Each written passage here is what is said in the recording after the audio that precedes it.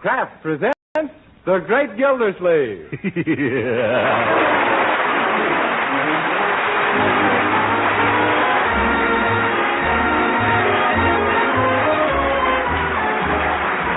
Kraft Cheese Company, who also bring you Bing Crosby every Thursday night, present each week at this time Harold Peary as The Great Gildersleeve, written by Leonard L. Levinson.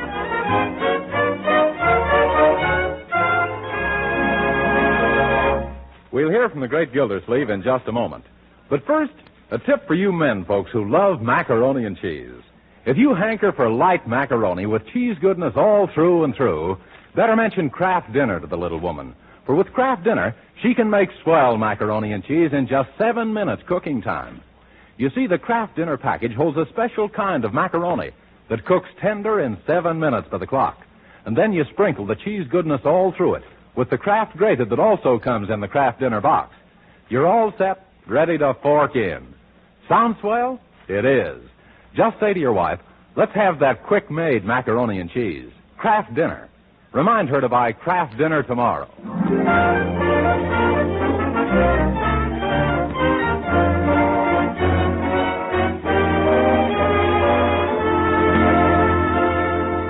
And now let's join the Great Gildersleeve, who's listening in the reception room at one of the Summerfield radio stations while his friend Judd goes about it.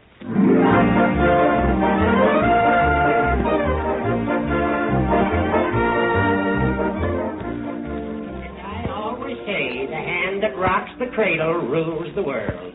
So in conclusion, remember all you dear mothers. Oh, hurry up, you old gas bag.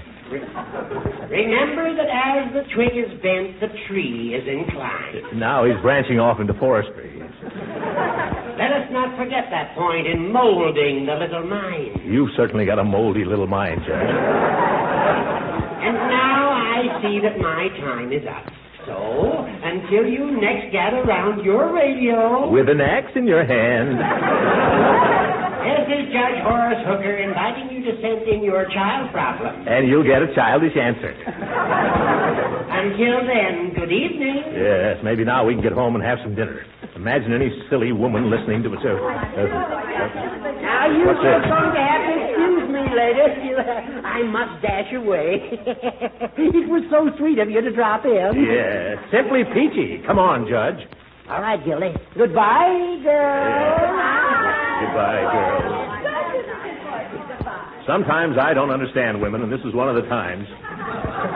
What do you mean, Throckmorton? Well, how can they listen to advice on raising children from a crabby old goat who hasn't any kids of his own? What's that got to do with it? Just because a hen lays them doesn't mean she's a judge of eggs, does it? I don't know about that. You lay them, too, and you're certainly an egg judge. I know what's troubling you, Gildy. You're just jealous. Jealous? Me? Of what? Of the popularity I've achieved on the air. Every time you hear some woman praise my program, you look as green as a pickle and twice as sour. I do not. I wouldn't be jealous of you even if you deserved all this silly attention you've been getting. Oh, now I don't deserve what I'm getting. No, and you're not getting what you deserve either. Why, I'd bet $100 you wouldn't last a month if people had any other program to tune in on instead of yours. Oh, you would you? Are you talking through your hat, or do you mean that, Gildersleeve? Of course I mean it. Okay, put your money where your mouth is. What money? You just bet me $100 I won't stay on the air a month. Now, wait a minute. That isn't what I said at all, Judge. Crawling out of it, huh? Backwatering. Why, George, I'm not. I'll go through with it. It's a bet. Okay, shake. No, sir.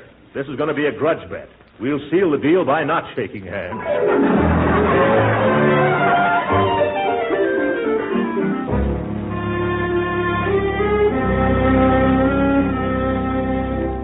And the worst part about the whole bet, Leroy, is that I was so excited I forgot to ask for odds. Is that why you're writing all those letters to station WVU, telling them Judge Hooker should be playing snooker? But how else can I win? Why don't you get the station to put you on the air instead of the judge? What could I do, my boy? Well, maybe you could tell jokes. Who? Me tell jokes on the radio? What do you think I am, Leroy, a comedian? No, but, gee, there must be something you could do. You used to sing, didn't you, Unc? Yes, in college. In fact, when I was young, I had operatic aspirations. You did? Did they hurt much, Uncle Mort? Only the neighbors, my boy. Although for a while I thought I was going to be another Caruso. You mean the neighbors want about to put you on a desert island? No, Leroy, not Robinson Crusoe. Enrico Caruso. He was a very famous tenor. What stops you from being a famous tenor, Unc? I was a baritone. You know, all this brings back memories of my old singing professor, Senor Tomás Volcón. Oh, a Spaniard? No, Leroy, he was Portuguese, from Brazil. I still remember how he would talk to me. Throckmorton, he would say, if only Jew had less fortissimo in the pianissimo, your merendo wouldn't have so much crescendo. What did you mean, Unc? I never found out, but I think it was a Portuguese compliment. Yeah, I'm convinced you're still a swell singer, Uncle Mort. You are? Well, when'd you hear me sing? Well, every time you take a bath. Why, yesterday morning, Bertie stopped to listen to you, and she said she never heard anything like it. Say, why don't you sing on the air? Oh, Leroy. Do you really think I could? Sure. Why don't you try the rival radio station to WVU? You mean KQQQ? Well, I never thought of that. What would I sing? Well, if you want the ladies to listen to you instead of Judge Hooker, you better sing mushy love songs. Well, I have got a romantic voice. When the boo-boo of the boo-boo. I have got a romantic voice, all right. Too bad I haven't got the figure to go with it.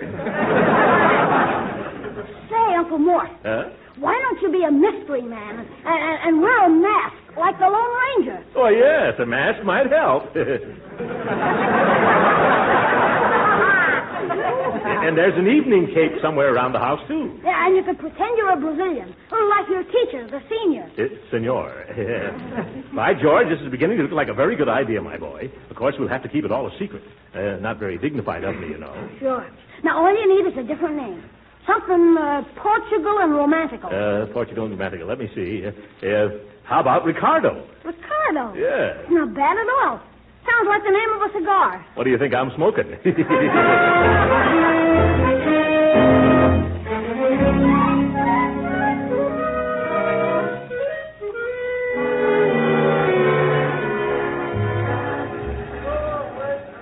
Does this hat look all right, Leroy? Sure, Unc. It's a super duper. Yeah. Now wrap the cape around you closer so you don't look so spread out. How's that? That's swell. Now the mask. There. It's warm under here. I hope this doesn't slip down when I hit a high note. Me. Well, I guess it's all right. Now, don't forget your Brazilian accent, Unc. Oh, no, my boy. Well, as they say in Portuguese, adeus, rapazinho. Gee, what does that mean? That's goodbye in Brazil. Oh, well, carbolic acid, Unc. What's that, Leroy? That's goodbye in any language. Oh, for corn's sake, Leroy. You go back and sit in the car, young man.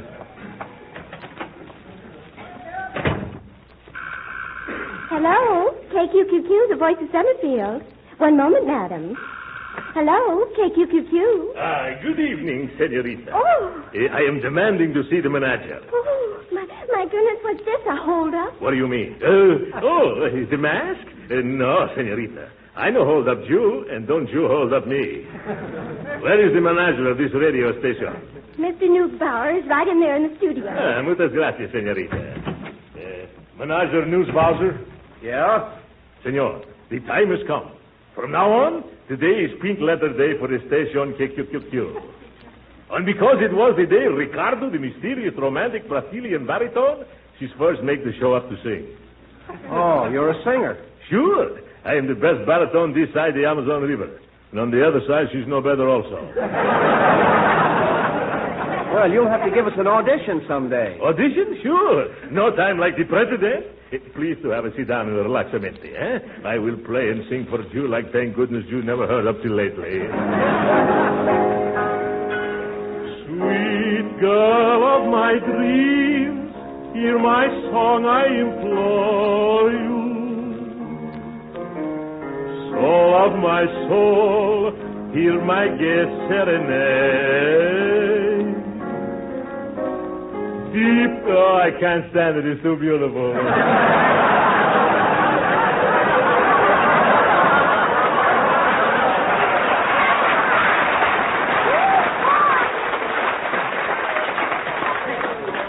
How you like, senor? Terrifical, no?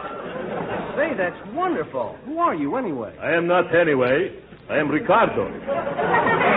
Oh, boy. The Eddie Nelson of South America. Say, what are you doing here in Summerfield? Well, perhaps there is in this city a senorita for whom my heart she beats pat. Who should be telling? Oh, I see. Romance. I am not saying yes, and I'm not saying Do you want me on your station? Well, that depends on how much money you want. What I care for money. All I want is to sing every day from 5:30 to 6. Well, fine, but that's not such a good time. That's when Judge Hooker talks over WVU, the rival station. What I care for George Hooker. You wait and look. Once Ricardo starts singing, no one listen to George. This Hooker, she will get the hook.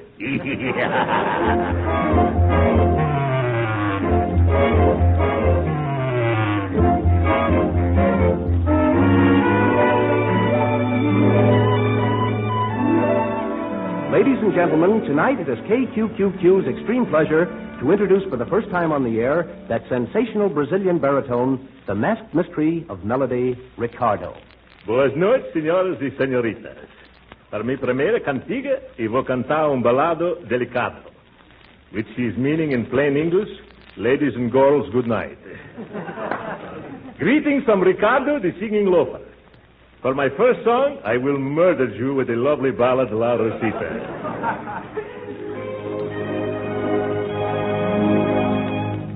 Sweet girl of my dreams, hear my song, I implore you. Soul of my soul, hear my gay serenade. Deep in my heart. I'll bet 2 clubs. Oh, girls, did you hear that gorgeous music on KQQQ last night? Oh, you mean Ricardo? Oh, yes, he's simply divine. Everybody in town is talking about him, 2 spades. Oh, isn't he wonderful? He's got the most romantic accent. I like it because it's so foreign. He's from Brazil, and I'm just Trump. Hey, have you heard him, Margie? No, I was out yesterday. Say, who is this Ricardo? You know, Miss Callahan? Well, I'm one of the owners of the station, but all I can find out is that he sneaks into the studio wearing a wide-brimmed hat down over his eyes and a black cloak up to his chin and a mask across his face. Sounds like a combination of Superman, the Shadow, and Red Rider. Oh, well, he's just the handsomest thing with great big brown eyes and long, long lashes. Trump. And a willowy figure. Oh, I heard he had blonde hair with blue eyes and the most athletic build. Well, Nancy Quinn says that he isn't really a real Brazilian. She claims he comes from someplace in South America, Trump. Well, I certainly have to listen. What time is he on? At the same time as Judge Hooker, only from now on, I'm going to listen to Ricardo. Oh, so am I. Oh, me too. I just love to listen to his voice. It's got a quality in it that just makes my scalp tingle. Trump. My goodness, look at these cars. How did I ever get tricked into bidding 5 Trump? Oh, darling. I will always adore you. I love you, my Rosita, forever. Adios, lovely ladies. I want to thank you for the fan letters, the telephone numbers, and everything. Tomorrow at the same time, I'll be with you again. Oh, how I'll be with you again. A sweet dream.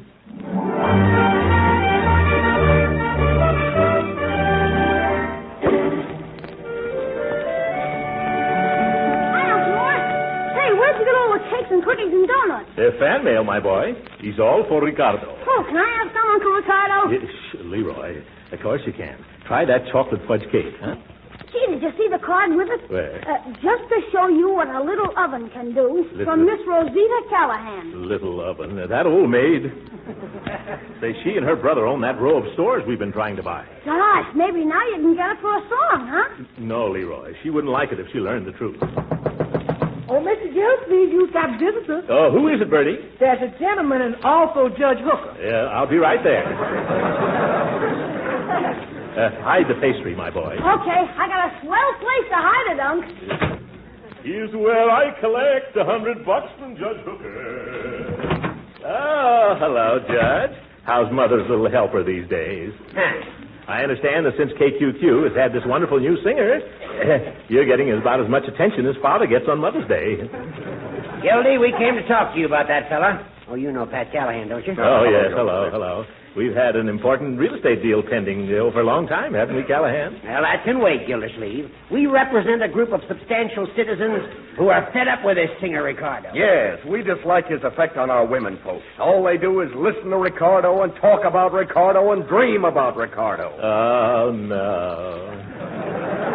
Oh, yes. Man comes home from work tired and hungry. What does he get? Ricardo. Is that bad?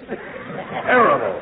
Look at my sister. Just because her name's Rosita and this bum of a baritone sings a theme song called Rosita, she thinks he's warbling to her. As a result, what happens? I catch her baking cakes for this guy with sugar she got with my ration book.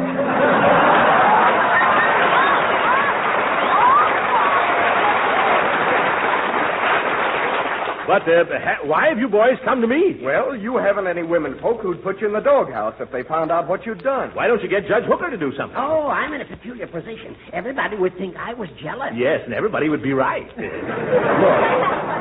I'm through horsing around, Gildersleeve. Do you still want to buy that property at your own price? Why, of course. Then first you've got to see that this wandering minstrel starts wandering again. Understand? Yes, I'm afraid so, but I really hate to do it. Why, Gildersleeve? Well, if I succeed in removing this wonderful artist with the golden voice from the radio, good music in this country is going to be set back another 10 years.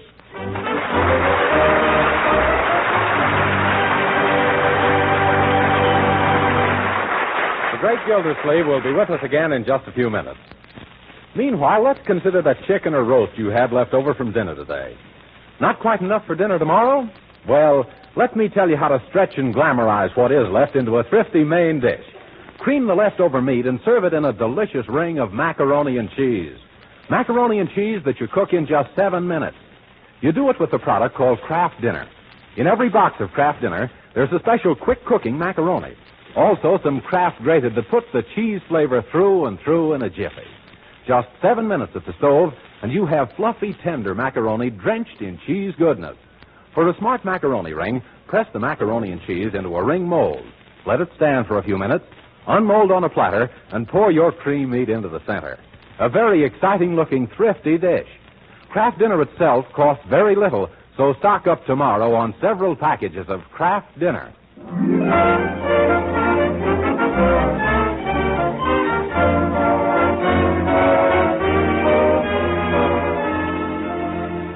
And now back to Uncle Mort, who by now is about half dead from leading a double life. As Ricardo, the Romeo from Rio, he's got the wives of Summerfield throwing rocks at their husbands. And as Throckmorton P. Gildersleeve, he's promised to run Ricardo out of town. But at the moment, Ricardo is still going to town.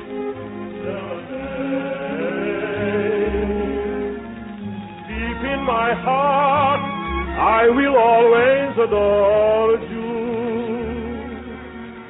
I love but you, my Rosita, And so once more, Ricardo, she's saying adios, caras lindas, which means in the language of my country, bye-bye, all you sweet ladies. My art and me, we stop beating each other till we meet again. Good night.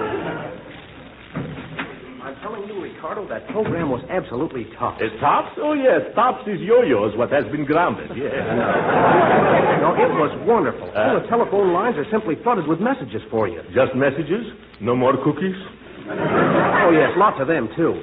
Wait a minute, Ricky. Before you sneak out the back way again, I'd like to talk business with you. No, Mr. Newsbuzzer. Music and business don't mix. So I am keeping the music and giving you the business. No, hold on. Don't go. Huh? I'm not going to keep asking you to reveal your identity or even take off that mask.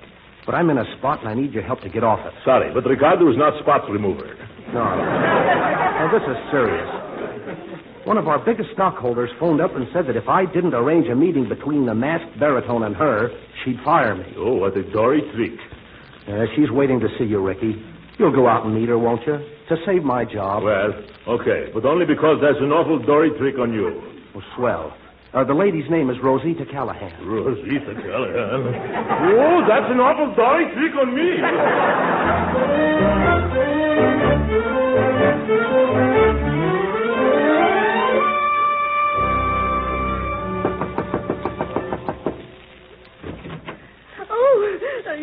I am supposing to be having a disappointment with Senorita Rosita Callahan. Aren't you him? Oh, yes.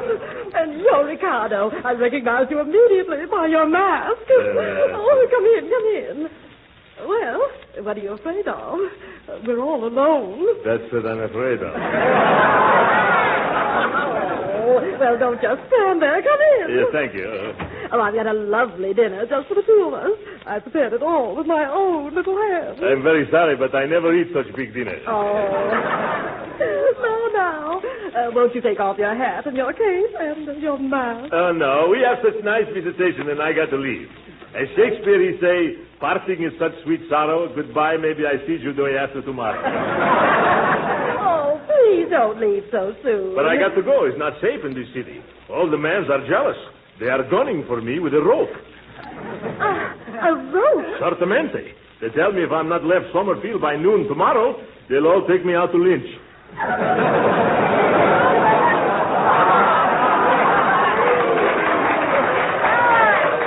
are these men? The men are your brother, George Hooker, and lots of jealous fellows. Well, the women of this town will have something to say about that. Yeah. Oh, Rosita, I came home early. Oh, my goodness. Well, that's my brother. He mustn't find you here. Lady, you are saying a house full. Oh, quick. Hide someplace. Get under the sofa. Sofa? Madam, I am a singer, not a midget. Which way is the back door? Out through the dining room, and hurry. I'll try to divert his attention. Yeah. Goodbye, Senorita. If I never see you some more, the pleasure is all mine.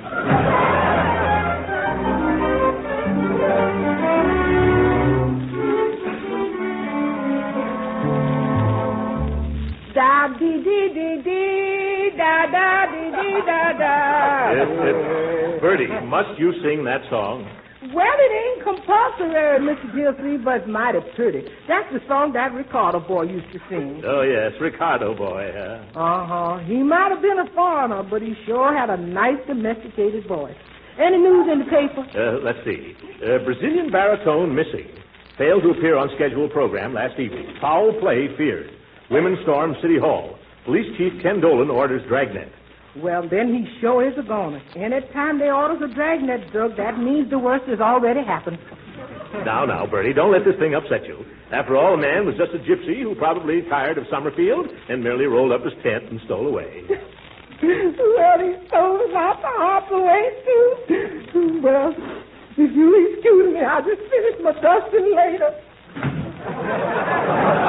Oh, my goodness, Bertie, too. Well, maybe I shouldn't have... do you mind seeing who that is, my boy? No. Oh, hello, Great Hooker. Step right in. There's your big fat. Oh, hello, Gildersleeve.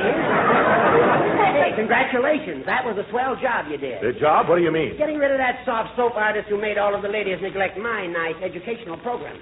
Hey, did you hear? I'm going back on the air. I still collect on that bet, though, Hooker. Oh, I don't mind paying it all. I'll send you a check in the morning. Well, you better not forget. Ricardo might forget to stay away. How did you manage it, Gildy? No. Don't tell me. That'd make me an accessory. Yeah. Leroy. I'm getting it. Okay. Throckmorton P. Gildersleeve live here. Well, of course he does. If you'd only use your eyes, officer, you'll see it right in there. And look who's with him. Judge Hooker.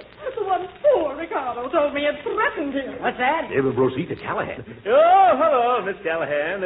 To what do we owe the pleasure of this visit to us? Oh, don't you dare speak to me. I finally wormed the truth out of my brother. Oh, my goodness, you did? Yes. He told me how you threatened and intimidated my dear little Ricardo, and probably did away with him, too. Officer, arrest that man for the murder of my fiancé, Ricardo. Now, just a second, Miss Callahan. We haven't any evidence. Yes, don't you go around accusing a man of being your fiancé unless you can back it up. Quiet, you. We're investigating the disappearance of that singer from KQQQ. Did you do it? Me? Why, I never even heard him sing over at KQQQ. Have I, Leroy? Oh, no, you never heard him on the radio, huh? Yeah. Well, if that's true, lady, he hasn't got no motive for bumping the guy off. I tell you, my brother confessed the whole thing. It was a plot to keep me and my darling Ricardo apart. And Judge Hooker... Excuse me, I'm busy with an important case. So am I, Judge. Come on back here. One moment. You quit giving orders to my guest, officer. I know a little bit about law myself. If you haven't any evidence that a crime was committed, you can't come in barging in here bothering us. Gildy, you're right. Yeah, now drag those big flat feet of yours out of here. And take Rosita with you. I'm telling him, Unc. Come on, Miss Callahan. He's right. Hey, Teddy, how you doing? Oh, that's my partner. Never mind coming in, Wally. We can't pin nothing on this guy. Oh, no? Well, look what I found out in this guy's garage, in the trunk of his car. Oh, it's Ricardo's cape and mask and hat. It's what? Okay, Gildersleeve. What did you do with the body? You won't talk, huh? Why don't you tell him, Unc? You quiet, young man. All right. We're dragging you and the kid down to headquarters. We got wires to making you guys talk. Come on. Yo, this is going to be one of my bad days.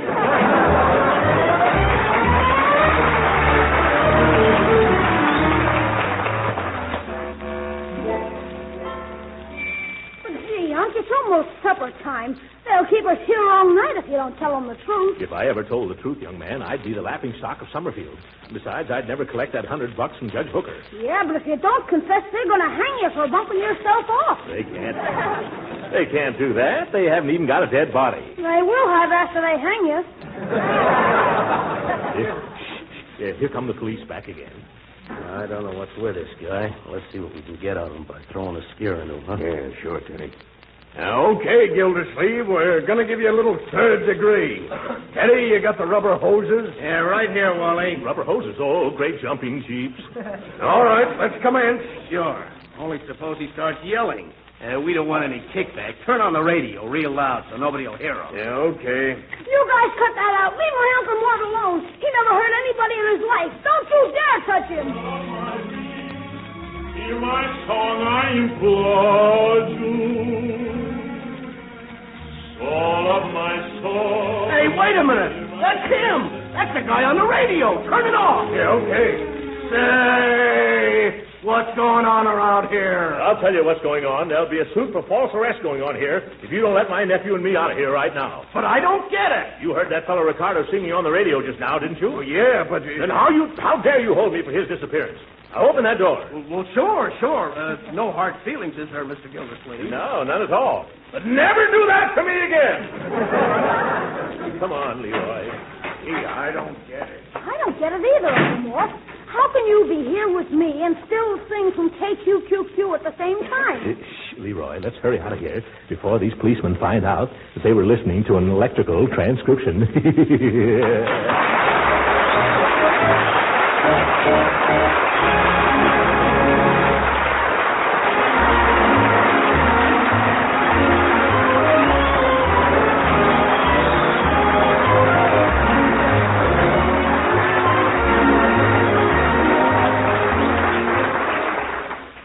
Frankly, Marjorie, what did you think of this, Ricardo? Oh, Uncle Mort, I thought you were just wonderful. You knew it was me all along? How did you know? That evening cape you were wearing all around town happened to be mine. What? Good night.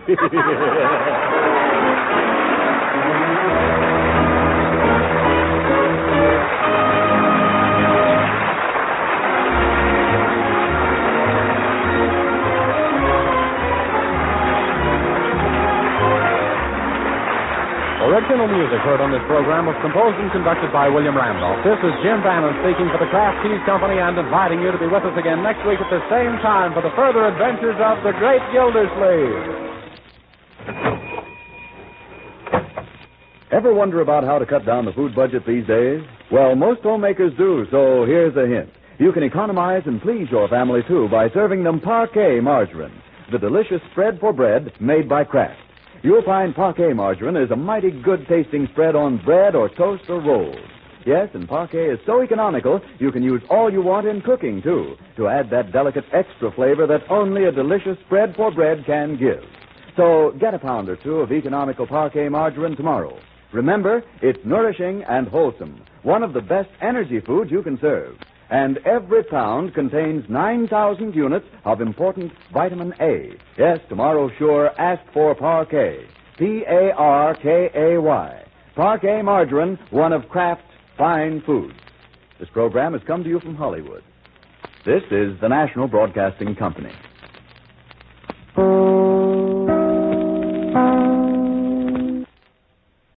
Kraft presents The Great Gildersleeve.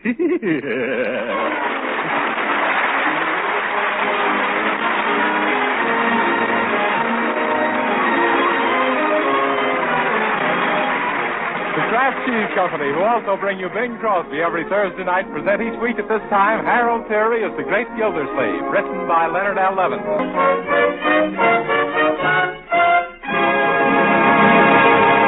We'll hear from the Great Gildersleeve in just a moment.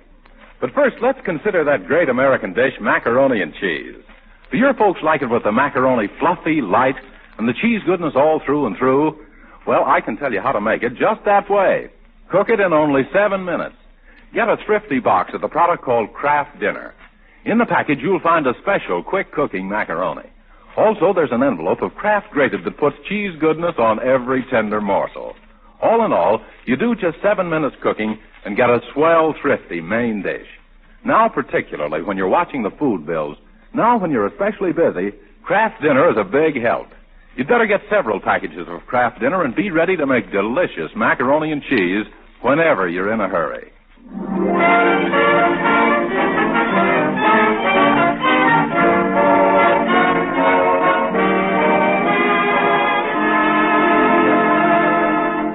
And once again, let's visit our friend, the Great Gildersleeve, who's not a happy man today. No, indeed, this is one of his bad days. Right now, he's telling his niece and nephew, Marjorie and Leroy, and Bertie, their cook, all about it.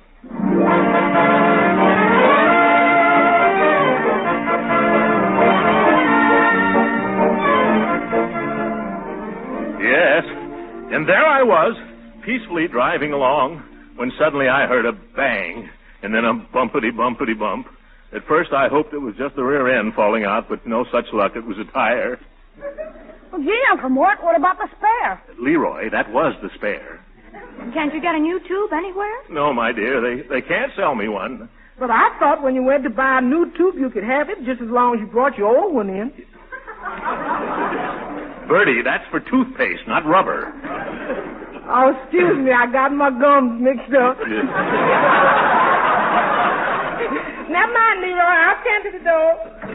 Oh, hello, Judge Hooker. Judge Hooker, what does that sawed-off Solomon want? Hello, Gildy. Hello, kid. Oh, Judge. Hello. Say, Gildersleeve, I saw you down on Center Street this afternoon with that flat tire, and she certainly looked bad. How dare you talk about Rosita Callahan? Oh!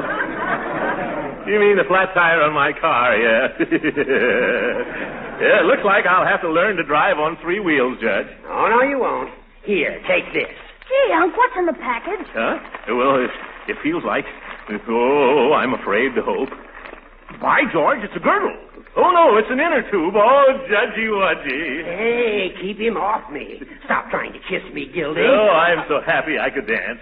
For he's a jolly good fellow. He's good and he's ripe and he's mellow. He's kind underneath his big bellow. And his heart is as big as his head. Wahoo!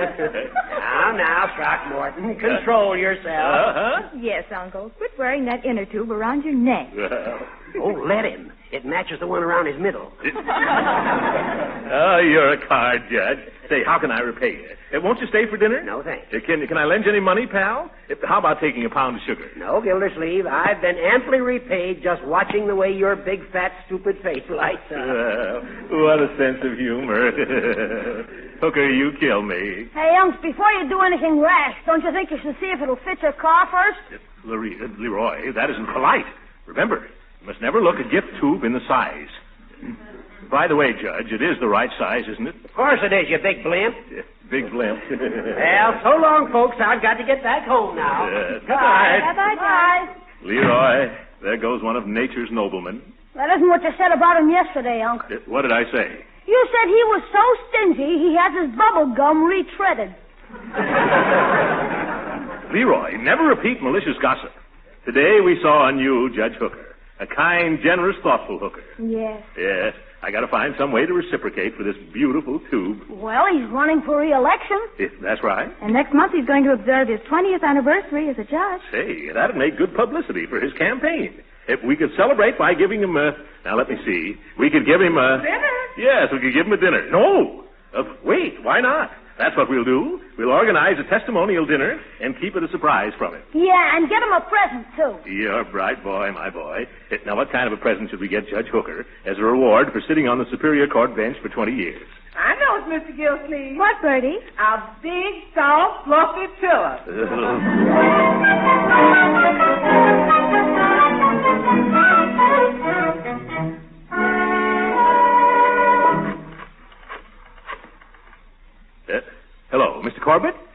Gildersleeve speaking. We're holding a testimonial dinner for Judge Hooker, and I'm calling to see how many tickets you want. Now, Mr. Corbett, he always spoke well of you. Don't you feel you owe the judge something? How? Why, during the last election campaign, didn't he kiss your baby? And right after that, didn't he come down with the mumps? What's that? Oh, your baby got the mumps from him. Oh, excuse me. Goodbye. Say, maybe you shouldn't have brought that up, Uncle Mort. Mr. Corbett controls a lot of votes. Oh, Hooker's going to win in a walk, my dear, and a good thing, too. The little stiff is getting a little stiffer. Hey, Unc, look, I printed all the tickets on my printing press. Oh, fine, my boy. Thank you. You owe me $2 for paper. All right, here's one of the tickets. They're worth $2. Go out and sell it. Jeepers, why didn't I think of that? Yeah. I'm getting you Mrs. Twitchell, Uncle. Oh, thanks, Marjorie. There she is. Hello, Mrs. Twitchell. This is Mr. Gildersleeve. I'm on the Judge Hooker Testimonial Dinner Committee. You know the judge, don't you? Now, Mrs. Twitchell, he always spoke well of you. Oh, hello, Judge Hooker.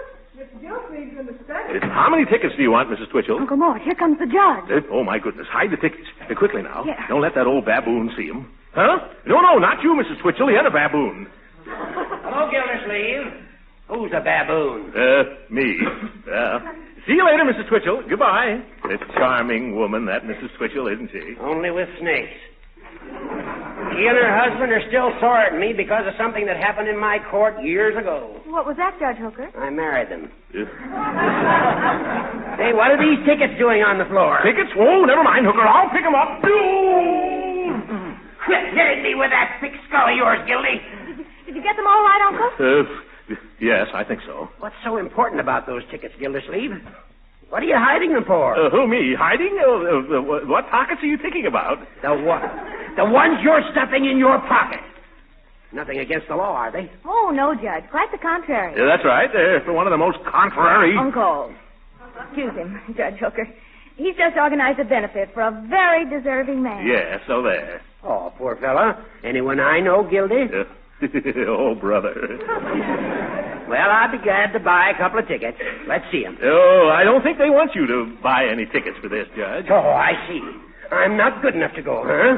You just want to invite your Richie friends, is that it? All right. I know where I'm not wanted. All some people want out of you are your inner tubes. After they got them, they toss you aside like a worn-out casing. Uncle, your face is getting terribly red. Say something before your eyes pop out. Oh!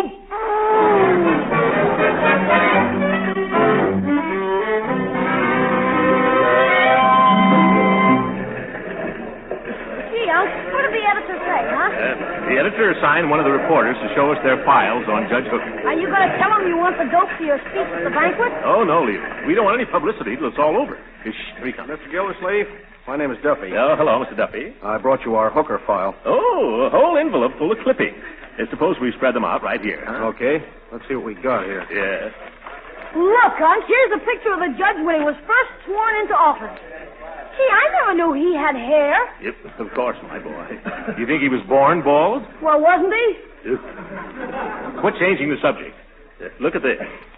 Judge foils jailbreak by conking crook with gavel. Prisoner loses hearing. And listen to this one. Taxi company defaults drunk driving suit as Hickey Hackey plays hooky from Hooker. Oh, look at here. Here's a picture of him in Army uniform. Corporal Hooker returns from guarding Niagara Falls as Spanish-American war ends. Say, excuse me, but why all the interest in the judge? Well, you see, Mr. Duffy, he's coming up for re-election, and I've got a little surprise for him, that's all. Thanks for showing me these. Come on, Leroy. If we're going to make the judge's office, we'll have to run. Run for office, huh? Hey, Toots, give me Mr. Cornell. Boss, this is Duffy. You know that guy Gildersleeve? Well, after he dug around into Judge Hooker's past, I heard him say he's going to run for the judge's office. Now, look, we're out after Hooker, so what do you say we endorse Gildersleeve? Good. I've been gunning for that Hooker ever since he hit my brother over the head with his gavel.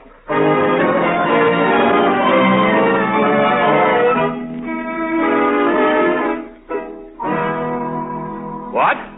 Just one ticket? No, see here. You're a lawyer, aren't you, Mr. Marks? And you practice in Judge Hooker's court, don't you? And you want to keep on winning cases, don't you? Huh? Well, how many tickets did you say? 6? Oh, well, that's better. Thank you, Mr. Marks. Goodbye. Good afternoon, Uncle Mort. How's the ticket sale going? Oh, splendidly, my dear. Although I'm afraid the speaker's table is going to be terribly unbalanced. Everybody is so eager to be on Judge Hooker's right side. Excuse me, Mr. Gildersleeve, but there's a gentleman here to see you, only he ain't. Ain't? What do you mean, Bertie? He ain't no gentleman. He looks tougher than 20 cents worth of goat meat. Bertie, that's just your imagination. Show him in. Yeah. Okay, but when I point to the door, I'm going to have a meat cleaver in my hand. I wonder who it can be. Oh, probably some friend of Judge Hooker's. Mr. Bear Box! Well. Hello, Mr. Gildersleeve. Say, some joints you got here. Yes, isn't it? What can I do for you, Mr. Beer Bucket? Bach is the name. Oh, yeah. Only me friends call me Beer Barrel for oblivious reasons. Some of us boys was hearing about the speed you're throwing for old Persimmon Puss. Persimmon Puss? The judge. And we wanted to be excluded, too. Yeah, we want to pay tribute to the old geezer. Oh, well, that's a very nice spirit, Mr. Barrelhouse. I'm sure the judge will appreciate it. I hope so. I've been trying to get to the judge for some time now. Say, if we buy 100 tickets, do you think that'd take care of the beef? Take care of the beef? That'd take care of the whole meal. That'll cost you $200. 2 C's? Well, that's a mere bag of telly. Oh, bag of telly. Here, your tickets, Mr. Pilsner. And here's the dough. Well, so long. It's sure going to be a load off of me associates' minds now that we're palsy-walsy with old Pickle Pan. Pickle Pan? Oh, yes, he means cucumber kisser. Oh, that reminds me. Have you heard about my poem for the banquet, Marjorie? No, Uncle Mort. Well, it's called Poem on the occasion of the celebration of Judge Horace Hooker's 20th anniversary of his election to the State Superior Court bench. Oh, that's just wonderful, Uncle. Wait a minute. That was just the title. How does the poem go? I don't know. I haven't written it yet. Where is it? Lead me to him. Oh, there you are. Gildersleeve, what is the meaning of this? Oh, hello, Judge. What's the meaning of what? This story in the political column of the Times. Throckmorton Pete Gildersleeve to run against Judge Hooker. Dark horse enters race. Who's the horse? It's a plot. A frame-up to ruin me. Gildersleeve, you're going to pay for this. Yes, but, Judge, I just went there to look. Put down that floor lamp, Hooker. I'll put it down on your head, you overstuffed double-crosser. Wait a minute. That paper lied. How can I run for a judge? I'm not even a lawyer. Say, that's right. I should have thought of that myself. But I'm all a bundle of nerves today. Got a mighty tricky trial on my hands, and I've got a right to be jittery. Is that so? What case is that, Judge? A gang of cutthroat racketeers. Whole slew of them. It's Beer Barrel Buck and his mob. Oh, my, here we go again.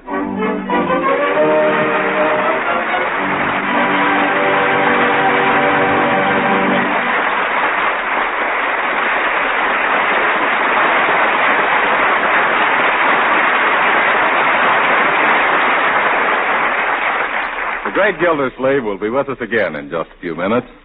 Meanwhile, let me tell you how to perform a little kitchen magic. How to make delicious macaroni and cheese in only 7 minutes cooking time. You do it with a product called Kraft Dinner. In every box of Kraft Dinner, there's a special macaroni. You plunge it into boiling water, cook it not more than 7 minutes by the clock, and it's finished. Fluffy, tender as any macaroni you ever baked in your life.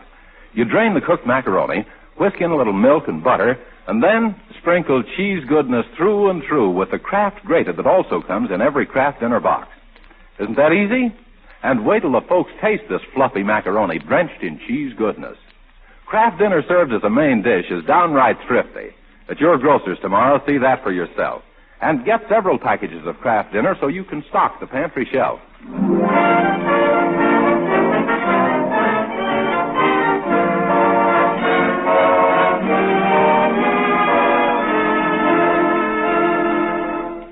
And now back to the Great Gildersleeve, who's still determined to surprise Judge Hooker with a big testimonial dinner, even if it kills him being the judge. Oh, hello, Bertie. Good afternoon, Mr. Gildersleeve. I've just come from the Summerfield Biltmore. The chef and I arranged the menu for the banquet. Listen to this. First, crab a la Judge Hooker. What's that? Oh, you know what a big crab the judge is. Well, these are even bigger. Next, parole of mock turtle soup. Well, what's that parole mean? Fresh out of the can. After that, Bertie, comes the fowl. The fowl what? Bertie, stop interrupting. We're having turkey a la Gildersleeve. Now, what can that be? Yeah, I'm not sure myself. The chef said something about it being stuffed with chestnuts. After that, roast beef, baked potatoes, cream corn, and chocolate whipped cream pie. All sounds mighty rich. Judge Hooker usually sups on milk toast and a cup of hot water, diluted. Bertie, the only reason we're giving this dinner is so the judge can get a good square meal. Hello, Uncle Mort. Say, did you order a lot of flowers for the speaker's table at the banquet? Well, yes, but why not? Well, doesn't Judge Hooker suffer from rose fever? Rose fever? Now, Marjorie, a few American beauties aren't going to hurt his Yankee noodle. Uncle Mort, you look worried. Yes, why not? All the details of that dinner on my shoulders, arranging for speakers, trying to find a suitable present for the guest of honor, worrying about that gangster and his mob showing up. You mean that fellow who came in and bought 100 tickets? Yes. If Beer Barrel and his gang come, the decent people will think they're pals of hookers, and the judge will be washed up like seaweed. Well, why don't you give them their money back? Oh, Marjorie, I refuse to have any dealings with crooks. Besides, I've already spent the money for a string ensemble. String ensemble? Yeah. You mean a lynching party? Oh, Well, the only thing to do is sell another 100 tickets and get the money back that way. I thought of that. Only we've already sold almost 800 of them, and I just found out the banquet room only seats 250. Oh, my goodness, what are we going to do? Well, we can either feed them in relays, or else I can arrange a lap supper in the lobby. You spluttering spigots, that's Beer Barrel now. Bertie, don't let him in. Tell him I've gone away. Where to? To Shangri-La. Uncle, you'll never squeeze under that sofa. Hey, let me in. Who wants the door? I'm coming, Leroy. Oh, get up, Uncle Mort. It's just Leroy. You don't have to hide. Who? Leroy? Who's hiding? I was just playing air raid shelter. Hey, you don't have to worry about that big gangster anymore. How do you know? It says so right here in the paper. Look. Let me see. Judge Hooker sentences hoodlum mob to 20 years apiece. Beer Barrel bought dragged from courtroom, shrieking, "I want my money back."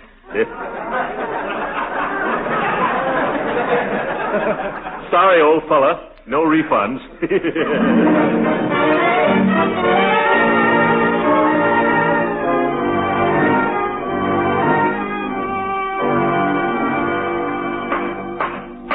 Court will now take a recess for 5 minutes. That's what we've been waiting for, Leroy. Now, you know what you're to do, don't you? Yeah, sure, Unc. We're going to up to talk to Judge Hooker, and when he isn't looking, I'm going to swipe his gravel. It's not gravel, my boy. Gavel. Okay, I'll swipe his gavel then. Not swipe, either. We simply want to borrow his gavel so we can measure it and have an exact duplicate made in ivory and gold as an anniversary present. Well, why does it have to be so exact? Well, the judge is as temperamental about his gavel as a golf pro is about his clubs. You mean the judge uses it for a putter? Yes. No, my boy. He's just finicky about the size and weight. He never leaves it around. He probably takes it home nights to crack nuts. Oh, hello, Judge Hooker. Oh, yes. Hello, Judge Hooker. Hello, Leroy. Hello, Gildersleeve. What do you want? Oh, I just dropped in for a visit. How's your election campaign coming along, Judge? Badly. Very badly. I can't understand it at all. 3 weeks ago, I was as good as reelected. Today, I have a tough fight on my hands. Huh? Gildersleeve, I believe there's a conspiracy against me. No, who'd ever do such a dirty trick? Well, there's some sinister figure trying to cut my throat behind my back. You mean something underhanded is hanging over your head? I don't know what I mean. Half the crooks in town come up to me now and slap me on the shoulder and say, "I'll be seeing you, Judgy." People keep winking and whistling at me. I'm being persecuted, I tell you. Oh, no, maybe it's just some friends planning a surprise, Judge. Friends? You mean fiends? Why, if I ever... Excuse me, Judge. Time to resume court. Thank you, Silsby. I'll be right there. Look, Gildersleeve, keep your eyes and ears open. If you see or hear anything suspicious, please let me know. Oh, sure, Judge. Just leave everything to me. Unc. It's coming, Leroy. Did you get it? Sure, and I drew an outline of it on paper like you told me. Oh, fine. Let's slip the gavel back into place now, huh? Court will come to order, please. Just a second, Silsby. Where's my gavel? Uh-oh. Where's the judge's gavel? It was right there, Your Honor. Isn't here now. Someone must have stolen it during recess. Leroy, isn't it getting a little stuffy in this courtroom? Why, yes, Uncle Throckmorton. Shall we get some fresh air? Well, is this a practical joke or a real theft? All right, bailiff, lock the doors. We'll search everyone in the courtroom. till we find the culprit. Leroy, get rid of that gavel. Don't worry, Unc, I did. It's splendid, my boy. Where'd you hide it? In your pocket, Unc. Leroy, never do that again. The judge won't like me if he finds this. We gotta get out of here. Oh, Judge Hooker, can I whisper something to you? What is it, Gildy? Judge, I've got an important engagement with the governor. You wouldn't want to keep him waiting, would you? No, go ahead. I've got enough trouble without you, you big buffalo. Beat it. Oh, thanks, Judge. Come on, Leroy. Silsby, let Mr. Gildersleeve leave. It's okay. All right, Judge. Gee, Unc, that was fast thinking. What are you going to do with the gavel now? The gavel? Oh, I haven't got it anymore, Leroy. While we were talking, I stuck it into Judge Hooker's pocket.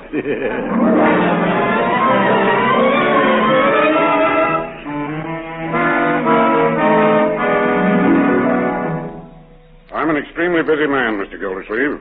What can I do for you? Well, Governor, I hate to ask any favors, but after all, I voted for you the last 3 times you were elected. Thanks. However, this is my first term in office. Yes, it is? Oh, must have been 2 other governors. Please get to the point of your visit, Mr. Gildersleeve, if your visit has any point. Oh, it has, definitely. I just want to invite you to be the principal speaker at a dinner we're giving for Judge Horace Hooker. Hooker? Why, that little... Governor, he's always spoken well of you. No, he has he? Oh, absolutely. Except maybe when you pardon some crook he's just sent up the river, or pass some law that he has to declare unconstitutional, or to get involved in some shady deal with the forestry department. And what does he say then? Oh, he still sticks by you. He says our state has the best governor that money can buy. See here, Gildersleeve, I didn't come to Summerfield to be insulted. I know it. Judge Hooker said you came here to make a couple of sharp horse trades so you can stay in office. Well, after that, I'm certainly not going to make a speech in favor of any political nincompoop. But I'm not asking you to talk about yourself, Governor. I wasn't talking about myself, Gildersleeve. I was referring to that miserable little travesty on justice. That anemic habeas corpuscle. That blithering judicial blunder named Judge Hooker. Did you get that? No, Governor. Would you mind repeating it again? There's a couple of dandies I'd like to remember.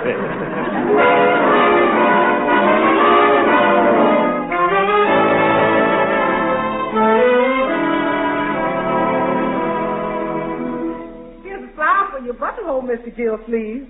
My, but you look tonsillected to me tonight. Thank you, Bertie. Thank you. If Leroy... Yes, Unc? Stop shining your shoes on your stockings. Hurry, Marjorie. We're going to be late. Oh, coming, Uncle Mort. Is Judge Hooker here yet? No, but I'm expecting him at any moment. Has he found out about the surprise yet, Unc? No, Leroy. It's been a terrible strain keeping it from him all these weeks. He thinks the 4 of us are going to the Summerfield Biltmore for a nice, quiet dinner. I can hardly wait to see his dyspeptic dial light up when he walks into the banquet room and sees all those people. Oh, that must be him now. I recognize the ring. I'll answer, Bertie. Well, come in, Judge. Gildersleeve, on the way down here, I was stopped by a motorcycle officer. Oh, my goodness. That's too bad, Judge. Yeah, police department's in a perfectly rotten state. I agree with you. Imagine that cop. He offered me my choice. Either a $5 ticket for speeding, or else I could buy a ticket for some political shindig for $2. A political shindig? Oh, well, I hope you took your medicine like a good citizen. I did. I gave him the $2. No. Didn't even look at the darn thing in the dark. Wonder what racket it is. Oh, well, there's no time to waste, Judge. Let's get going. Marjorie! Hurry up, Marjorie. Plenty of time, Gildy. Now, where did I put that ticket? Marjorie! Hurry up! I found it. What's this? Marjorie, never mind hurrying up. Testimonial dinner honoring 20th anniversary of Judge Horace Hooker. Entertainment, music, speakers. Uncle Mort Gildersleeve, chairman. Uncle Mort. Leroy, why did you do that? Gildersleeve, why did you do this? Oh, now the surprise is all spoiled. But I hate testimonial dinners. Just now, he tells me. Why couldn't you have mentioned it 3 weeks ago when you gave me that tube? You could have saved me all the time and trouble I put in. But no, you have to surprise me at the last moment. You've been working on this campaign clam bake that long? What do you mean, clam bake? This is the season's swankiest civic soiree. Nut cups and everything. But what's the idea of having cops flag people down and then hold them up? Hey, do I get my $2 back? All in good time, Hooker. Let's wait and see if we have a deficit first. Well, I'm all ready. Come on, what are we waiting for? Oh, yeah, that's right. What are we waiting for? Let's hurry up. I wish I had known about this before. I'd have gotten a haircut. Come on. You haven't needed a haircut since you came back from Niagara Falls, Corporal. Hurry, everybody. Now, hurry. Mustn't keep the crowd waiting. All right. Judge, when all those hundreds of people stand up and start cheering, now you've got to pretend that this is all a big surprise. You understand? Don't worry, I'll know what to do. Say, I think I'm going to like this. Yeah? Well, you better like it after all the trouble. Oh, great jumping jeeps. What was that? As if I didn't know. Well, what was it, Gildy? Remember the tube that brought on this little celebration? Yes. Well, it just had a blowout all of its own.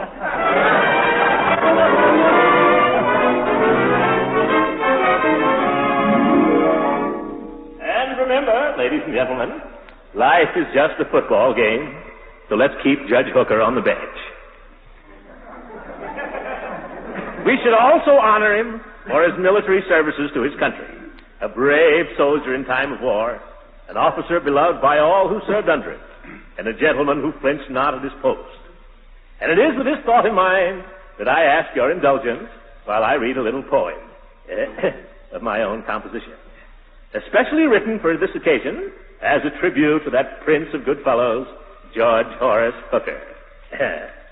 H is for honesty. You can see it in his mug. O is for offenders, who he puts right in the jug. O's also for the office he's held for 20 years. K is for the knowledge hidden between his ears.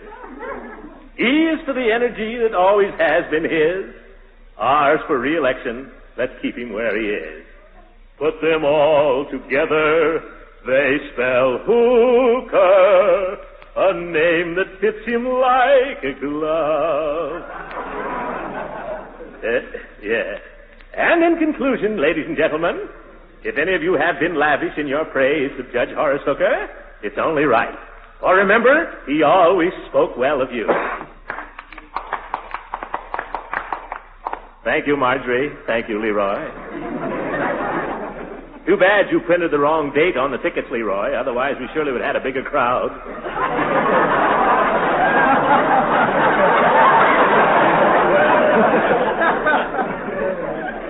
And now, Judge Hooker, won't you say a few words?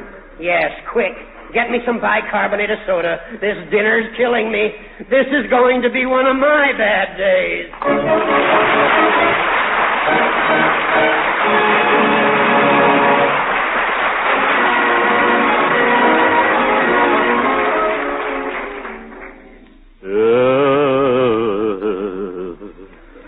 How is he, Marjorie? Oh, he'll be up and around in a day or so. How you feeling, Uncle Mort? Is that lump on your head any better? What happened? Last thing I remembered was presenting Judge Hooker with that gold and ivory gavel. What caused the blackout? Gee, Unc, he presented it right back to you. He did? Good night.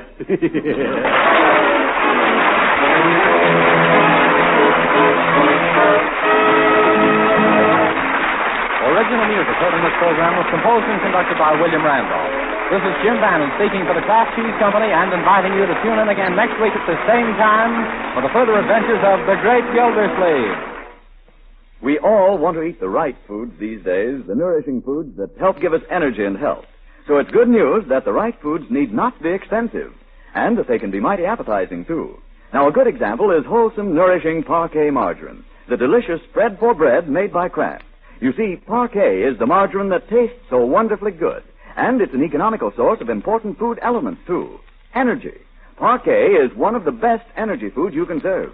Vitamin A. Winter and summer, there are 9,000 units in every pound. So you see, Parquet margarine is as nutritious as it is delicious and economical. Now, if it isn't there already, put Parquet margarine on tomorrow's shopping list. Remember, it's Parquet, P-A-R-K-A-Y. Parquet margarine made by Kraft. This program has reached you from Hollywood. This is the National Broadcasting Company. The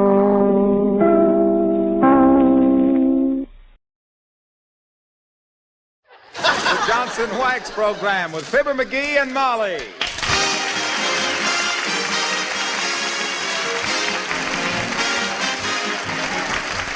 The makers of Johnson's Wax and Johnson's Self-Polishing Glow Coat present Fibber McGee and Molly, written by Don Quinn, with music by the King's Men and Billy Mills Orchestra.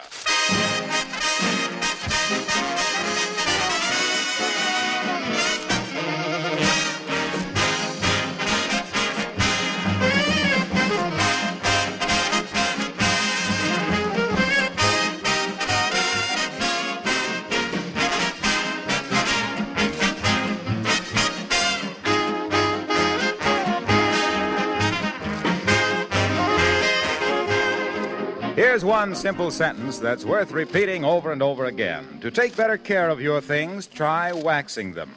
With replacements more and more difficult, it's just downright common sense to make things last. Keep them clean, protect them against wear. Dust and dirt, you know, wear things out more than anything else. That's why I say take better care of your things by waxing them. Give your floors, furniture, and woodwork a protective shield of genuine Johnson's wax. Protect all wood, leather, and enamel surfaces with this same wax polish. Every application of Johnson's wax gives not only protection, but brings out the natural beauty of the finish. Floors that are regularly waxed grow lovelier every year, and they never need expensive refinishing. There are 100 extra labor-saving uses in your home for genuine Johnson's wax, which you can buy from your dealer in one of 3 forms: paste, liquid, or cream.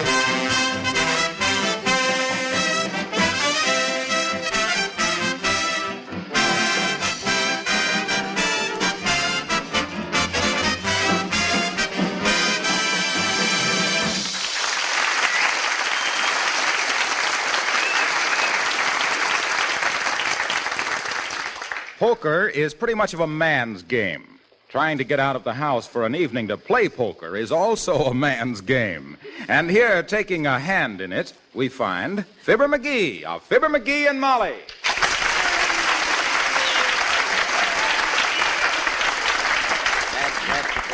These doggone executive meetings. I don't know why they have to ring me in on all of them.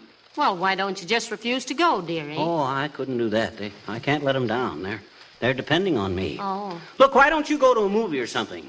I don't know how late I'll be out. You know how these things are. Oh, I don't think there's anything I want to see, McGee. What's at the Bijou? A couple of guys I never heard of. Saw their names out in front of the theater today. I thought I knew everybody in vaudeville, too. What are their names? Matt Daly and Pop Prices.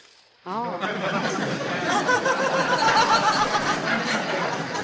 Why don't you go see him? No, I don't believe I will, McGee, but I tell you what I will do. Huh? What? I'll come with you. You can go into your old meeting, and I'll sit outside in the lobby with a magazine and wait for you. No, that won't do. This meeting might last till way after midnight. And matter of fact, I think it will. What's the meeting about? Oh, what's it about? Why, it's the war effort. Oh. We'll probably discuss stuff like labor problems. A lot of the members of the Elks are businessmen and factory owners, and they all want to see if they can get some good hands, to work. In the factories and stuff. Yeah. Everybody's going to lay his cards on the table. We're going to try and see that everybody gets a square deal. Well, now, isn't that grand? I'm proud of you, dearie, for wanting to do your bit. Oh, shucks. It's nothing that any red-blooded American boy wouldn't do. I only hope we can do some good. Well, I wouldn't gamble on it. What you mean, gamble? Well, I mean, these meetings are liable to be so much talk and so little action. Oh, we'll get some action, all right. I'll lay a bet on that. Good for you. I'll just stay home here. Hey, maybe this is somebody that'll stay and spend the evening with you. Come in. Hi, mister. Hi, Miss McGee. Oh, hi, sis. Hello, little girl. I haven't got time to stand and talk to you now, sis. I got to go out to a meeting. Oh, my daddy's going out, too. He says he's going to do some research. Research? Mm-hmm. He says he's finally going to find out if it's scientifically possible to fill an inside straight. What's an inside straight, mister? Well, of course I... Why, that's a poker hand, little girl. And if it'll save your father any trouble, you can tell him he can only fill one once in 13,789 draws. Well, I didn't know you knew so much about poker, Molly. Why, I love to play poker, dearie. Oh. And I think it's pretty selfish of the men to want to play by themselves all the time. Yes, I imagine. My daddy says women clutter up the game. Oh. Yeah. He says they always want to play fancy poker games like grocery store and baseball and duck on a rock. Duck on a rock? That's a new one on me, sis. What kind of poker game is that? Everything wild but the ace of spades.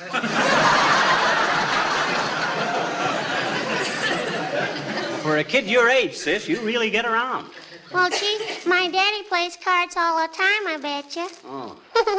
He's always making excuses to get out of the house so he can play poker. He does, huh? Imagine that. You know, I think that's ridiculous. Now, if a man wants to go out once in a while to play cards with his men friends, why doesn't he just say so? You mean that, Molly? Why, of course I do. That doesn't apply to you, though, dearie, because you always lose your shirt. Oh, I don't know. My daddy does, too, I bet you. My mama says we're going to have the doors in our house made bigger on account of my daddy's always coming home in a barrel. Are you going to see my daddy tonight, mister? Who, me? Why? No. Mr. McGee is going to an executives meeting at the Elks Club, little girl. Yes, I'm Yeah, one but of the... my daddy said Never that... mind what your daddy said. I got too much to do to waste my time.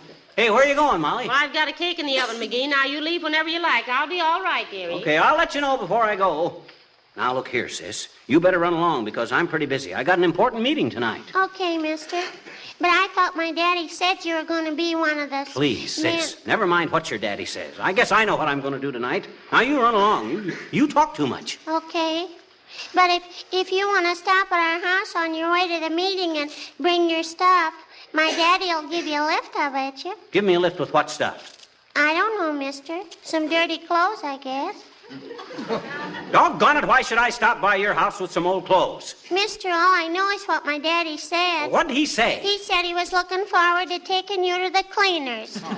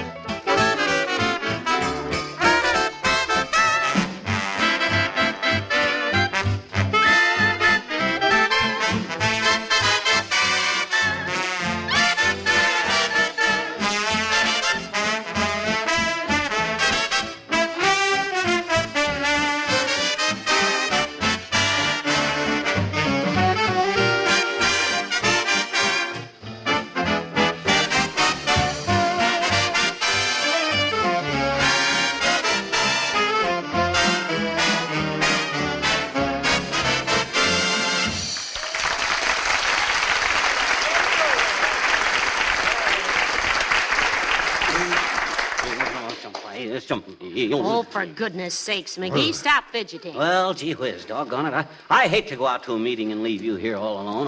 I feel like a deserter. Well, don't be like that. Maybe your meeting will break up early. I don't think so. We got a lot of important things to consider tonight. For instance, you know that cat that they keep around the Elks Club to catch mice? Yes. Well, she's been getting pretty thin lately. Ain't been fed properly. Oh. Yeah. And it takes a big special meeting of grown men to sit around arguing about who's going to feed the kitty. Yes, it does. You see, I'll get it. Hello? Oh, hello, Abigail, darling. Yeah. No, he's going out to a committee meeting at the Elks Club tonight. No, I was just going to stay home. What? Oh, yes. Yes, come on over and we'll talk. Yes, goodbye, Abigail. What's that old bass fiddle unstrung about? Well, she just wanted to know what I was doing this evening. She might come over a little later. Oh, that's swell. You girls can have a fine old time chinning. With your one chin and Uppy's three, you can have a four-way conversation. For goodness sakes, will you stop fretting about what I'm doing, going to do this evening? Well, I know, Molly, but Got me all fussed here. Yeah. I've been by myself before, Yeah, I dearie. know, but- I won't play with matches. I won't put beans in my ears. I won't mark up the wallpaper. Now stop worrying. Well, gee whiz, it's just that I feel kind of guilty running out on you like this. Heavenly days, if you have to go to a meeting, you have to go, that's all. Besides, if I... Come in. Hello there, kids. Hey, you know anything about weddings? Well, we had one once, if that makes us experts, old-timer. What was it you wanted to know, Mr. Old-timer? Me and Bessie are stepping off one of these days, daughter, and we want to do it right. Who's supposed to pay for what? Well, the groom buys the bride's bouquet and the presents for the best man and the ushers. Ushers? What do you think we're getting married at a movie? I see where this is going to be an informal wedding. And you're picking a bum time for it, too, old-timer. What you mean, Johnny? Who's going to spend 3 ration coupons just so they can throw rice at a couple of chumps? Who's tying any of their old shoes on the back of an automobile with no gasoline in it? Don't let him discourage you, Mr. Oldtimer. You and Bessie go ahead and get married. Where's it going to be? At the bride's home? That good etiquette? Why, sure it is. On account of so often the groom is living at the YMCA. Then you'll want about 4 ushers, 4 bridesmaids, 2 flower girls, a maid of honor, a best man, and a ring bearer. Yeah, gonna be kind of hard to handle, daughter. Why? Bessie and her old man live in a trailer. Guess maybe we better just sneak out to a justice of peace someplace. Oh, I wish we could be there as witnesses. You gotta have witnesses? Why, certainly. Why not? Oh, what if you want to get out of it later? Won't witnesses be kind of embarrassing? Now, don't talk like that. Aren't you and Bessie in love with each other? Oh, daughter, every time I see Bessie, my heart goes bumpity, bumpity, bump. I get short of breath. My hands tremble. My mouth gets dry. Hey, is that love or am I smoking too much?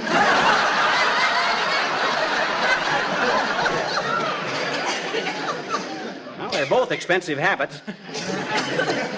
Hey, what does this Bessie look like, old-timer? Have you got a snapshot of her we could see? Sure have, kids. Got a Lulu right here.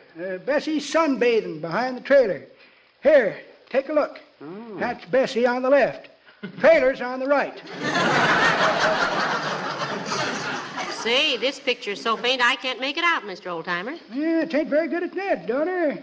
Must have been overexposed when I developed it. Oh, you do your own developing. Where's your dark room?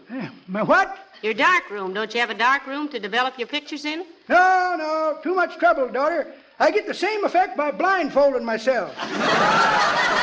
Well, much obliged, kids. I'll let you know when the happy day comes. Here comes the groom. Here comes the groom. Put it up, folks.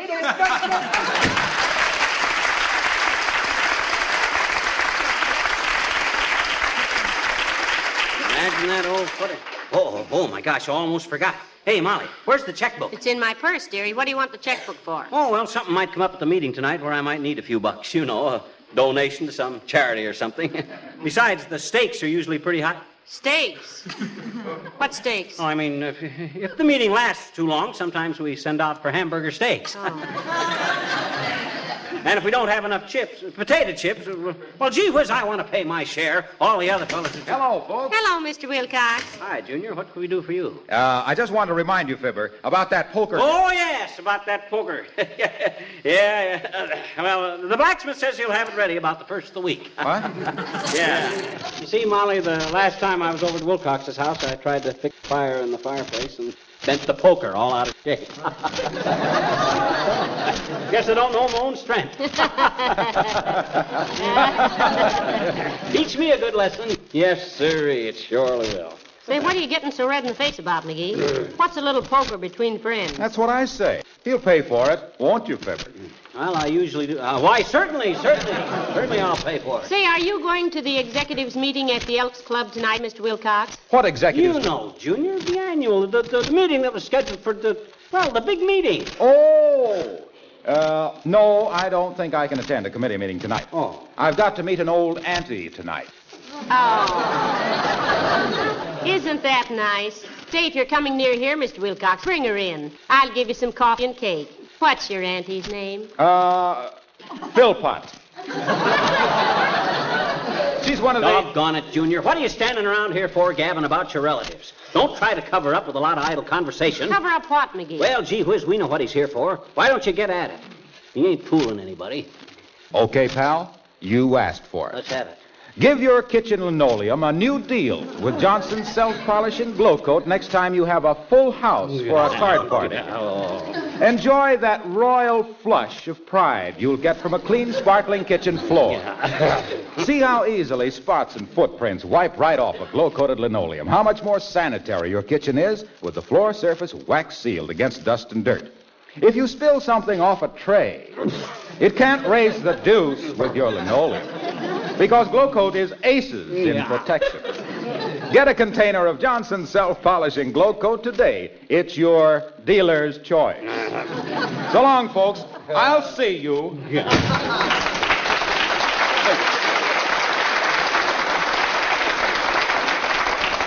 Why, McGee, you're shaking like a leaf. What's the matter? Oh, I get so mad at that guy. Don't you know what he was trying to do? Trying to get my goat with all them card terms just because I bent his cheap old poker. Oh, don't be so sensitive. You're as thin-skinned as a toy balloon. Now, you run along to your meeting. I've got some mending to do. I wish you'd get somebody to come over and stay a while or go to a movie or something. Gee whiz, McGee, don't be so silly. Why are you so anxious to have me do something tonight? Well, it ain't fair for me to have all the... for me to go out and maybe stay so late and all. I just thought that maybe... Heavenly days, who on earth is that now? Let me peek. Uh-oh. It's that Spanish girl that moved in down the street. The one that her brother is a pilot from South America. Oh, she's sweet. Yeah. Come in. Ay, buenas tardes, mis queridos amigos. Do you memorize me? Hi, sis. Sure, we memorize... Or you bet we remember you. Well, it's nice to see you again. How's your brother? My brother? Oh, he's sitting down on top of the world. Gracias. They have made him a captain now, and he is very proud to be so rank. You mean proud of his rank, sis? Oh, see. I still make one or two little mistakes with my English. But my honker says I am learning very fastly. Your what? My honker. I have a special honker for English. Honker? Oh, you mean tutor, sis? Oh. Tutor. He also toots my brother Carlos. Now, look, dearie, I don't think we even know each other's names. I'm Mrs. McGee, and this is my husband, Mr. McGee. Ay, tengo tantísimo gusto en conocerles a ustedes dos que son tan simpáticos. My name is Moreno, Rosita Moreno. Oh, I'm glad to know you, sis. You married? No, senor. Many times I have been proposed at, but never am I marrying somebody until I have my head over my heel in love. It is a serious thing for a girl to go from singlehood to marriedhood. Yeah, it certainly is, dearie. In marriage, it's a case of look before you leap and then walk around if you have time. But what was it we could do for you? You mean, why are you visiting me in your house? Well, I am just murdering some time until Carlos is coming home. So I think I will butt myself in on those very nice people down the streets. Oh, I hope you're not bothering me. Sis, you drop in any time and practice your new English. I might pick up a little Spanish at the same time. I'm pretty good at languages. Overseas in the last war, I learned parlez-vous French like a native. Yeah, like a native Hawaiian. Say, you must bring your brother over sometime, too, Miss Marino. Oh, please call me Rosita. With friends, it is foolish to stand on formaldehyde. Formality, Rosita. Oh, sí, formality. Gracias. Yeah, well, how do you say you're welcome in Spanish? De nada. De nada. That's it. See how quick I pick it up, Molly? Oh, you're wonderful, McGee. You ought to be appointed our next ambassador to Peru, Indiana. Now, don't forget, Rosita, you and your brother come over any time. Oh, muchas gracias, señora. I will tell Carlos, and he will be very delightful. To know I have been making good friends with close neighbors, he will kick himself out of it good. He'll what? Maybe I mean he will hand himself a good kick. No, I don't think you mean that. He will give himself a pat on the back with his foot. No, that isn't exactly the Oh, right... I know. He will get out of it big with a kick. Oh, do you mean he'll get a big kick out of it? Oh, sí. Ay, pero qué tonta soy. Qué cabeza tengo. Bueno, ya me voy. Muchísimas gracias por todo y hasta mañana, amigos. Come again? Thank you. I will.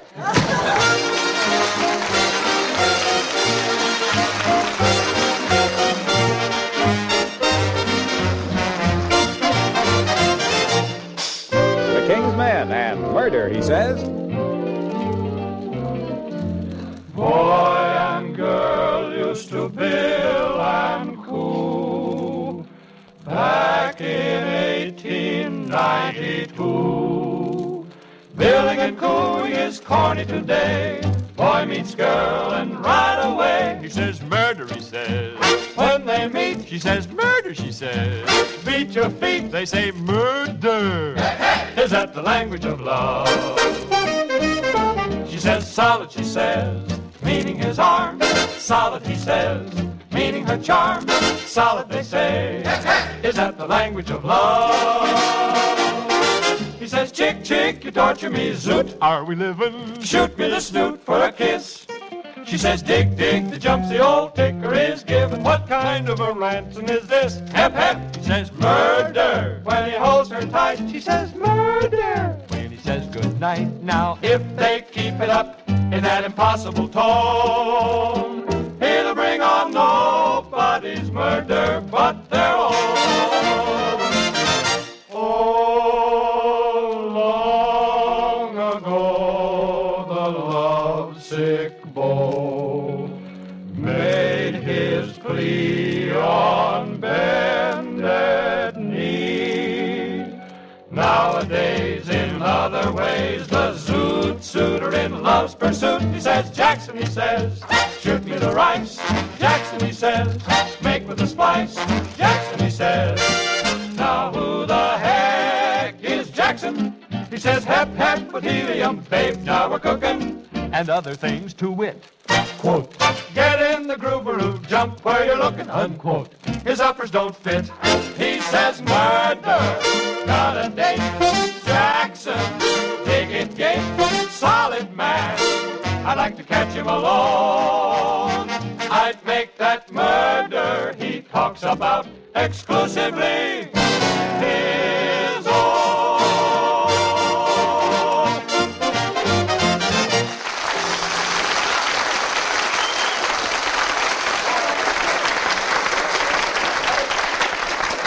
Well, Molly, I guess I better be leaving any minute now. Fine, run along, dearie. You sure you don't want to go to a movie or something? McGee, for the 10,000th time, I tell you, I'll be perfectly happy. Now get along to your old committee meeting. You won't worry if I'm kind of late. No, but you've aged 10 years worrying about whether I'd worry or not. Get along with you. Okay, but gee, I wish you'd get some... Oh, dear, now who? Come in. Hello, Mrs. McGee. Hello, Mr. McGee. Hi, Wimp, old bruiser. How are you, Mr. Wimple? Oh, healing up nicely, thank you, Mr. McGee. I just met a friend at Mr. McGee's, and I promised him I'd remind Mr. McGee of a date he had tonight. Oh, yeah, sure. Date with the executive committee at the Elks. Sure. Well, thanks, Wimp. Much obliged. Well, how's everything going with your physical culture work? Just splendidly, Mr. McGee. See how I'm filling out? Oh, that reminds me, dearie. Our laundry bag didn't come back this week. Where do you work out with your gymnastics, Mr. Wimple? Oh, I fixed up a dandy little gym down in our coal bin, Mrs. McGee. Makes it kind of tough when you fall off a trapeze or something, don't it, Wimp? Oh, no, it's soft coal. Oh. That's nice, but that isn't a very healthy place to exercise. I should say not, Wimp. You gotta have fresh air. Work out in your bedroom or someplace. Open the window and take great, big, deep breaths, like this. No, I couldn't. You couldn't take deep breaths? I couldn't open the window. But I will very soon now. I'm getting stronger every day. Last week, I only weighed 78 pounds, and guess what I weigh now? I could never guess. 77. I'm just burning off the fat. And see how much straighter I'm standing? Sweetie Face is teaching me to keep my shoulders back. How's she teaching you? Oh, she throws me down on my face, puts her knee in my back, and pulls up on my shoulders. Oh, heavenly days. Hey, you can get a busted clavicle that way, Wimp. Oh, no. I always faint before the bone actually breaks. Doesn't your wife take it easy when you faint? Oh, yes, indeedy. This morning when I came to, there she was, standing over me, wringing her hands. Oh, and what did you say? I couldn't say anything. She had my neck between them. Goodness sakes, Mr. Wimple, I don't know how you stand it. Didn't you ever think of leaving? Oh, yes, I have, Mrs. McGee. One summer I spent every afternoon sitting on a curbstone out in front, hoping some gypsies would steal me. They never did. Well, I've got to be going now. Where to, Wimp? I've got to meet Sweetie Face down at the feed store. Oh, is she buying feed? No, she's just getting weighed. Well, goodbye now.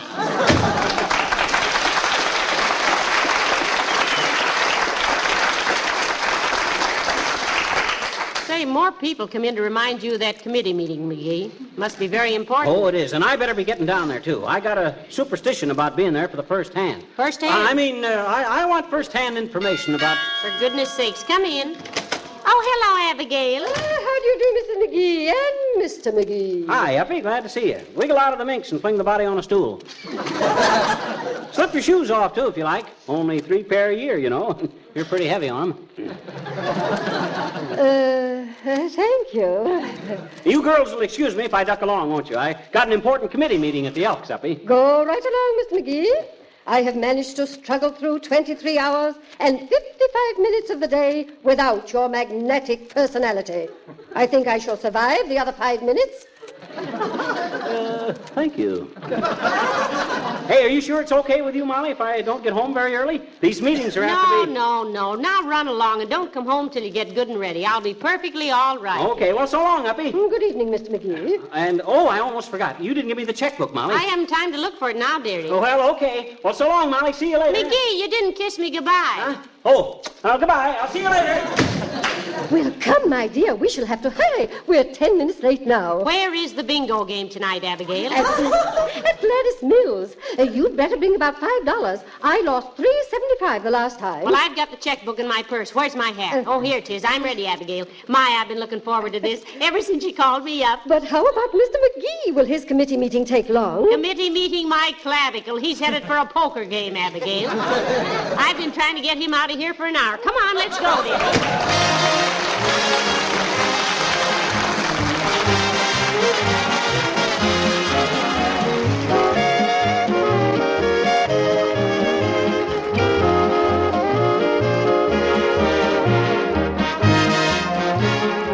I made an interesting discovery last week. I was talking with 2 ladies about their housekeeping. You know how easy it is for me to keep changing the subject until we finally get around to Johnson's wax or self-polishing glow coat. Well, it seems that both of these women had been using Johnson's glow coat on their linoleum floors for a long time and were enthusiastic about it. They knew it saved them hours of work, kept their floors beautiful, and protected them against wear. But they didn't realize that the regular use of glow coat actually makes linoleum wear 6 to 10 times longer. In fact, the primary reason for using glow coat or Johnson's paste or liquid wax is this protection it gives to floor surfaces. The beauty that goes with it is like a special dividend. And right now, when we need to make our things last, it's important to keep all linoleum protected regularly with Johnson's self-polishing glow coat, the floor polish that shines as it dries without rubbing or buffing.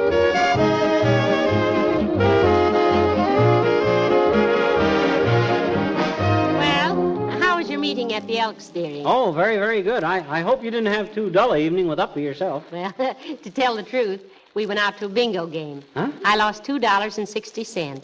You did? Mm-hmm. Well, to tell the truth, I was playing poker. I won $12. Well, while we're telling the truth, I knew you were playing poker. What?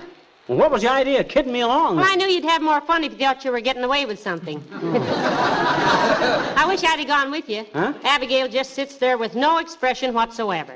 Poker face? I was tempted to once or twice. Good night. Good night, all.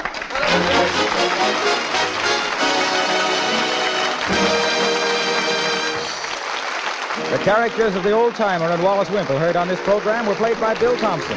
This is Harlow Wilcox, speaking for the makers of Johnson's Wax Finishes for Home and Industry, inviting you to be with us again next Tuesday night. Good night. This program has reached you from Hollywood. This is the National Broadcasting Company.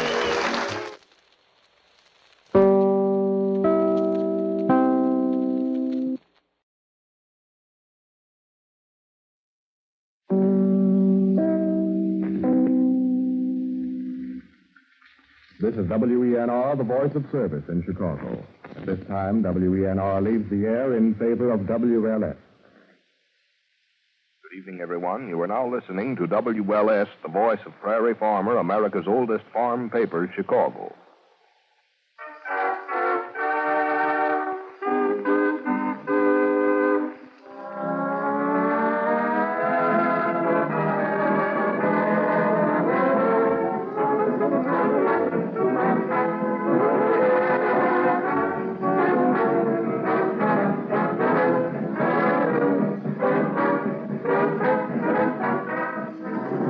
The makers of Johnson's Wax bring you more musical moments of unmitigated merriment with Rico Marcelli's orchestra, Ronald Mansfield, Charlie Wilson, the Johnson Merrymen, and Marion and Jim as those gay and garrulous gadders, those gasoline gondoliers, Fibber McGee and Molly.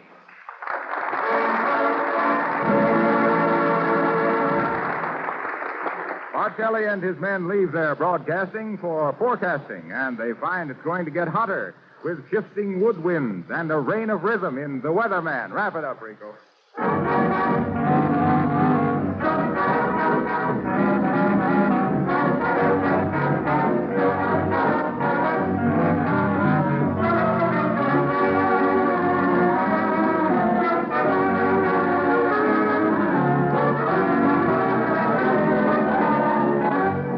In the midst of this sparkling music, let me remind you that now is the time to wax your car. Your family, your friends will be proud to ride with you when your car sparkles and gleams with a Johnson Wax polish.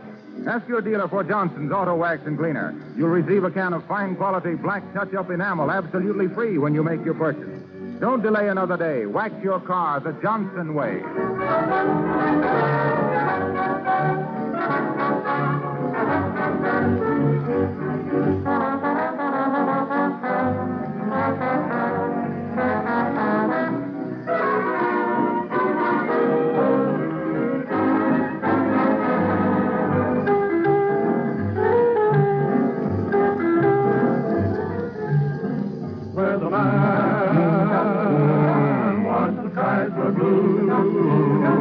Now he says, rolling gray, won't you push the clouds away? I can't endure the temperature. Weatherman,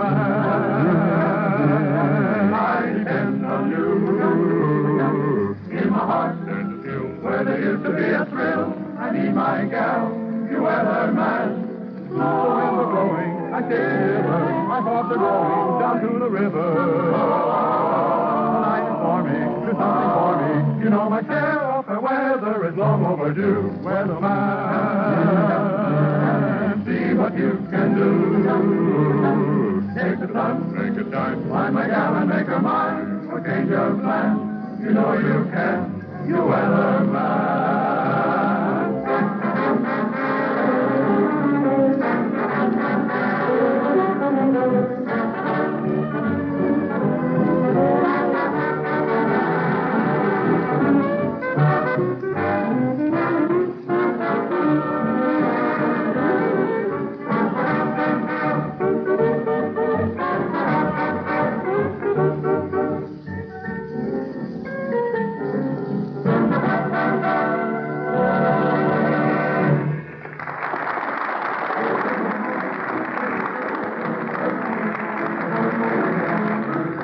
Remember what the poet sang? A loaf of bread, a jug of wine, and thou? Well, that's Fibber McGee and Molly.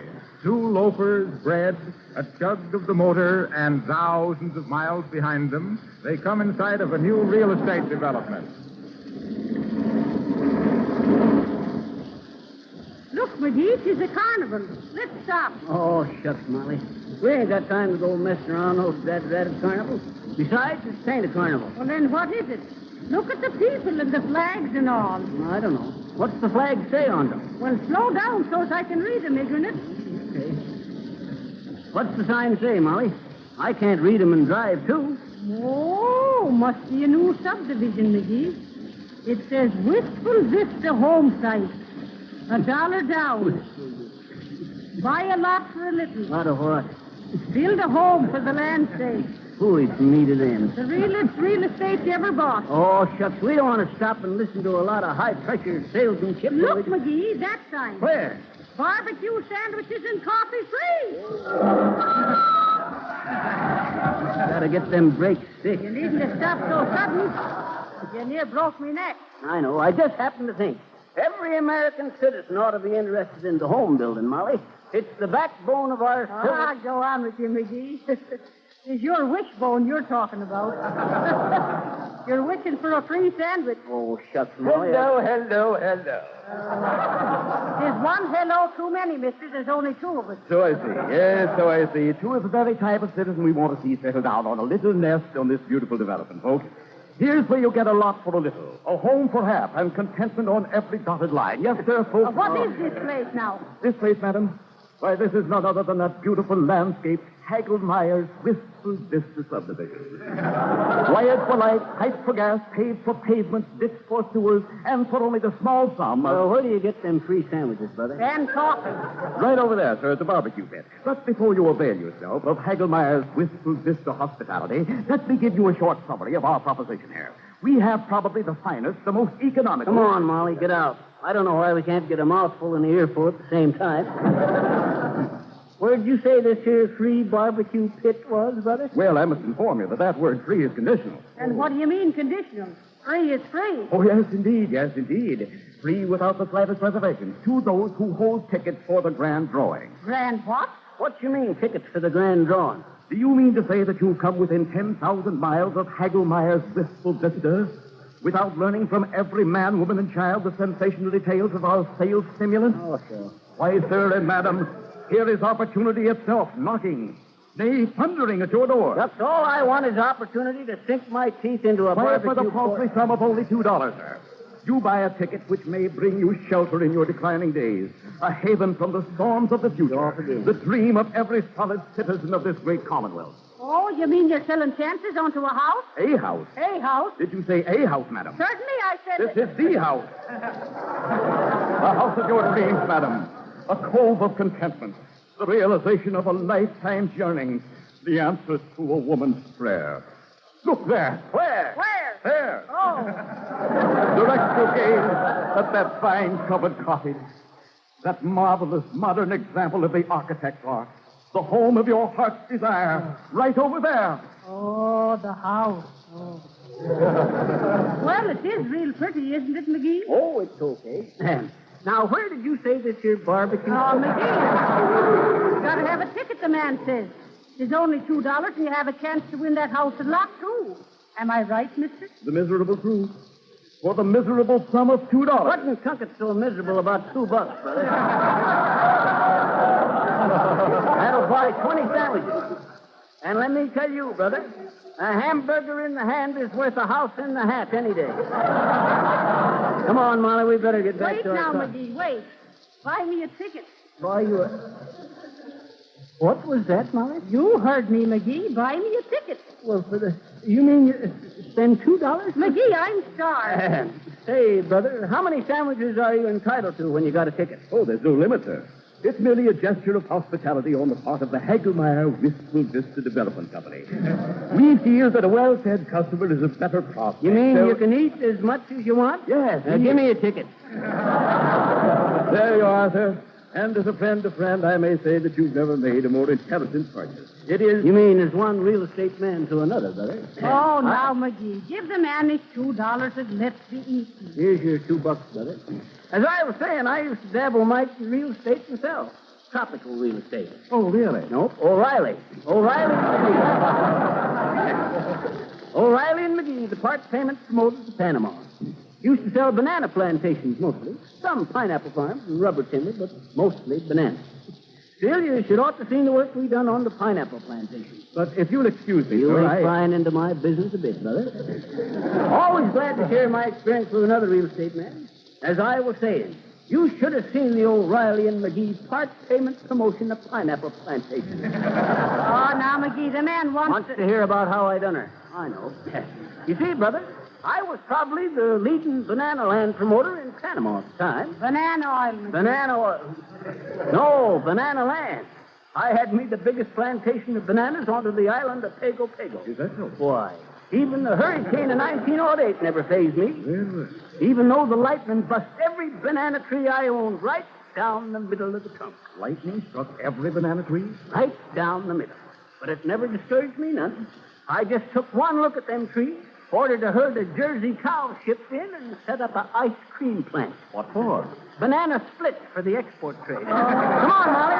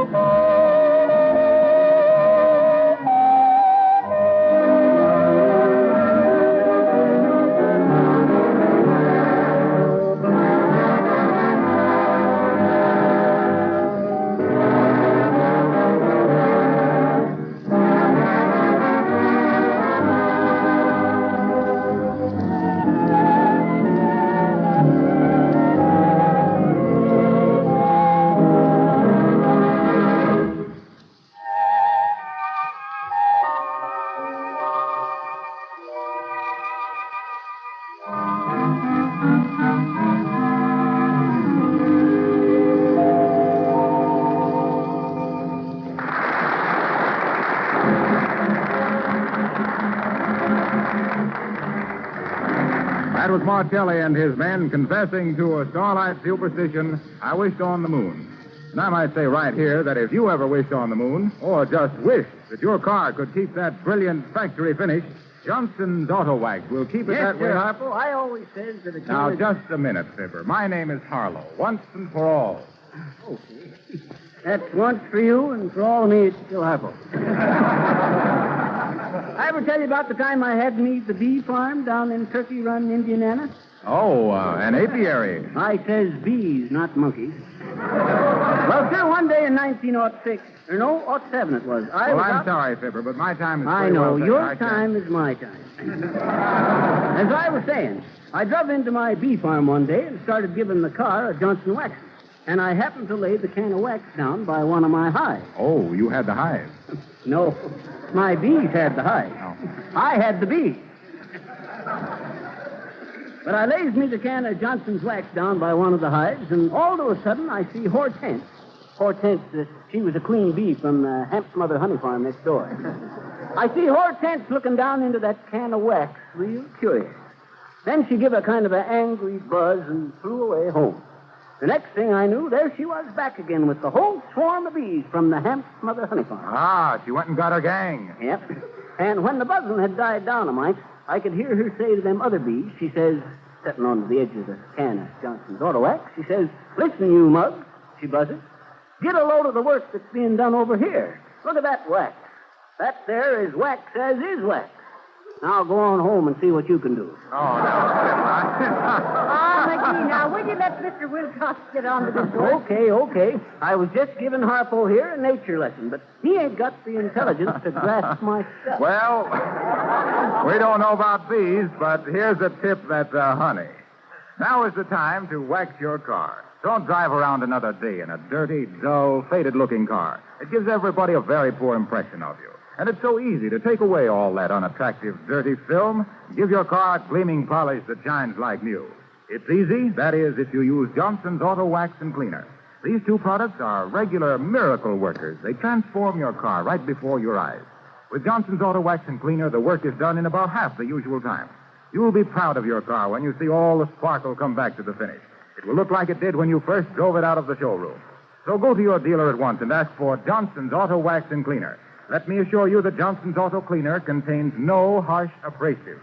It does a miraculous cleaning job, and it positively does not harm the finish. Insist on Johnson's Auto Wax and Cleaner and save the finish on your car. And now, the show stands still for Ronnie Mansfield, our handsome Irish tenor, who stands pat at the mic to sing, And Then My Heart Stood Still.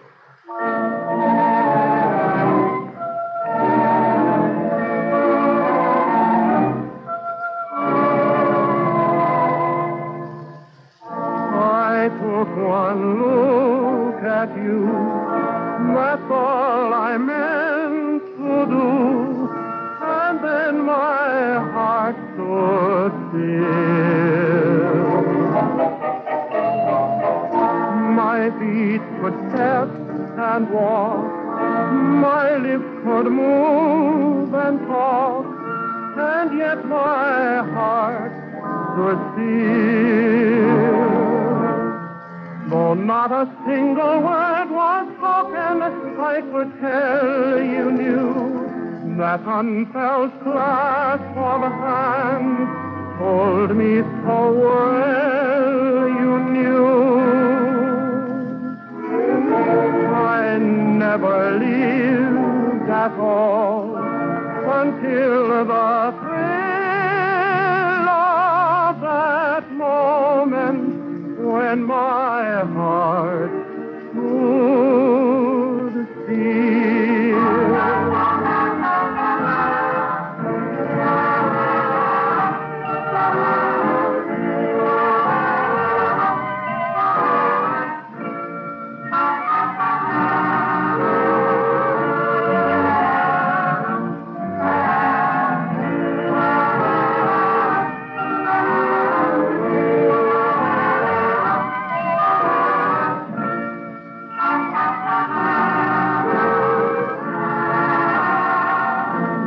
Not a single word was spoken, I could tell you knew that unfelt clasp of hands hold me so well, you knew.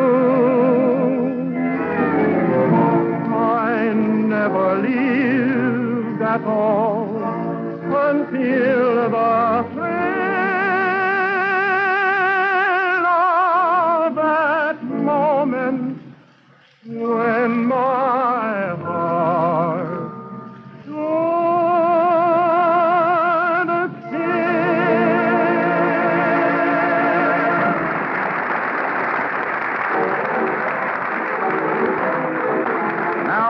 Back to the Wistful Vista Real Estate Development. Amid the banners and bunting, barbecues and bologna, where Fibber and Molly are getting their $2 worth of sandwiches and coffee at the expense of Mr. Hagelmeyer.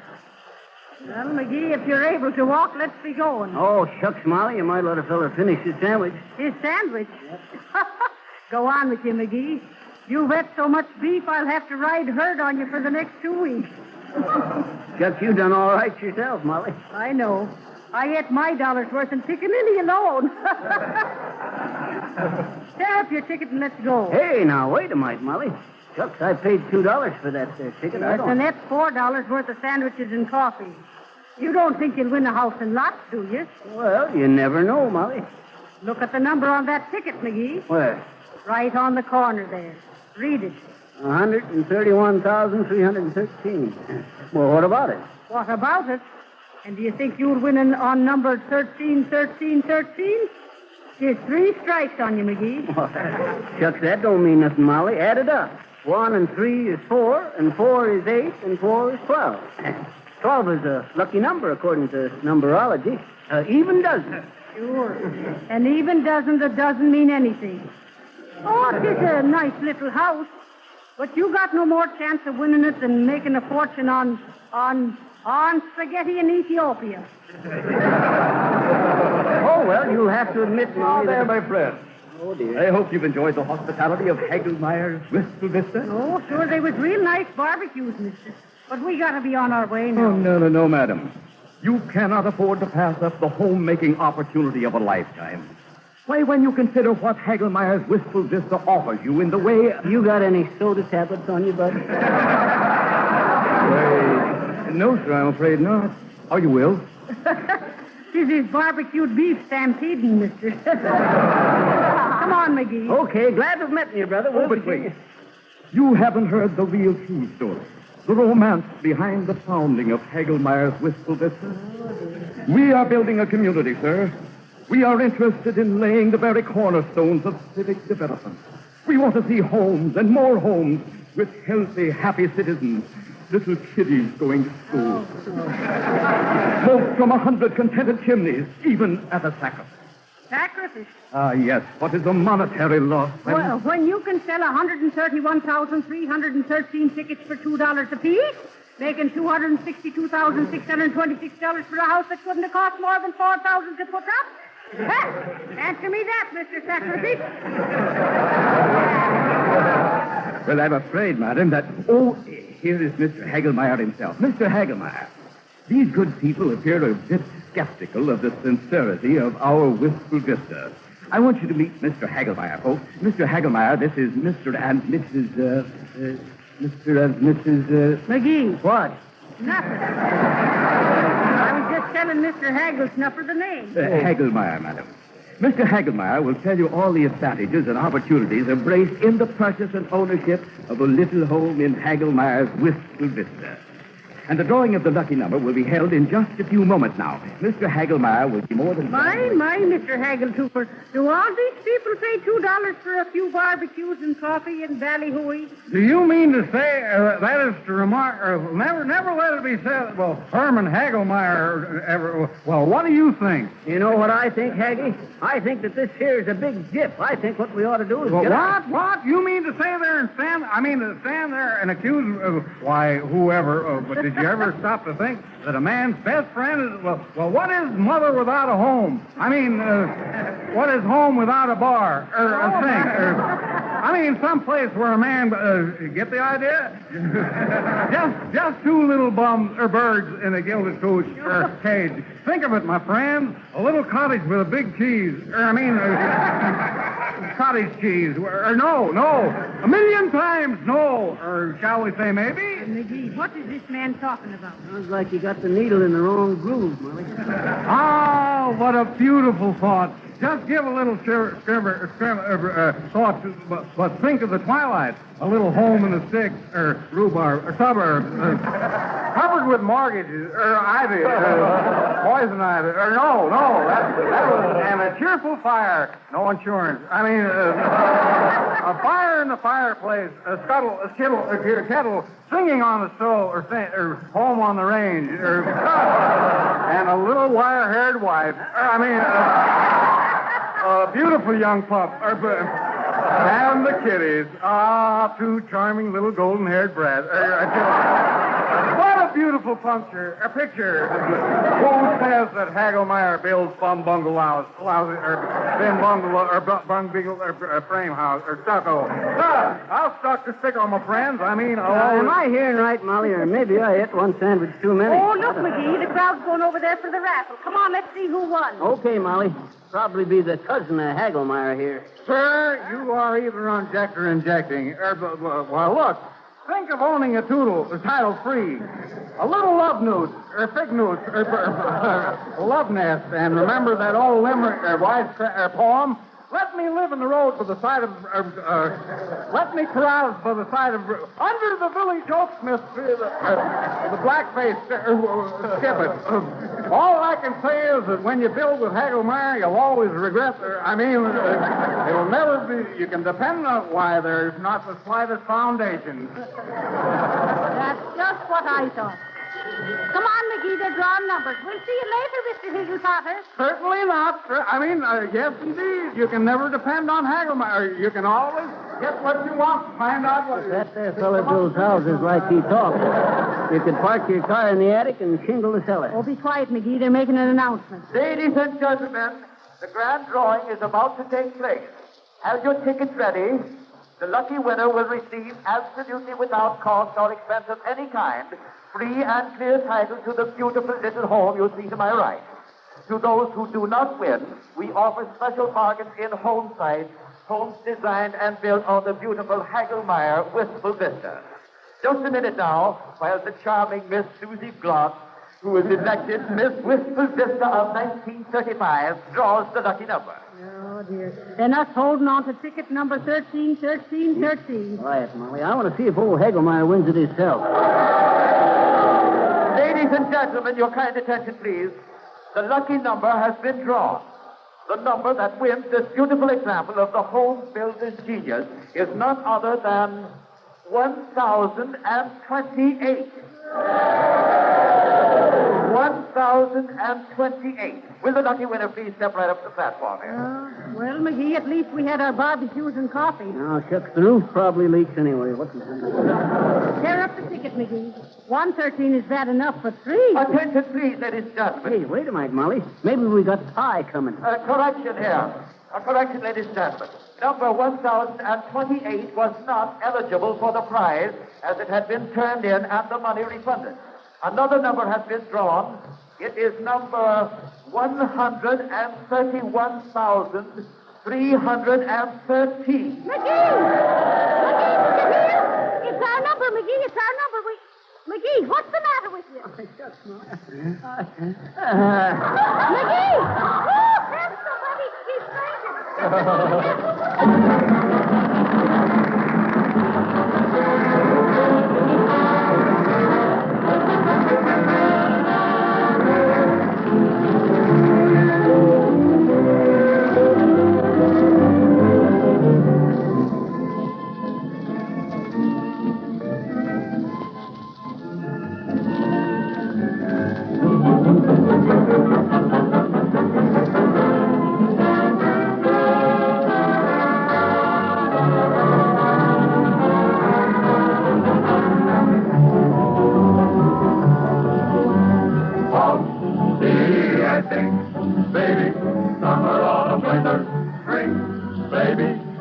my silver lining.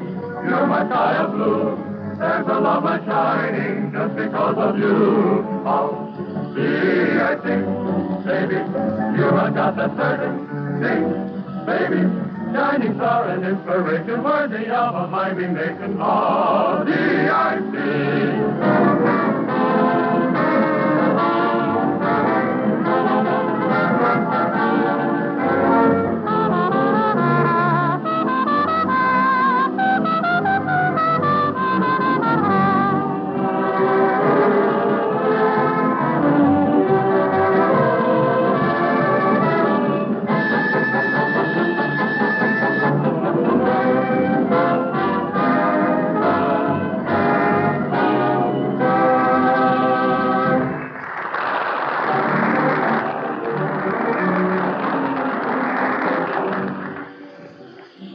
A few moments ago, I told you how easy it is to make your car sparkle like new again with Johnson's Auto Cleaner. Now it's very important to protect that gleaming finish so it will stay shining.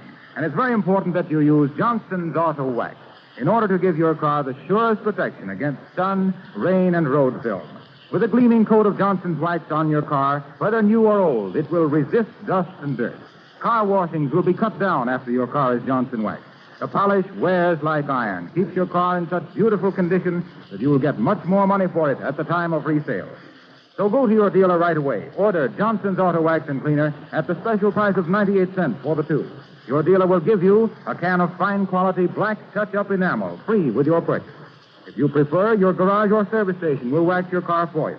But don't delay another day. Wax your car the Johnson way.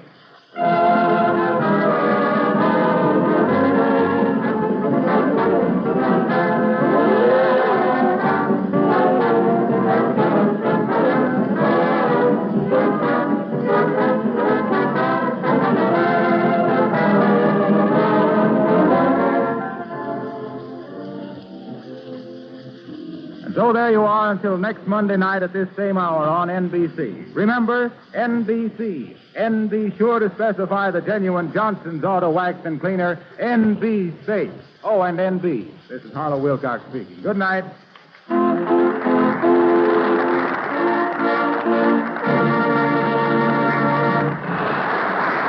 The selection I Wished on the Moon is from the big broadcast of 1936 of the I Sing from the show of the same name. This program came to you from our Chicago studio. This is the National Broadcasting Company.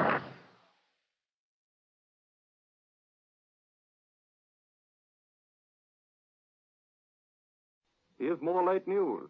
Dublin. Prime Minister de Valera warns the people of Ireland to be prepared for war.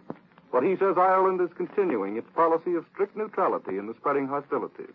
In his warning, de Valera said war might come to Ireland, quote, as a thief in the night. Moscow. The Red Russian army is striving to drive the Germans into a full Napoleonic retreat on all three Russian fronts. And tonight they're still sweeping the Germans before them in the north, the center, and the south. Canberra, Australia. The Australians have started blackouts, and in Sydney the people are sandbagging buildings. Munitions workers are keeping war industries going 24 hours a day. They've also offered to abandon their holidays, and Australian youths are flocking to the recruiting stations in increasing numbers. London.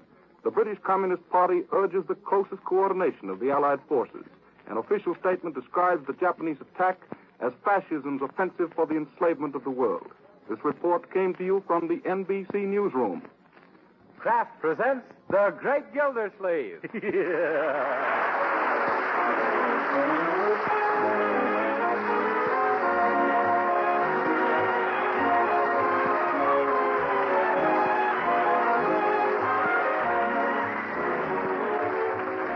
week at this time from Hollywood, California, Kraft presents Harold Perry as The Great Gildersleeve, written by Leonard L. Levinson.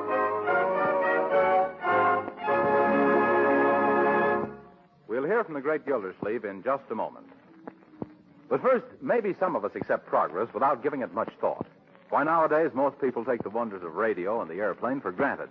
Yet, when you stop and think, these modern developments are really astounding. And, of course, there's been a lot of progress in foods, too. Take margarine, for example. Modern margarine like Parquet. The margarine made by Kraft. Why, people who haven't tasted margarine for a long time are amazed when they discover how deliciously good Parquet tastes. That's because Parquet margarine isn't just an ordinary margarine. It's as different from old-time margarine as the modern automobile is from the horseless carriage. You see, Parquet margarine is outstanding because of the rich delicacy of its flavor. Also because it's an economical source of food values your whole family needs. Yes, unlike old-time margarines, Parquet margarine contains important vitamin A, 9,000 units in every pound. Besides that, Parquet margarine is about as nourishing and wholesome an energy food as you could serve. So don't put it off. Try this delicious modern margarine tomorrow. Remember, it's Parquet. Parkay.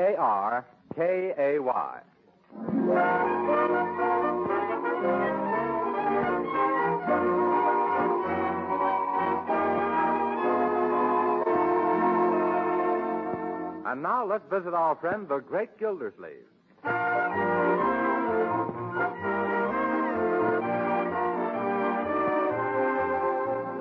Laundry for month of November, $24.32. I never saw such a clean family in my life. Groceries for the month, $103. For such a hungry family, either. Gas, water, and... oh, hello, Leroy. Light for the month amounted to... What is it, Leroy? Well, gee, Uncle Mort, I just hate to mention this to you. Well, Leroy, if you hate it so much, don't do it, especially if it's about money. How did you know, Unc? You combed your hair, put on a tie, and tucked in your shirt. Anytime I see so much change in you, it means a little more change out of me. Oh, but, Unc, with Christmas practically here, I'm a little shy.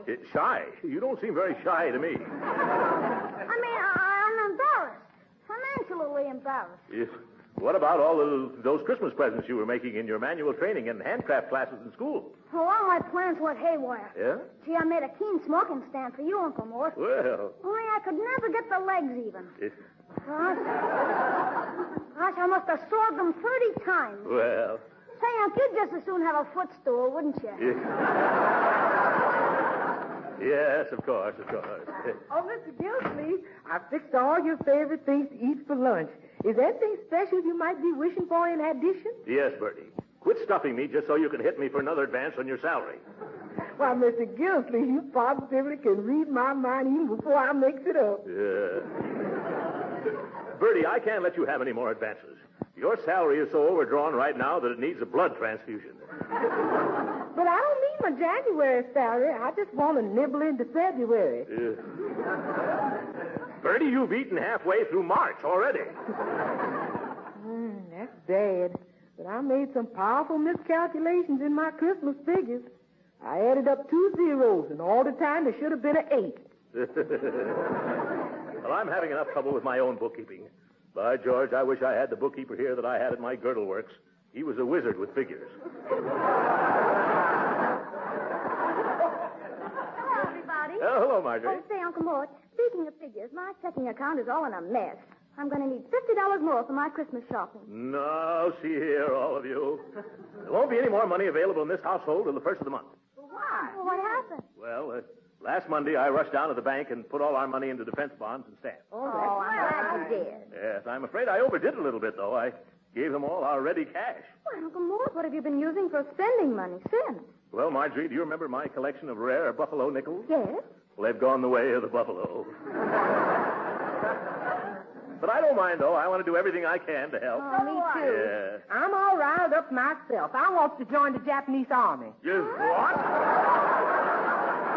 Why, Bertie, what do you mean? Well, I'd like to cook for them people for just one day, that's all.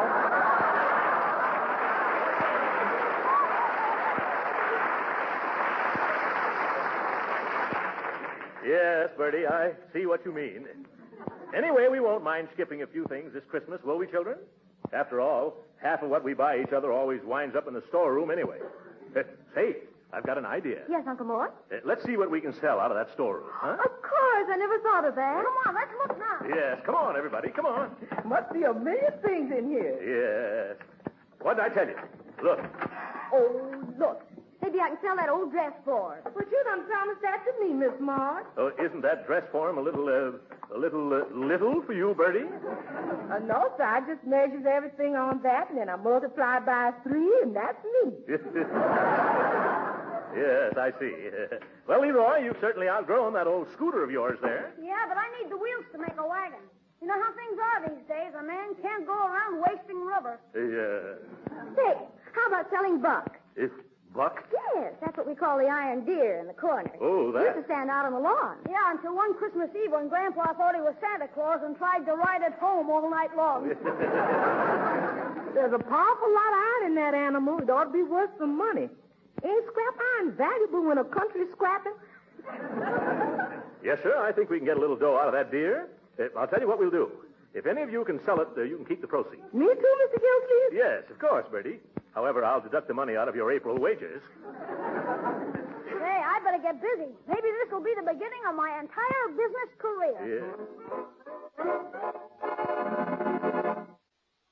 Hello, is this Skinner's Salvage and Scrap Company that buys anything from a safety pin to a second-hand skyscraper? That's me. Mr. Skinner, I got a big business deal for you. What are you paying for scrap iron these days? 80 cents a hundred. How much you got? Oh, plenty.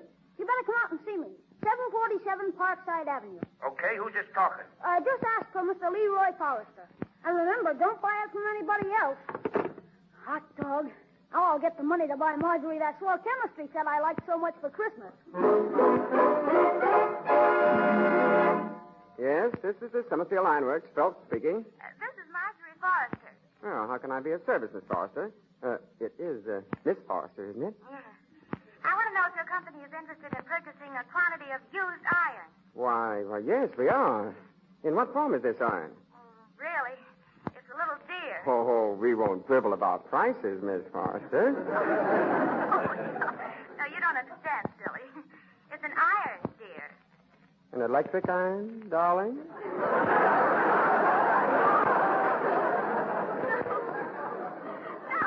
No. An iron deer.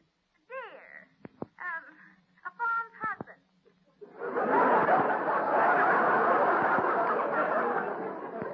You better let the buyer come out and see for himself. A buyer? Why, I'd like to see what the little deer looks like myself. And I'd like to come face to face with that lovely voice of yours. Really, Mr. Phelps? You're a fast worker. And now, oh, dear, no, I've got to go to the hair appointment now. Oh, what am I saying? Come out about 12:30, Mr. Phelps. Goodbye.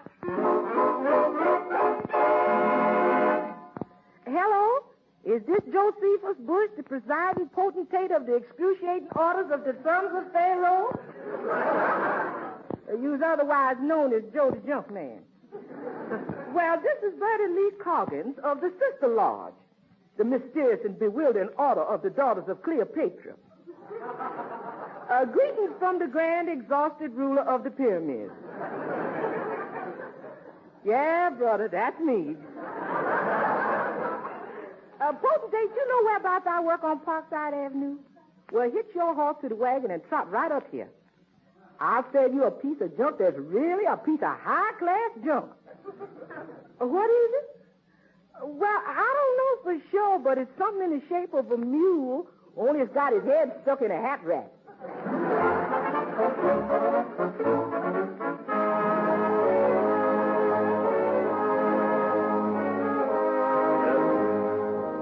Leroy, can't you sit still a moment? You've been running to the door like a strip of hall carpet. Well, it's on account I'm waiting for Mr. Skinner. Skinner, what does he do? He buys anything from a safety pin to a second-hand skyscraper. I'm going to sell him buck. Well, how much is he going to pay you? 80 cents a 100 pounds, and that deer must weigh a couple of 1,000 pounds at least. Oh, no, Leroy. You'll be lucky if it weighs 200 pounds. Oh, but it looks heavier than you, Uncle Mort, and you must weigh over... Never mind what I weigh over, Leroy. Don't forget that deer's hollow, and I'm not.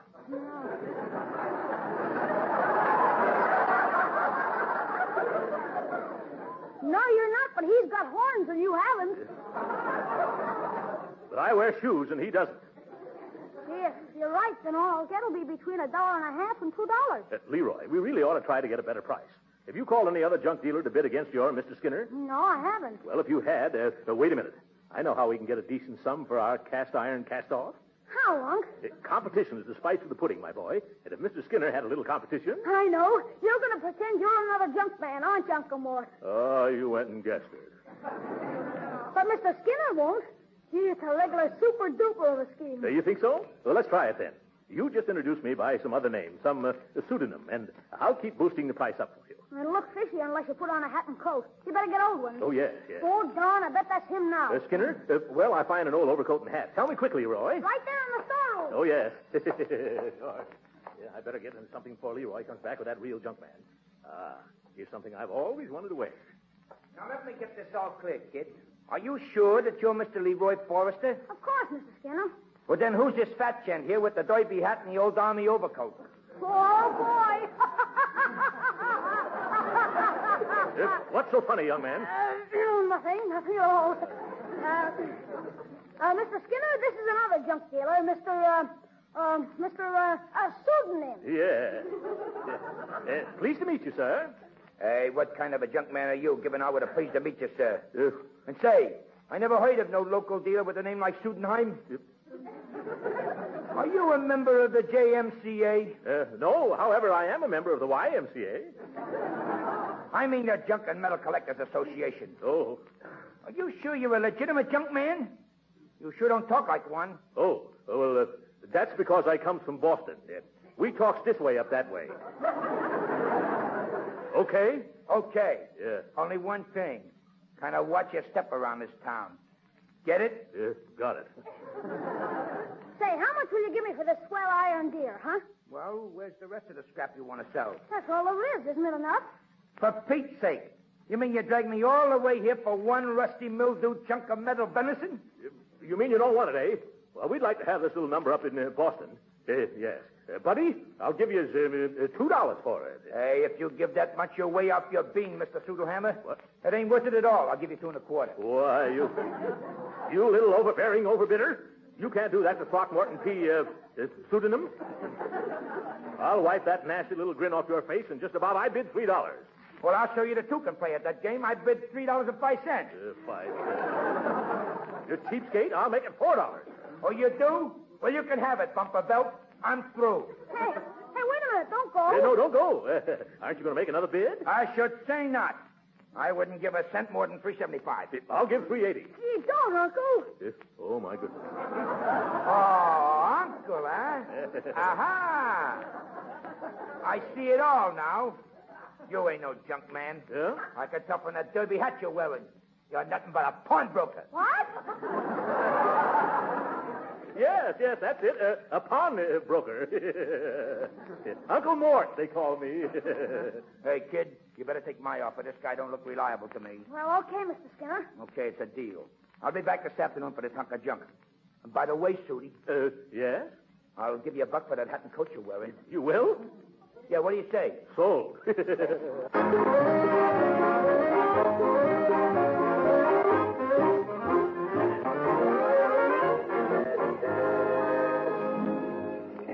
All right, Leroy. You go ahead and shop as far as your $3.75 will take you. I'm going into this bank. Okay, Uncle Mort. And remember, Leroy, go straight home as soon as you're finished. Say, who is this fellow coming this way? I don't know, Unc. His face is mighty... Oh, yes, of course. Hello, Mr. Llewellyn. Oh, Mr. Gildersleeve. I'd like to have you meet my nephew, Leroy Forrester. Pleased to meet you, Mr. Forrester. Or may I address you as Leroy?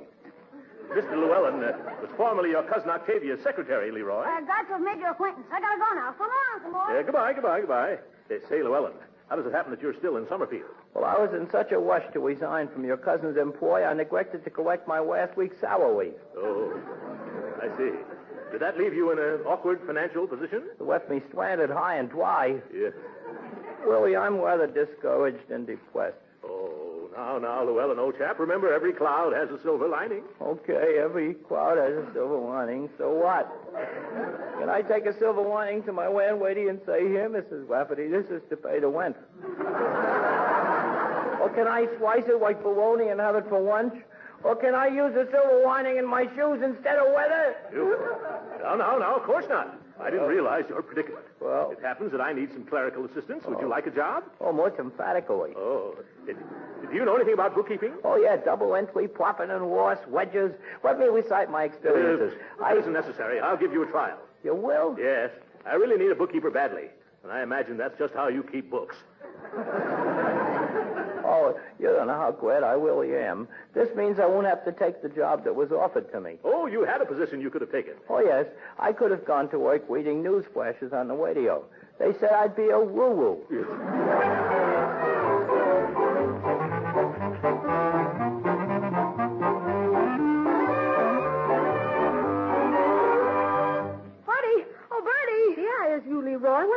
us for? Somebody swiped Buck, the iron deer. The man I sold it to was here just now, and we couldn't find it anyplace. Of course not. The man I sold it to just hauled it away. You sold it too?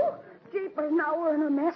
Mr. Skinner is coming back in 3 hours. Well, just give him a refund on his money. I can't. I spent it. Besides, he told me to have the deer here or he'd go to the police station. What for? They ain't got no deers there. Only bulls. Well, Skinner's going to have me arrested for selling what I haven't got if I can't deliver what he thought he was paying for when he bought what you just sold. Well, say that over again and take out the lump.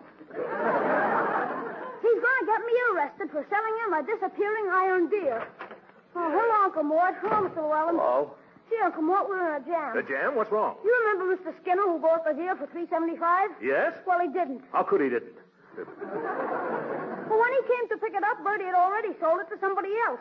And now Skinner says he's going to have me arrested if he doesn't get the deer back. Oh, my. And I had a lot of matters to straighten out with Mr. Llewellyn here this afternoon. What's doing, waiter? Huh?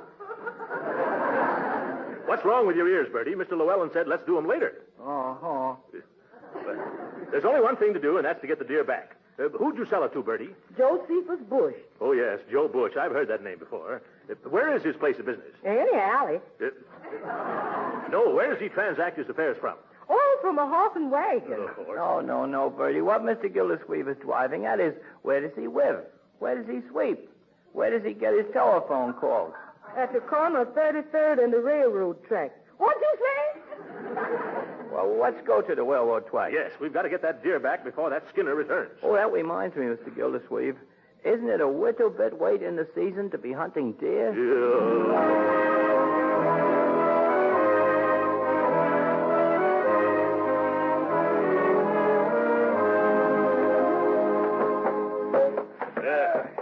Careful with those antlers, Llewellyn. Yes, sir. All right, Mr. Mailman, you lower the other end. You boys in the middle, steady now. Yes, steady. Yes, there it is. Yes. Thank you very much, boys. Oh, I'm pretty tuckered out. Yes. Trouble is, you don't keep yourself in condition, Llewellyn. Well, shall we move Buck back into the storeroom or let him stay here in the hallway for Mr. Skinner to pick up? Personally, I was hired as a bookkeeper, not as a longshoreman. Oh, yeah. Well, let's leave it right here for Skinner. And remind me to tell Bertie that her friend, Joe Bush, charges $7 out of her April wages to get this metal moose back here. Yes, sir. You know something, Mr. Gildersleeve? Every time I look at this statue, it reminds me of something. Anybody you know? No. I just can't recollect just what it reminds me of. Oh, well, come with me, Llewellyn, and I'll show you where to wash up. Oh, gladly. Yeah, moving a thing like that's no Halloween prank. Right. This way.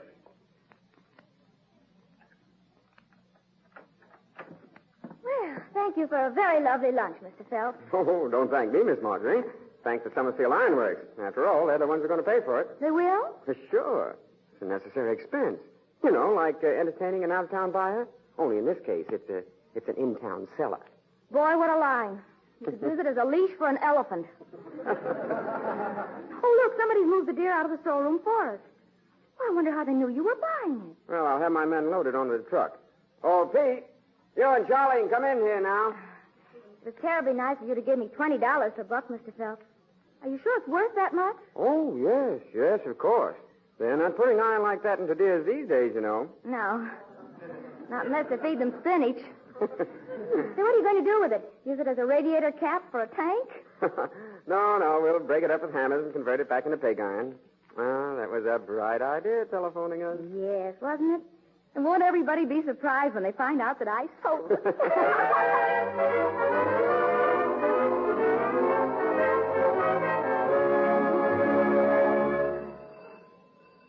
Well, here comes Mr. Skinner back again, Uncle Mort. I'll get him. Yes, all right. Well, thank goodness. Now Leroy can let him cart that deer away, and we'll have the whole matter off our chest, Llewellyn. A good riddance, too, I say. Yeah. Certainly wasn't worth all the trouble it took. Leroy got $3.75, and it cost me $7 to get it back after Bertie sold it. Hey, Uncle Mort, it's Mr. Skinner, all right. Yeah? Where'd you put the deer? It isn't in the storeroom. Of course not. We left it in the hall. Can't you use your eyes? Well, it isn't there now. Well, it couldn't walk away. Did you move it, Llewellyn? Me? After the struggle and trouble I had getting it through the front door? Oh, sir, my mother never raised any foolish children. Yeah, we'll go in there.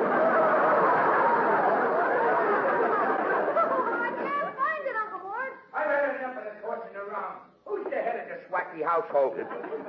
I am, sir. What's the meaning of this intrusion? Oh, it's you. Oh, forgot. Say, how many different people are you? First the junk man, then a pawnbroker, and now the papa around here. He's our Uncle Mort. That's right. Oh, he's your uncle, too. Oh, no. Not exactly, you see. I think he's Dr. Jekyll and Mr. Hyde and probably two other fellas. Yes. Hello, Uncle Mort. Say, what's going on in here? This man, Skinner, bought our iron deer from Leroy, and now it's disappeared. For the second time. Oh, my goodness. I just sold it to the Summerfield Ironworks for $20. $20? No wonder you didn't want to turn it over to me for $3.75. Oh. Better give him back his money, Leroy. I can't. I've spent it already. Well, then you better give it to him out of the 20, Marjorie. I've spent all mine, too. Oh, jumping jeeps. Well, I'll have to give you the $3.75, mister. Oh, no, you don't. What about all the time I wasted? Yeah? And the cab fare? And the 2 trips with the truck? And the profit I'd have made selling it to the ironworks? You got to give me at least $10 for all my trouble. $10 for $1? Why, you can go down to the river and take a good... You can take a good jump in the lake for yourself. Yeah, well, I'll sue. Excuse me, Mr. Gildersleeve. Can I speak to you privately? Is it important? Vitally. Come on over here. What is it, Llewellyn? You remember that there was something about that deer that reminded me of something, only I couldn't recall what? Yes. What is it? Well, I just recollected. Iron deers like that are scarce. They're rare antiques. They are? They are? Yeah, I read somewhere that they're a vanishing form of Americana. They're worth anywhere from $150 up to collectors and at museums. Not so loud. That mule Skinner will hear you. Do you think we should pay him the $10 and get rid of him? Absolutely. And then we should rush right down to the ironworks and rescue the deer before they break it up. Oh, that's right. Break it up. Oh, we'll have to pay them back, too. Yep. $20 there, $10 to Skinner, $7 to Joe Bush. That's $37 it's going to cost me to get the deer back. Llewellyn, you better be right about the value of that iron casting or... Or what, Mr. Gildersleeve? Or else I'll clown you.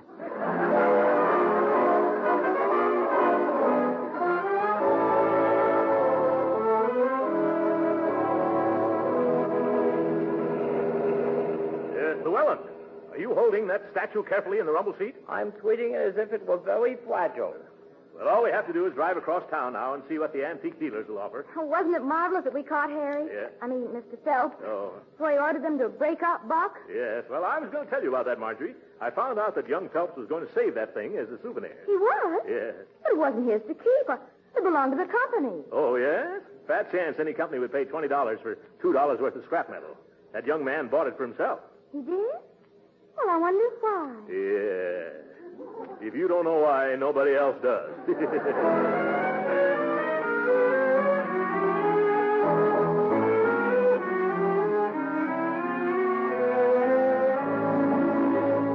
Mr. Gildersleeve, this is Mr. Abernathy, who's an expert on old hitching posts, sundials, and iron deer. Yeah, how do you do, sir? Oh, I'm glad to meet you. Yeah. I thought there was no use loading and unloading the statuary till its authenticity was established. Yes, that's right. Go ahead, Mr. Abernathy. Climb up and examine it to your heart's content. Well, thank you. Well, say, this seems to be rather an unusual item. In fine condition. It is? Oh, that's good news. Well, there are several simple little tests, like the sound it makes when you knock on it. Oh? Just listen to that. Isn't that music to the ear? I don't know. Does that mean it's genuine? Yes. And it certainly is music to the ear. Gee, Unc, isn't it wonderful? Just like finding buried treasure. Yeah. Say, I like this item. I'll tell you what I'll do. Bring it in and I'll give you a check for $160. How's that? Now, wait a minute. I'll make it $170. Hey, cut that out, Leroy. That's a very nice offer, Mr. Abernathy. We'll take it. Llewellyn, I suppose you help me lift it out and then hand it down to me. Okay. You grab hold of the legs, Mr. Gildersleeve. Yes, all right. I've got him. Now be careful. Lucifer Llewellyn is always careful. Easy now. This is worth a lot of money. Watch out it doesn't get away from you. Well, I'll try to, but it's got an awfully slippery wump. What? Look out below! Oh, look out!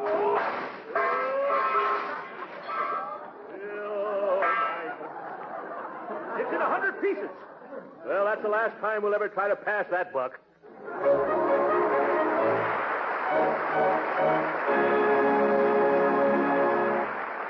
The Great Gildersleeve will be with us again in a few minutes. You know, food shopping is getting to be a science these days.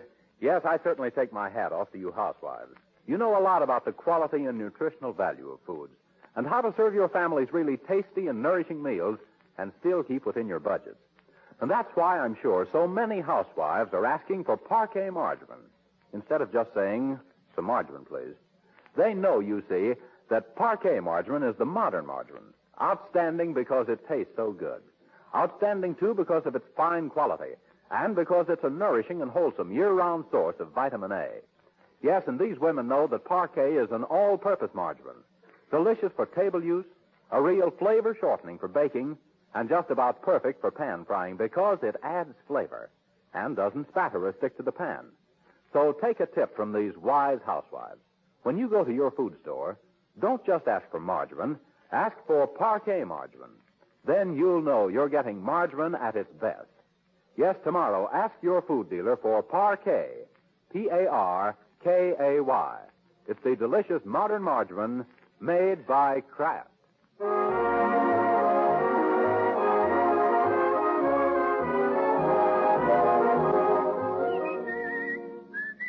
Leroy, how can you whistle and chuckle and grin when we've just smashed $160 worth of iron deer? I wanted to wait till we were alone, Unc. When old Buck busted up, something that was hidden inside of him came rolling out. It did? What was it? I picked it up so nobody would see. It's a great big wad of money. Oh, my goodness. Maybe that crash was for the best.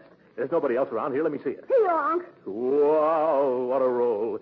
Cut the string, Leroy. There. Oh, boy. Oh, darn it, we lose again. It's Confederate money. Good night.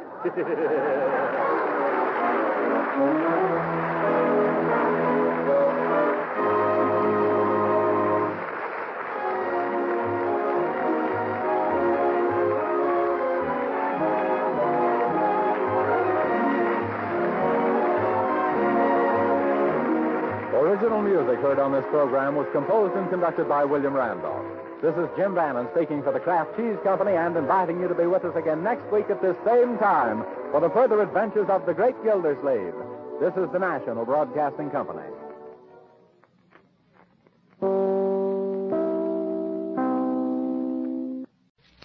Kraft presents the Great Gildersleeve.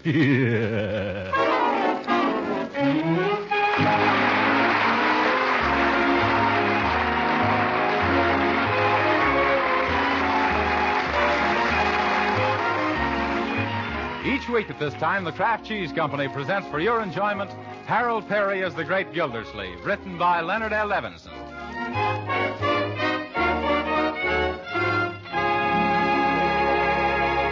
We'll hear from the Great Gildersleeve in just a moment. But first, let me remind you that fall is coming and winter, too. And when chilly winter weather really comes, your family is going to need plenty of wholesome, nourishing energy food. Now, one reliable and economical source of energy is parquet margarine, made by Kraft. Yes, this delicious new margarine called parquet is a protective food of high nutritional value. And to make it even better for you, Kraft adds important vitamin A to parquet margarine's natural goodness. 9,000 units to every single pound. Now, of course, all this wholesome food value wouldn't do much good if your family didn't like parquet margarine. Well, we think they will. Thousands of American families do. Yes, they like parquet margarine's delicate, satisfying flavor for table use, for baking, and for pan frying.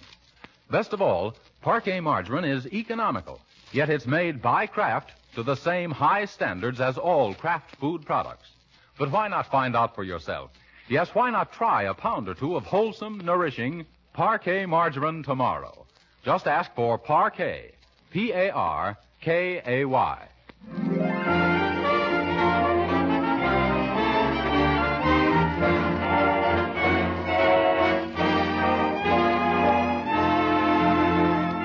And now for the adventures of the Great Gildersleeve.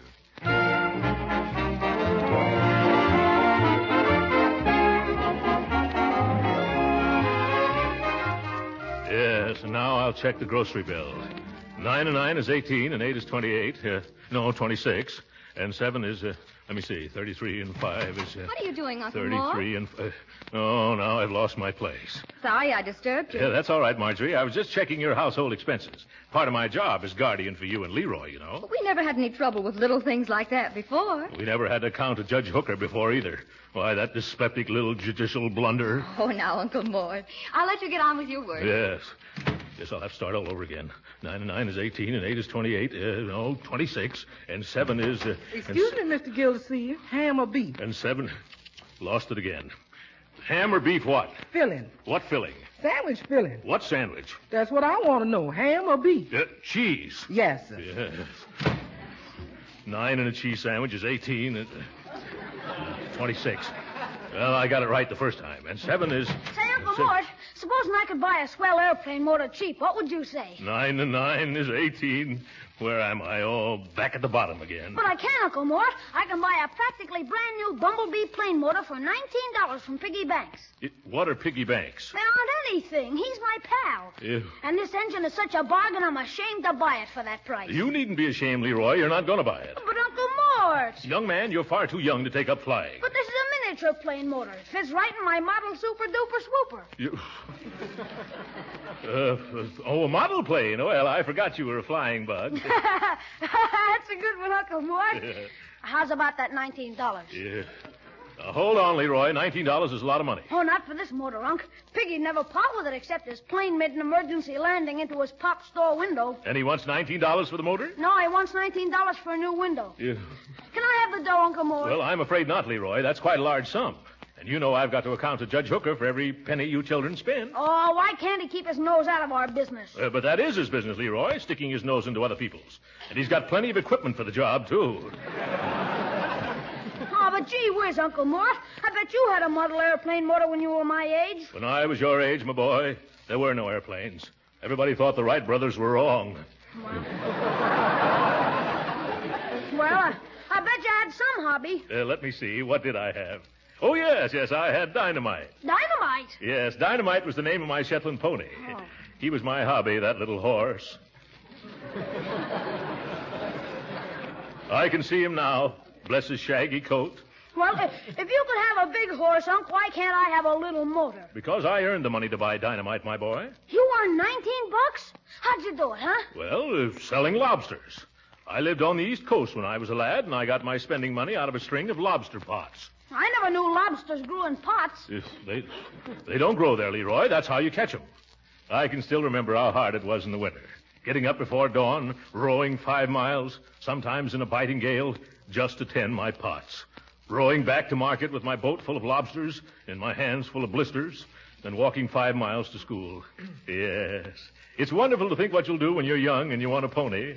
Say, whatever became of that pony? Well, I took Dynamite to school one day, and he bit the teacher. We didn't have school for a month. Gee, instead of a motor, maybe I should get a pony. Yeah? No, I guess not. I'll stick to aviation. There's more of a future in that. Yes. But, Leroy, I said I wasn't going to give you the money. Oh, that's all right, Uncle Mort. I'm going to earn it, just like you did. A splendid idea. It'll help build your character, like it did mine. How are you going to do it? Oh, all I got to do is find a job and earn $19. Then would you let me buy Piggy's Bumblebee engine? I'll do better than that, my boy. Seeing that you're so ambitious, I'll advance you the money out of my own pocket. You will? Yes, and you can pay me back as you earn it. Oh, gee, Uncle Mort. You've got a heart as big as you are, Uncle Mort. And don't worry about me paying you back. I'll get a job in no time. Yeah. And can I have the $19 now, Uncle Mort? Now? Yeah, Piggy's here with me. He can't go home until he gets the money. Oh, yes, I see. Well, here you are. 10, 15, 17, 18, 19. Oh, thanks. Yeah. Hey, Piggy, it's a deal. Here's the dough. Yeah. Youth with its trivial problems. I wonder what kind of a job that boy will get. Need a boy? Oh, you don't. Need a boy? Oh, you don't.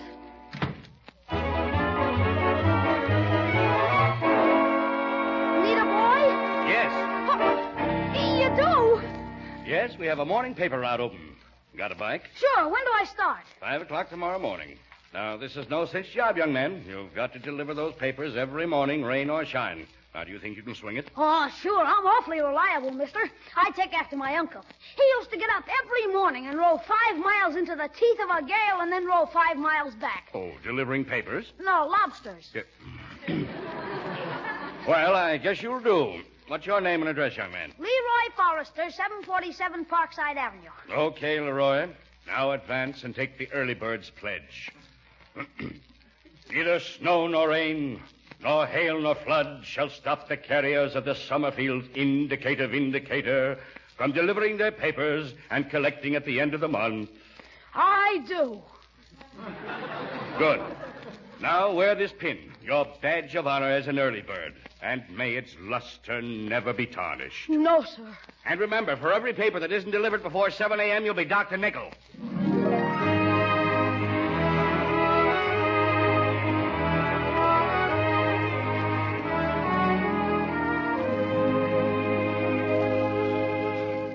Strange. Leroy isn't usually late for dinner, is he, Bertie? No, ma'am. Dinner's usually late for him. Have you tried phoning any place? I don't know where to... Well, how about this young friend of his, Porky Pine? No, Hogface something or other. Oh, yes, Piggy Banks. What's his phone number? Let's call him, huh? I got a job. Well, congratulations, my boy. What you doing getting jobs at supper time? What kind of a job is it, Leroy? Delivering a paper route for the Indicator Vindicator. Well, isn't that peachy? Indicator, Vindicator, huh? Yeah. When do you start? Tomorrow morning at 5 o'clock. 5 in the morning? Did he say 5? You hear what the boys say. Yeah. Yeah, that means I gotta get up at 4. Oh, Leroy, you can't get up that early. Oh, yes, I can. I'll set all the alarm clocks in the house. Oh, and Leroy, I'm afraid you're a little too young for that sort of thing. Maybe next year. Oh, but you had a much tougher job, Unc. You told But me. Uncle's a big man. Yeah. Well, he wasn't a man then. He wasn't even an uncle. You promised me I could do this. Uncle Mort, you promised me I could do it, and I promised the circulation manager. How'd it look if we both broke our promises? It looked better than getting up in the middle of the night. Yes, I agree with you. This puts me in rather a bad spot, Leroy. What would Judge Hooker say about this? That is building my character. Well... Now, I better go to bed if I'm going to get up at 4 o'clock. But you haven't had dinner yet. Okay, then, let's eat. What's delaying dinner, Bertie? What's delaying, he said. Look here, you, Leroy. We got ham for dinner, and whilst waiting for you, I've frizzled it, defrizzled it, and refrizzled it until it's frazzled.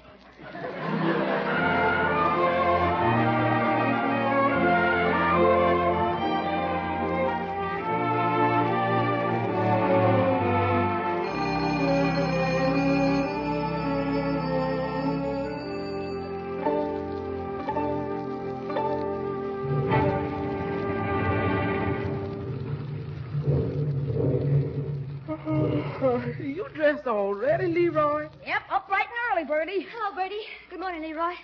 Oh, don't look at me. I haven't had time to put on my makeup. I'm a sight. Gee, sis, I never knew you looked like that. I like you better without makeup. Looks like a skinned rabbit to me. Stop. Have you had anything to eat, Leroy? Oh, yeah, I fixed myself a swell breakfast. What did you have? A ketchup sandwich and a peanut bar. Land of Goshen, boy, that ain't no breakfast. I'm gonna fix you some pancakes. What was that? Oh, just a little drizzle. A little drizzle? Why, Leroy, it's coming down in buckets. Where? Why, look at that street. It's flooded. Why, the water's running over the curb. You can't go out in weather like this. Oh, yes, I can. Neither snow nor rain, nor hail nor flood shall stop the carriers of the Indicator Vindicator. I do. You don't.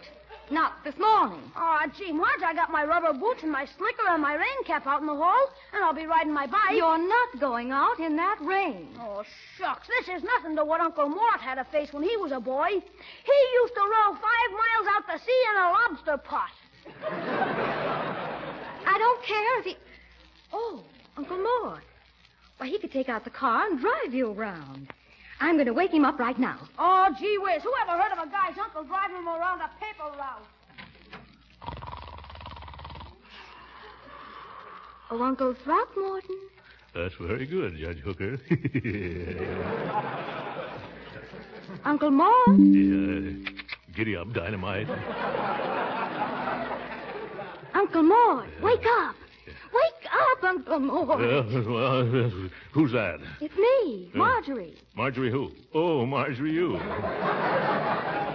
Yeah. Good night, Marjorie.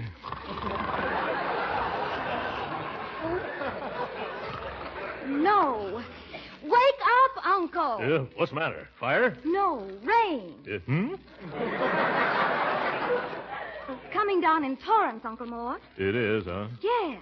Well, don't try to stop it. No, Uncle Mort, you've got to get up. Yes, that's nice.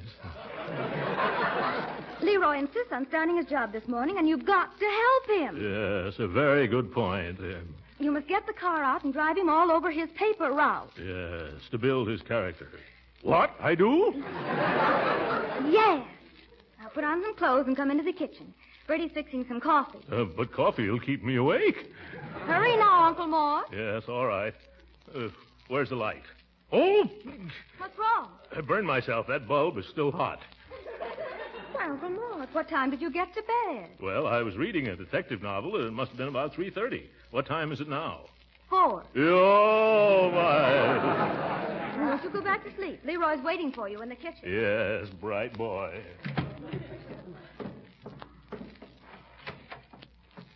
But if people don't get the papers, Leroy, they'll understand it, because it's on account of the rain. Bertie's right, Leroy. No, look. I got almost 100 customers. And if I don't deliver 100 papers, I get docked a nickel apiece. That's $5. You do? Yeah, and suppose it rains steady for a week. Then I'll owe the company $35. Why, at that rate, it'll cost me $150 a month just not to deliver papers. I can't afford it. Uncle Mort has very kindly consented to drive you around, Leroy. Oh, gee, you shouldn't have disturbed him. He had it tough enough when he was a kid. He's entitled to some rest now. Coffee. Here you is, Mr. Gildersleeve. Thanks. Somebody hold the saucer. I think I can handle the cup.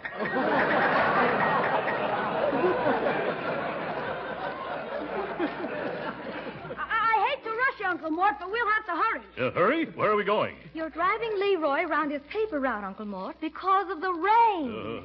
You better put on something warmer than that bathrobe and them pajamas. You know summer's all over. He won't have to get out of the car. Here's your overcoat, Unc. That's all you'll need. Yes, thank you. There, we're all set. Now let's go. Okay. Which way's the door? Right through here. Yeah. Oh, it's raining. What am I doing out in the rain? You're going to help me deliver my papers. Papers? What papers? The man said they'd leave the bundle right here on the porch. Where? I can't see any. Hey, Uncle Mort. What? They left the papers all right. Yes.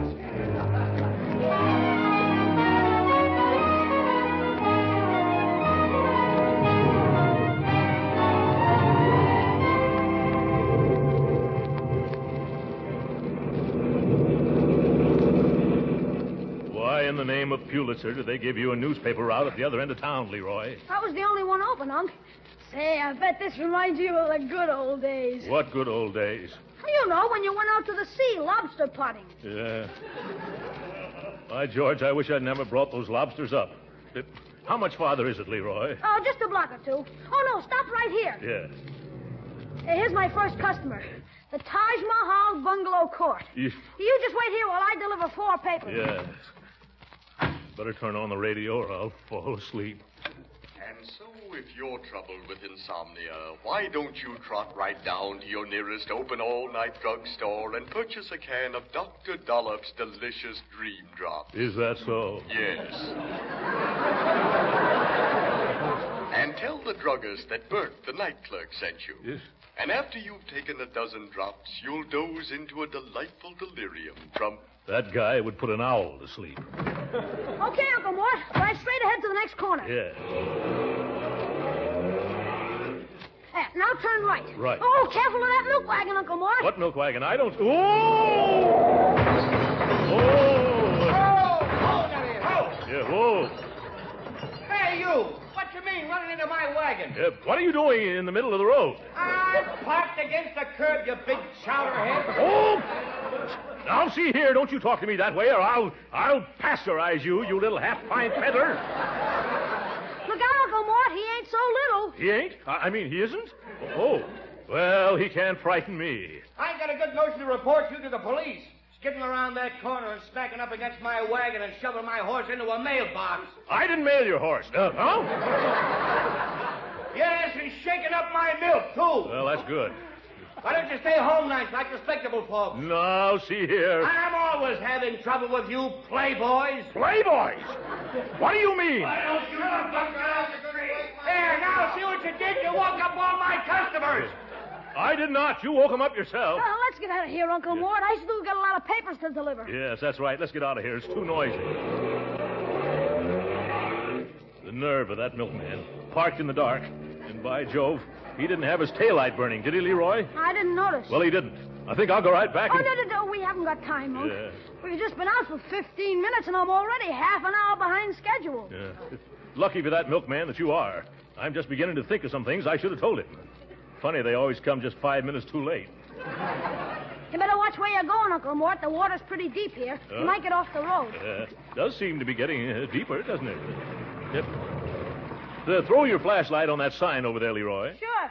Can you read it? What does it say? Warning, no fishing allowed. Oh! Oh, my goodness, a lake. Where's the street? I better turn around. It's back that way. Yes, I see it now. We'll be on dry land in a moment. Uh-oh, we're in a hole. Hole? Don't worry, Leroy. Everything's going to be all right. Yeah. I think the carburetor's flooded with water. Boy, now we are in a hole. Yeah. I wonder what we can do now. Well, I... Oh, boy. Huh? We're going to get a break, Uncle Mort. Somebody's coming down the street. Well... Hey, mister, will you pull us out? Sure, partner. Oh, Nellie. Oh, Nellie. Oh. Say, ain't this the car that ran into me over on Quinn Avenue? Yes. But... Wow. If you haven't got more brass than the Marine Band. Asking me to pull you out. Yes, but I'm willing to pay old. No, thanks. Giddy up, Nellie.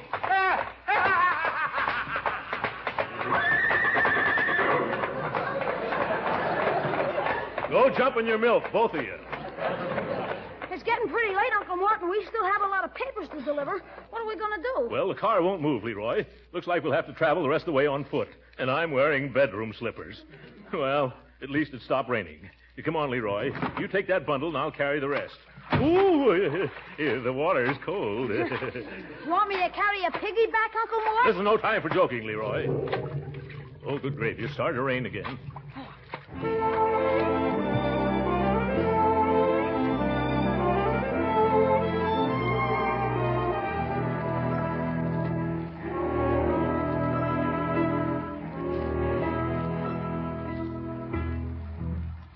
Okay, come on, Uncle Mort. Just 12 more papers to deliver and we're through. George, I'm soaked to the marrow. And on me, that's pretty far down. Here's 2100 Burnside. It's your turn to put it on the porch, Unc. That's a long walk up there, Leroy, and I'm rapidly reaching the end of my tether. Suppose I just throw it up on the porch, huh? Oh, no, you can't do that. Us early birds aren't allowed to throw papers, Uncle Mort. Well, I'm no early bird. I'll bet my aim is still pretty good, too. Oh, but we've got orders. Oh, it's all right. Just this once, huh? Watch me place it on the porch. Yep. There it goes. Oh, gee. It hit a window on the second floor. I told you shouldn't... Let's not stand around, Leroy. We delivered the paper, didn't we? Come on, quick. We might as well get going. Operator. Where's that operator? Get me the police department at once. Hello, police. This is Judge Hooker at 2100 Burnside. An attempt has just been made on my life. Somebody threw something wrapped in a newspaper through my window. It might be a bomb. I'm trying a gangster in my court, and his mob is probably trying to rub me out. Get him at all costs. Spread out a dragnet. Do something. Attention, all cars. Proceed to 21st and Burnside Streets. Judge Hooker's home has been bombed. Stop and question everyone. Investigate all parked cars. Bring all suspicious characters to headquarters. That is all. Rosenblatt.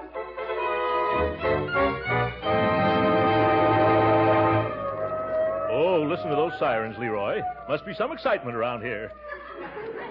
I wonder what... Did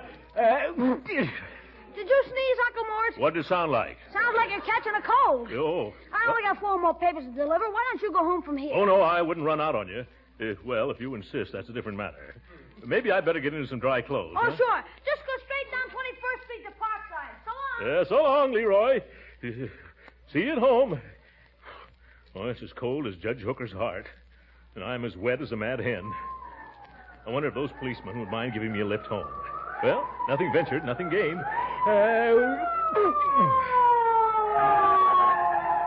Hey, officer? Yeah? Hello, officer. I wonder if you're going my way. I'm all wet. I'll say you're all wet.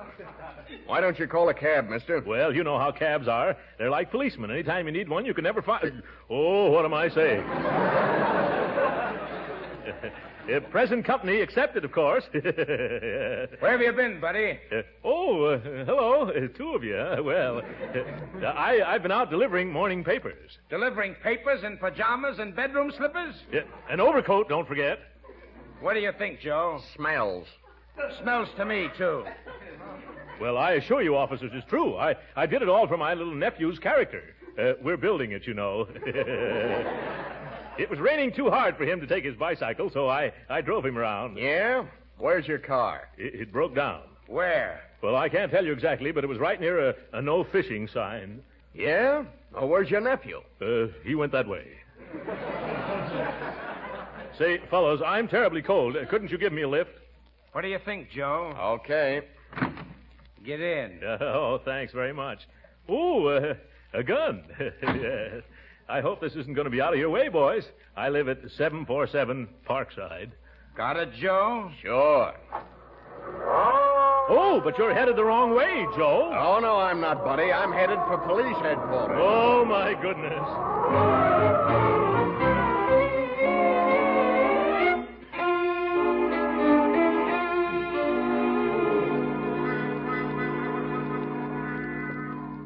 Now, Mr. Gildersleeve, you say your aim wasn't very good. Yes, Judge Rand. I hadn't had much sleep, and, well, I had the wind and the rain and my hair in my eyes. Mm-hmm. And so, instead of throwing the paper on this man's porch, you broke an upstairs window. Yes. I was trying to throw a curve, Your Honor. Mm-hmm. Well, Mr. Gildersleeve, your story sounds reasonable, and if you'll just wait in the sergeant's office till he can check it... Oh, gladly. I think you'll be able to go home in an hour or less. I want to thank you, Judge Rand, for being so nice to me. Yes. I hear you caught the man who tried to kill me. Let's get a look at him. Here, one moment. This is a police court, not a pool room. Who are you? Judge Hooker, Superior Court, Department 25. Well, I'm Justice of the Peace Rand, the Sunrise Court. Take off your hat. Oh, excuse me. I'm a little excited. My life's been threatened, and I want to confront the coward who... Gildersleeve. Yeah. Hello, Judge Hooker. Do you know this man? Well, of course. What's he doing here? Well, we picked him up near your place. He's the one... Uh-huh. I see it all now. You were trying to... I was not. Don't lie. Order! Order! Yes, order. Order in the court. Order. Now, Gildersleeve, you better make a clean breast of it. Confess, and I might be inclined to be more lenient. Say, wait a second. It's all right. I'm trying this case. Now, tell me, Gildersleeve, what was in that newspaper you threw into my bedroom? I don't know what was in it, Judge. I didn't read it.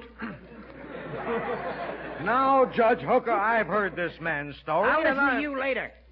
Gildersleeve, you're guilty of breaking and entering my home. But, Judge, I've never been in your home. You threw something, didn't you? Yes, but... And it broke something and entered somewhere, didn't it? Yes, Then, by your own admission, you're guilty, and by virtue of the laws of the state, I hereby sentence you to 1 year... One moment, Judge Hooker. This isn't your court. I'm the judge here, and I'm capable of running things. All right. I don't want to tell you your business. Then don't.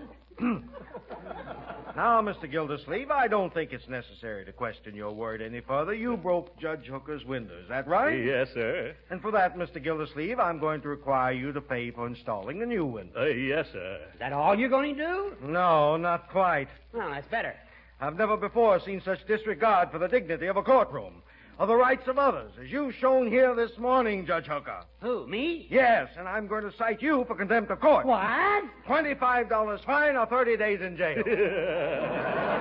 Yeah, this is wonderful.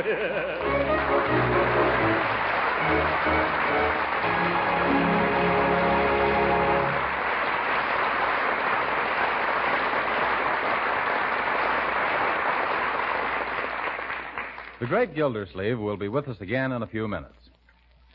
But right now, I wonder what the parquet margarine users who are listening in would say if I asked them why they like parquet. Well, it's a pretty good guess that they like parquet first because of its delicious flavor. And a good many would answer, too, that they like parquet because they can use it so many ways. Yes, parquet margarine is so good tasting, you'll be proud to serve it at your table. And for the same reason, you'll like it for seasoning, for baking, and for pan frying, too. Why, more and more these days, good cooks are insisting on a flavor shortening for baking. A shortening that adds its own tempting taste to cookies, cakes, and pastries. And a flavor shortening is just what parquet margarine is. You'll find parquet's flavor makes it a delicious seasoning for hot vegetables, too, and a grand fat for pan frying that doesn't spatter or stick to the pan. And whether you use parquet margarine at the table for seasoning, as a flavor shortening, or for pan frying, don't forget Parquet is a nutritious food and a reliable year-round source of vitamin A. Now, when you go to your food store, don't just ask for margarine. Ask for Parquet margarine made by Kraft. Remember, Kraft's reputation for quality backs every pound of Parquet. So be sure to say Parquet margarine. It's made by Kraft.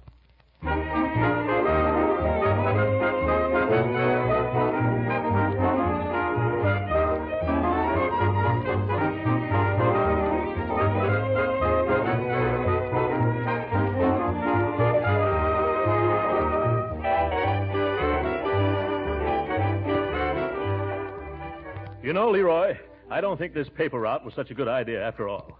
I wish you'd give it up. Well, I wanted to talk to you about that, If you Uncle quit Mort. this job, I'll pay for that motor myself. Well, thanks, Uncle Mort, but... Now, stop interrupting, Leroy. I'll even buy you the most expensive model plane there is, if you don't carry papers anymore. Oh, but Jim... Now, make up your mind, Leroy. Will you take my offer? Well, if you feel that way about it, okay. Fine. Yeah. Now, what were you going to say? I was trying to tell you, Uncle Mort, I was fired this morning. What? Good night.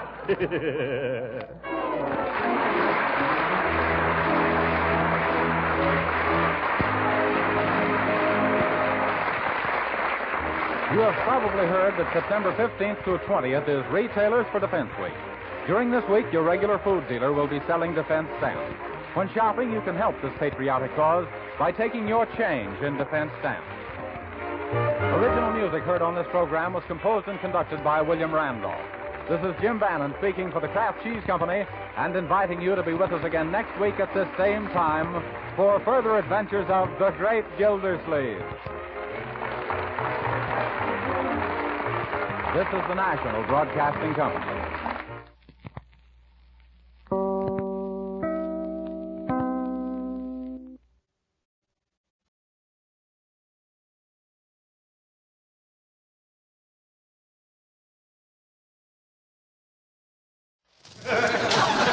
The Johnson Wax Program with Fibber McGee and Molly.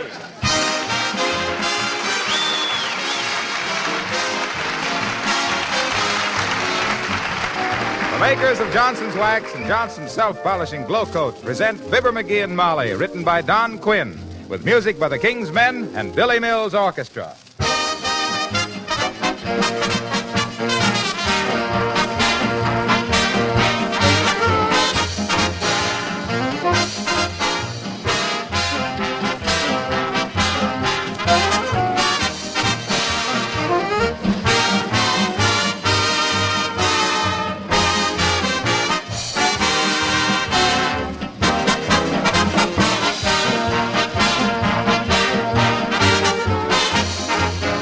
Have you ever stopped to think, with all the millions of pounds of goods that are being shipped to our armed forces, what a job it must be to package all of these items, wrap them securely so the salt air and moisture can't get to them?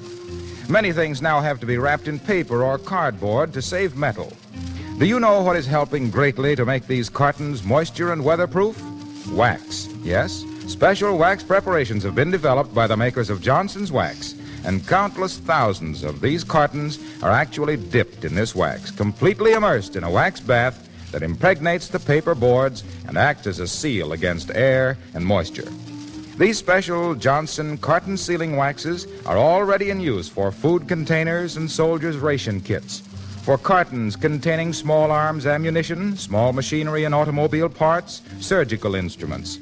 Almost every week, new uses are found for them. And any manufacturer with a carton sealing problem is invited to write immediately for full information to S.C. Johnson & Son, Racine, Wisconsin, or Brantford, Canada.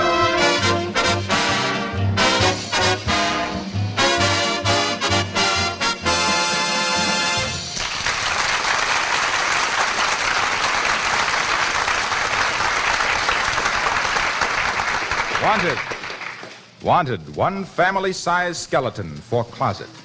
To replace 2 tons of accumulated junk. Apply at 79 Wistful Vista to Fibber McGee and Molly.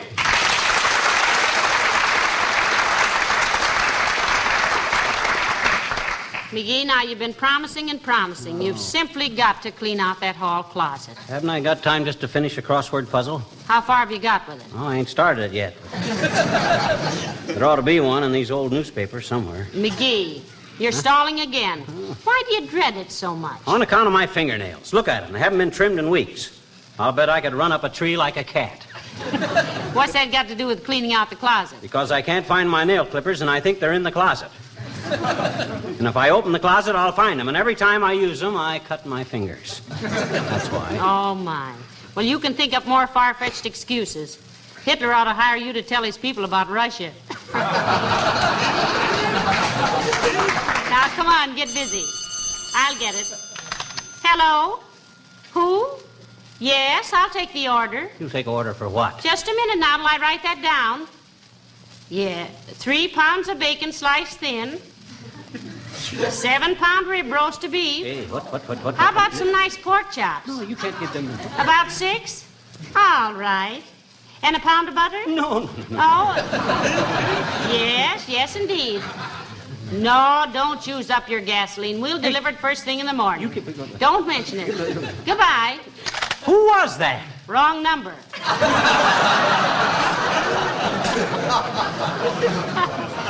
They were calling some butcher shop. Well, what did you take that big order for? They won't get it. No, but they'll have a wonderful night's sleep. Now, look, McGee, this hall closet, you... Come in. How do you do? I am making a radio survey.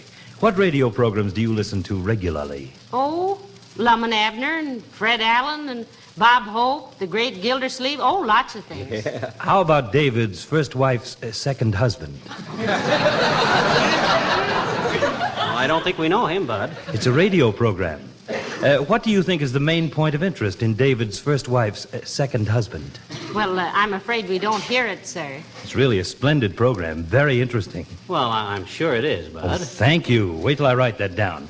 Think it is very interesting program.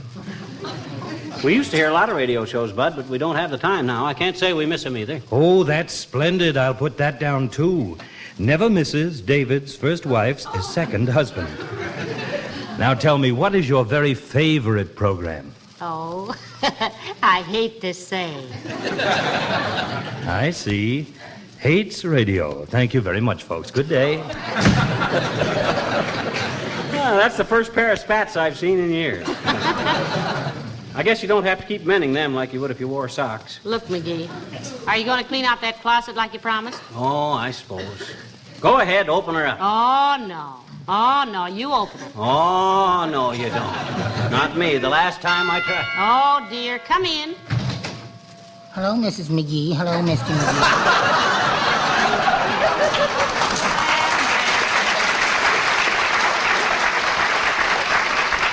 Mr. Wimple. Hi, Wimp, old man. You're in early tonight. Yes, I know, Mr. McGee, but I just couldn't wait to read you my new poem. Oh, a new poem. Isn't that wonderful, McGee? Yeah, what's the title, Wimp? I call it Flower Arrangement. Oh, isn't that beautiful, flower arrangement? Yeah. How does it go? It goes, The Japanese are very nasty fighters, but good at arranging flowers, the sillies. So let's give them a lot of practice, the blighters, with lilies. Well, not bad, Wimp. I'd like to have a copy of that. All righty. Have you got a typewriter I could make some copies on? No, we loaned our typewriter. Why, sure we have, Wimp. You betcha we Why, have. McGee, you know very well. Now, let me think. Where is that typewriter? Oh, yeah, I know where it is. Right in there in the hall closet, Wimp. Right on the shelf. Help yourself. Thank you. Right in here? No, Mr. Yeah, that's it, Wimp. Right in there.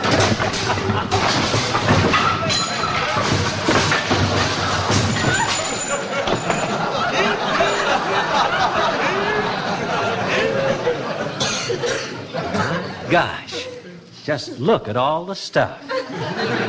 Well, I guess I might as well clean it out now that it's open. Why, Mr. Wimple, you're trembling. What's the matter? Oh, there's all that noise and confusion, Mrs. McGee. My goodness, you people go to any lengths to make a person feel at home, don't you?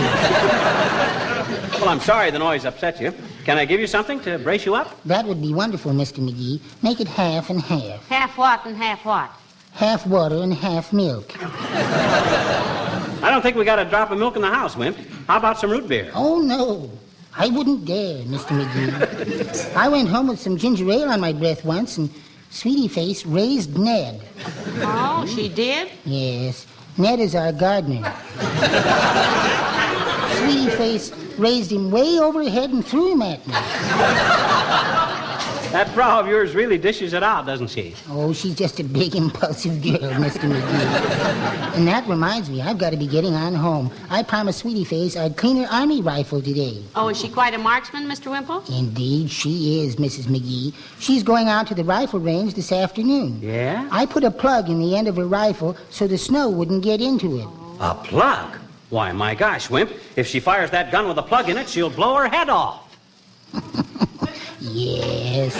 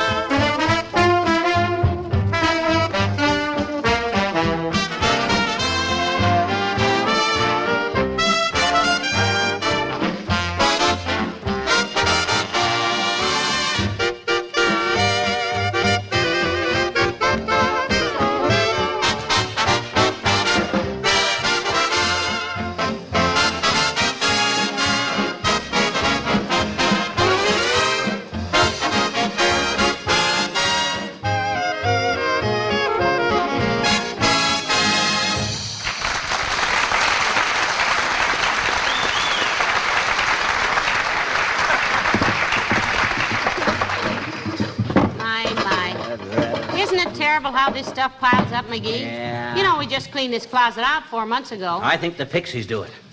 I think the pixies go around at midnight and steal stuff out of junkyards and attics just to put in our closet. Now, listen, don't joke about the pixies. Huh? I have a grandmother in Ireland who really believes in the little people. Oh, that's nothing. I got a grandfather in Peoria that nobody believes.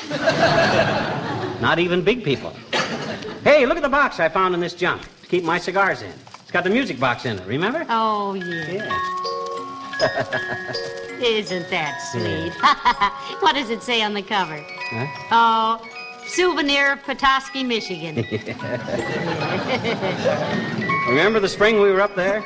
And the Indians were selling those flowers on the street corners? Yes, yes. Trailing arthritis, I think they were. No, you don't mean arthritis, dear. You mean trailing arbutus. I do not. Arbutus was a guy in Shakespeare. Sure. He's the guy that stabbed Caesar in the toga. No. No, that was Brutus. Go on. You're thinking of that fairy tale, Puss in Brutus. No, it wasn't Puss in Brutus. Huh? And I tell you what you mean is arbutus. Well, then what's arthritis? Well, it's a sort of a rheumatism that makes your joints swell. That's what I say. Any place that sells flowers on every street corner is a swell joint. Now, this isn't getting this junk cleaned up. Come in. Hello there, kids. Say, help me out, will you? Why, sure, old-timer. What's on your mind? Besides the worst-looking fedora I ever saw this side of Olson and Johnson. Don't let him annoy you, Mr. Oldtimer. What's the trouble? Well, look, kids. I got to be toastmaster at a party tomorrow night. I thought you could give me some advice. Well, you've come to the right authority, my optimistic old octogenarian. I personally am known from coast to coast as the greatest after-dinner speaker now living. Yeah. And the reason you're now living is that you gave it up. Well, what's the procedure, kid? You know any good jokes? Well, it's a mixed party, Johnny.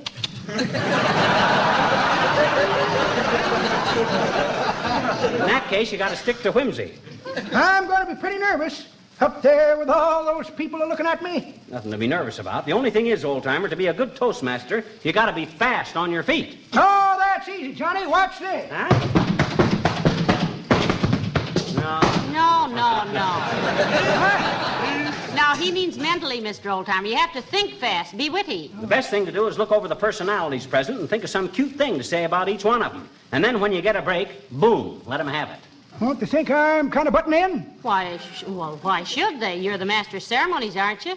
No, I'm the Toastmaster. Huh? I stand over by the sideboard and make the toast. Oh. Then they put it on a plate and pour chicken a la king all over it. Well, much obliged for the help, kids. Hope I can remember. Be witty, fast on my feet. Personalities, boom, let them have it.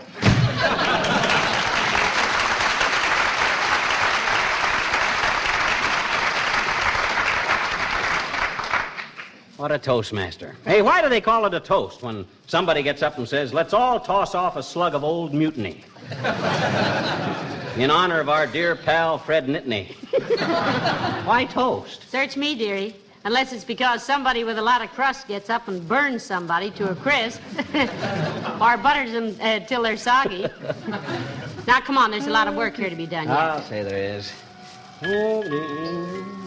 Oh, for goodness sake, stop playing with that music. No, I just wanted to see how many cigars I had left. Yes, Look, McGee. Jump. Here's that wedding present we got from Aunt Sarah. Huh? I wondered where that had gone to. Oh, dear, I was hoping it'd never show up again. Who wants a marble Venus with a clock in her stomach? Well, now, I think it's beautiful. Here, wind it up and see if it'll run. You wind it up or I'll run. I get too embarrassed. Hello, folks. Am I intruding? Uh-oh. Who opened the closet? We're cleaning it out, Junior. Sure is a pile of inconsequential junk, isn't it? Well, you're going to just stand there and criticize Wilcox? Why don't you jump in and help us? Oh, listen now. Mr. Wilcox doesn't have to mess with this stuff, McGee. Well, I wouldn't mind it a bit, Molly, except that I have an appointment in just a few minutes. Look, Junior, the older I get, the less patience I got for beating around the bush. What do you mean, McGee? I mean, we ain't fooling anybody. He come in here to say something nice about Johnson's wax. So why don't he do it and then climb back on his horse and ride away into the purple sunset singing a vagabond song? Come on, handsome, out with it. Oh, I can't do it like that. It's too crude.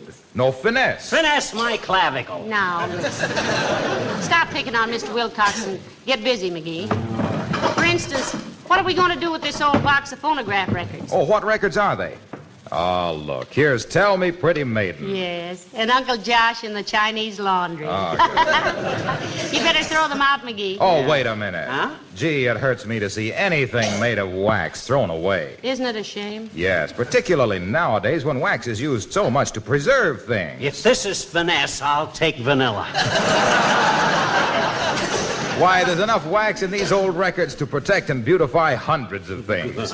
Though it's a different kind of wax from Johnson's, which is specially prepared to guard all wood and enamel surfaces from dust and dirt and wear and make a home healthy and sanitary. Here's Cohen on the telephone. Tell him I'm not here. Yes, sir, in times like these, folks, it's pretty important to protect the things you have with Johnson's wax. Floors, furniture, lampshades, windowsills, luggage. Why, when I think how much housework is saved with Johnson's wax, I just... Hey, what time is it? Oh, Jiminy, I gotta scram. So long. See you later, folks.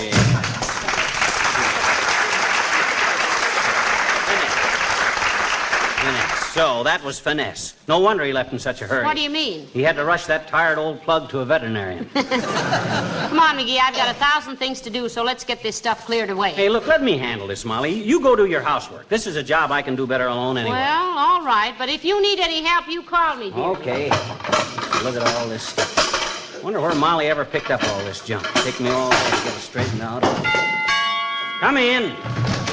What kind of a father are you, anyway, to let your little girl risk her life climbing 35 feet up a telephone pole? Who, me? Well, gee whiz, sis. There ought to be a law against irresponsible parents like you. Huh? The idea of letting a sweet little girl run wild in the streets. For shame. Why, look, lady, I don't think... Here you are, puttering around with a pile of worthless junk, while a little child is risking life and limb in the streets. And I... Hey, cut it out. I haven't got It's a good thing I came along when I did. I have a good mind to report you to the authorities. If you really had a good mind, sis, you'd quit shaking your pocketbook at me and listen a minute. What child are you talking about? This one right here. Come in here, little girl. Hi, Papa. Oh. So, it's you, is it? I might have known it was. And who you calling Papa? You, Papa, dear. Doggone it, stop that. You call me Pop again, and I'll spank you so hard on your little you won't be able to sit down for a week. Why, you big brute. What kind of a father are you to talk to your little girl like that? Who says she was my little girl? She did. Did you, sis? Quit stalling. Did you tell this old... Did you inform this nosy... Did you tell this lady you lived here? Sure I did, I betcha. Can I stay out and play a little while longer, Papa? Can I? I'll stay. You can go out and play for the next 10 years, you little double-crosser. Well, if this isn't the worst case I ever... Little girl, you stay right here till I can notify the authorities. Okay. What is your name, sir? Fibber McGee, and the authorities don't know. They know that I haven't got They know you haven't got any right to treat a child like this. You just wait. Look, sis, what goes on here? What were you doing up on that telephone pole? I was a lookout, mister. Huh? Yeah, you see, we were playing G-Man and gangsters. Oh, I see. And Willie Toops was a G-Man and I was a gangster. And then this lady came along and started hollering at me. And, gee, I didn't want her to know I had a daddy that would let me do things like that, would you? Would you? I see. So you told her I was your daddy. Sure. Put the blame on me, huh? Hey, you think the mall is going to rat on us, mister? What? I bet you she's going to squeal to the cops, I bet you. Gee, if they hang this rap on us, Chief, they'll throw the book at you. Oh, boy. You'll get the hot squatter. My name isn't Bump 'em Off Bessie, the bad bimbo of Brooklyn. Look, sis, don't talk like that. You're too sweet and nice. Don't give me that, Chief. Huh? The heat's on, see? They'll have every harness bull in town on her tail, see? Yeah. And meatless day or no meatless day, I'm taking it on the lamb, see? And just so she won't talk.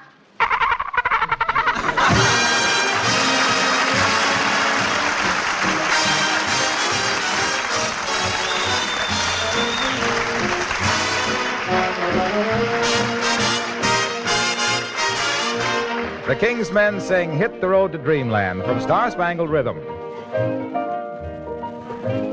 Bye, bye, baby. Time to hit the road to dreamland. You're my baby. Meet you in the land of Nod. Twinkle, twinkle, twinkle. Hold tight, baby. We'll be swinging up to dreamland all night, baby. Where the little cherubs trod. Look at that knocked-out moon, been a-blowing his top in the blue. I guess he never saw the likes of you.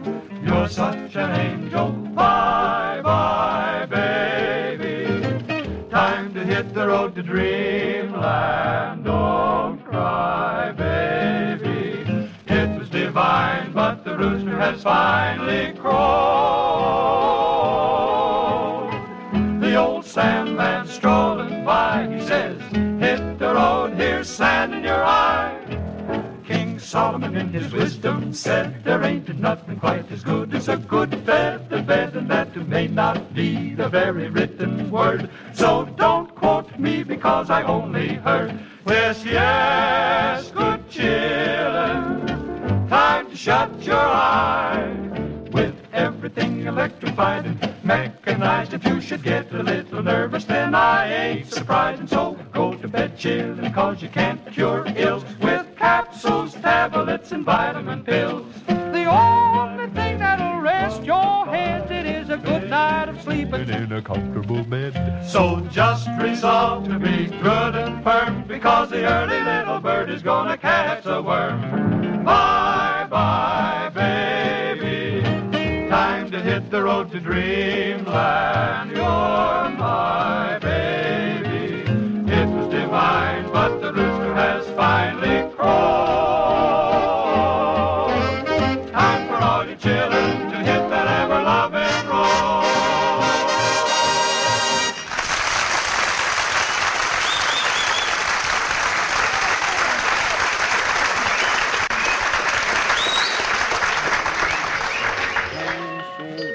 Oh, wonderful wonderful little gadgets, music boxes. When you think how clever them Swiss are at stuff like this, you wonder how they can make cheese with so many holes in it. Did I make it? McGee, I wish you'd stop playing that music box. You know, it's awful irritating. Besides, the spring in it might... Oh, heavenly day. What's the matter? Why, you wonderful man. You've cleaned away all that junk out of the closet. Oh, shucks, it was nothing that any red-blooded American boy couldn't have done. I'm strictly the kind of a guy that when there's a job to be done and he can't get anybody else to do it, he does it. Well, thanks for cleaning up the mess, McGee. You mind if I take a peek in the closet and see how it looks? Go ahead. Oh, McGee, you're wonderful. Oh, there's not a thing left in the closet but one old briefcase. Yeah, I know it. What'd you leave that in there for? Bait. Bait? Yeah. We've got to start the next pile of junk with something, don't we? Well, anyway, thanks very much for cleaning it up. And just for that, I'm going to do something nice for you. What? I'm going to throw a dinner party just for the two of us. Oh. With candles and the new tablecloth I got for Christmas and our best silver. We get about as much privacy as a bird store canary. Come in. Oh, how do you do? Buenas noches, mis queridos amigos. Perdonen ustedes, pero mi estufa se ha quedado descompuesta y no puedo hacer la comida para mi hermano como no tenga el Little Monkey Wrench. You understand French good enough to know what she said, Molly? I think it was Spanish, dearie. Oh. I recognize the words monkey wrench. Gee, so did I. I never knew I spoke Spanish. Look, sis, we didn't quite get it. What was it about a monkey wrench? Señor, y como no encuentre una, no puedo hacer la comida para mi hermano. Y a mí me gusta tanto sorprenderle cuando llega a la casa y no sabe. What's cooking? Well, I'd like to know what's cooking myself. Isn't she a pretty little thing, McGee? Yeah. You speak any English, sis? Oh, sí, señor. I speak the English much good. She's not doing it much good. You live around here, dearie? Sí, señora. Mi casa está muy cerca down the street. Oh, must be a new neighbor. And you want to borrow a monkey wrench, eh, sis? Sí. Yes, I see. You see, Molly? Yes, I see too, dearie. Yeah. She wants to borrow a monkey wrench. Shucks, Spanish is a cinch for us, isn't it? Yes. What you want the monkey wrench for, sis? My stove. He is broken. Oh. I fix him, I cook. My brother, she is coming home soon tonight. Esta noche. Oh. No fix, no dinner. Y si una hermana no tiene la comida lista cuando el hermano llega, entonces ella está sticking her neck out, ¿no? I think I get it, McGee. She wants to take the wrench and fix her stove. So she can cook the dinner for her brother. Yes. That right, sis? Sí, señor. Oh, fine. Oh, you are a very smart Alec. Never mind, McGee. Hand her that little wrench there you were fixing the music box with. Oh, That's it, yes. yeah. I hope you get your brother's dinner all right, dearie. By the way, what does he do? He eats the dinner. No, we mean, what does he do for a living, sis? What's his job? Oh, he flews. He what? He flews. Es un piloto. He flews the aeroplane. Oh, he flies an airplane. Oh. Sí, señor. He is a much good fluer, my brother. Por muchos años él está volando un aeroplano y él siempre tiene la... Carlos! That is my brother. He flews over the head. Well, I thought for a minute he was going to flues down the flue. Always he is fluing close over the head. He flews once, he is not coming home for dinner. He flews 2 times, he comes home. Oh, signals, eh? Well, I guess he ain't coming home for dinner tonight, sis, so you better just take your monkey. 2 times he is flew over the head. Carlos is home for dinner. Oh. Ay, qué contenta. Muchas gracias, queridos amigos, por ayudarme tanto. It's okay, kids?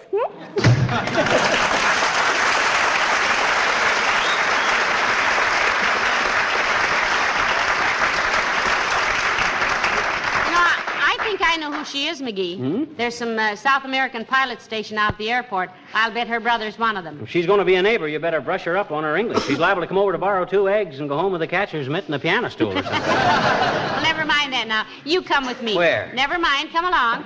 Well, what are we going to do? We're going to have a little dinner party all by ourselves. Oh. I'll get out the silver and the candlesticks, and you get my new tablecloth out of the linen cabinet. Oh, now, Molly, you shouldn't go to all this trouble. But, darling, I want to. You've worked hard and you deserve it. You've been a good kid. Go on now. Get out the tablecloth. No, let's use an old one. I'm kind of dirty from No, working. sir. Now, the best is none too good for Well, you. gee, I don't think we ought McGee, do as I say. Get that tablecloth out of the linen cabinet. Yeah, but look, Molly. Well, if you won't, I will.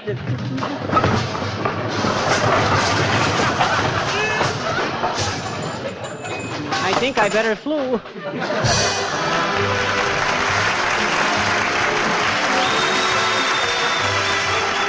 Right here and now, I've got to break down and make a confession. The other day, a woman accused me of telling only half the truth.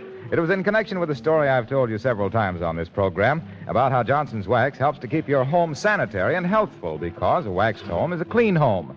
She said I had completely forgotten to tell you one of the main reasons why Johnson's Wax keeps things clean, because it cleans as it polishes. Well, that's true, folks, and I'm sorry if I haven't made that clear. You see, all three forms of Johnson's Wax, the paste, liquid, and cream, contain one or more active cleaning agents. When you apply them, they remove dirt and grease, and at the same time leave a tough film of wax that seals the surface against dirt and guards it against wear. Then when you rub the waxed surface, it glows with that matchless mellow beauty that good housekeepers and decorators so much admire. What's that you got there, McGee? Oh, an old handbill I found in that closet junk, advertising the act I had in Chautauqua. Heavenly days. Yeah. Fibber McGee and his talking rooster. Yeah. I never knew you'd been in Chautauqua. That was just for one summer. I missed a train and got stranded in Shingle House, Pennsylvania. Anyway, the rooster didn't really talk. I used ventriloquism. Like Edgar Bergen, huh? Yeah, only much smarter. Go on. You were smarter than Edgar Bergen? Why, certainly. Is Bergen smart enough to have a partner he can eat? Good night. Good night, all.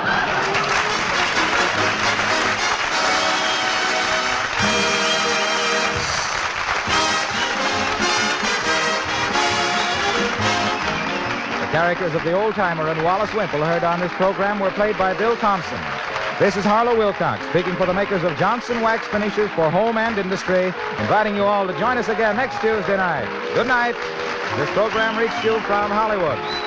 This is the National Broadcasting Company.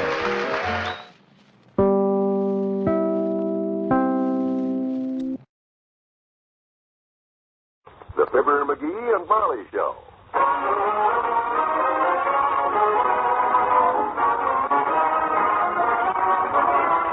Every weekday at this time, NBC brings you Fibber, McGee, and Molly transcribed.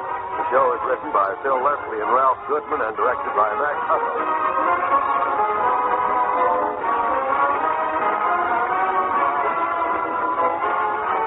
We'll join Fibber and Molly in just a moment. It's time Mr. and Mrs. America became fully aware of the shocking conditions that exist in our public school system. Our schools have faced a crisis for some time, and now that crisis is growing worse. It isn't a problem to be met by any certain group or groups. It's everyone's problem. You are a parent or a taxpayer or both. It is your right and the right of your children to have the schools in your community as good as they can possibly be. What about your child's school? Have there been any additions to the school facilities in the past 10 years to take care of the increased number of pupils? How about equipment and supplies in the classrooms? How about the teachers? Do they have a fair chance to fulfill their job? Or are they working with too many students and too little pay? Is your school system one that will attract the better young men and women in the community to become teachers? If the answer is no, then you and your community have a job to do. Your local PTA and other groups are working on this job. Join them. Help your children to get the education they need and deserve.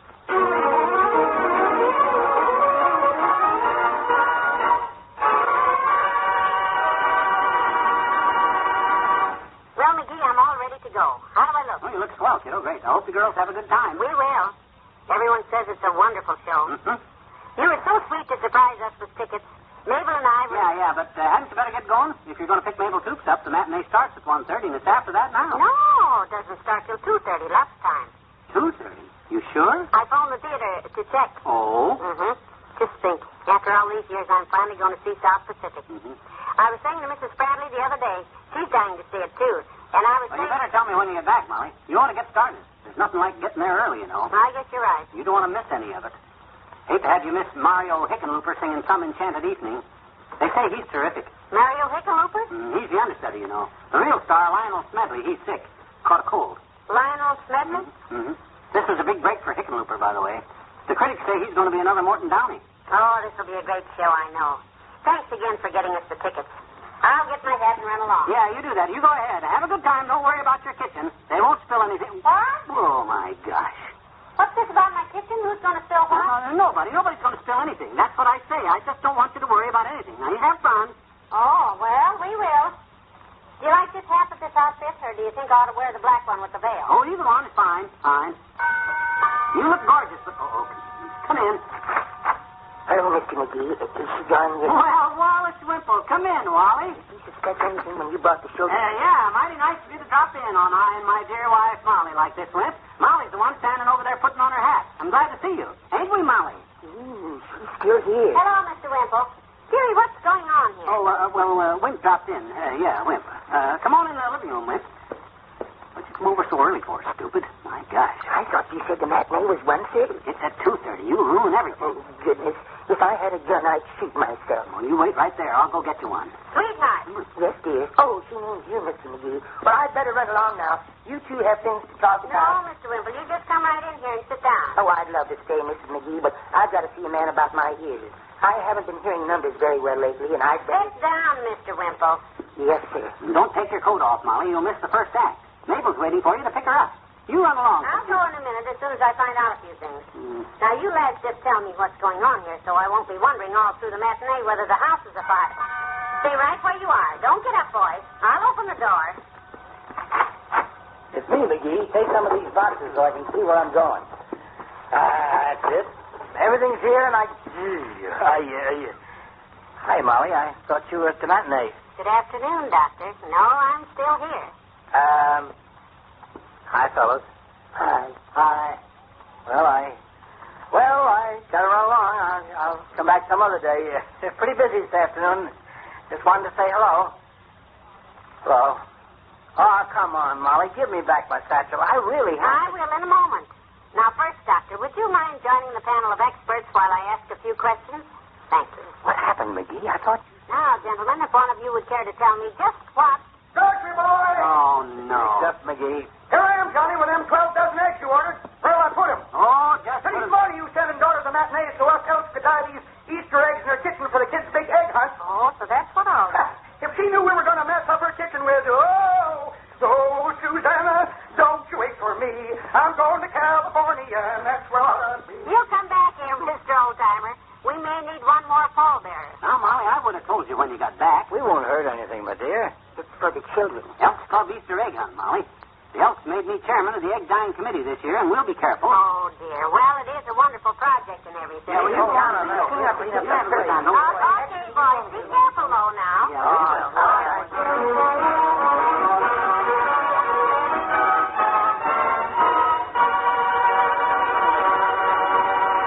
Back to Wistful Vista in a minute. This is Ray Bolger. People have called me a dancing comedian. But whatever name there is for my work, I'm just another guy in show business. And people in show business are no different than any other people when it comes to cancer. This disease isn't particular or prejudiced. It kills men, women, and children in all walks of life. And nobody knows who will be the next victim. And I want to do everything I can to help conquer cancer. But I need your help, and the help of your friends and neighbors.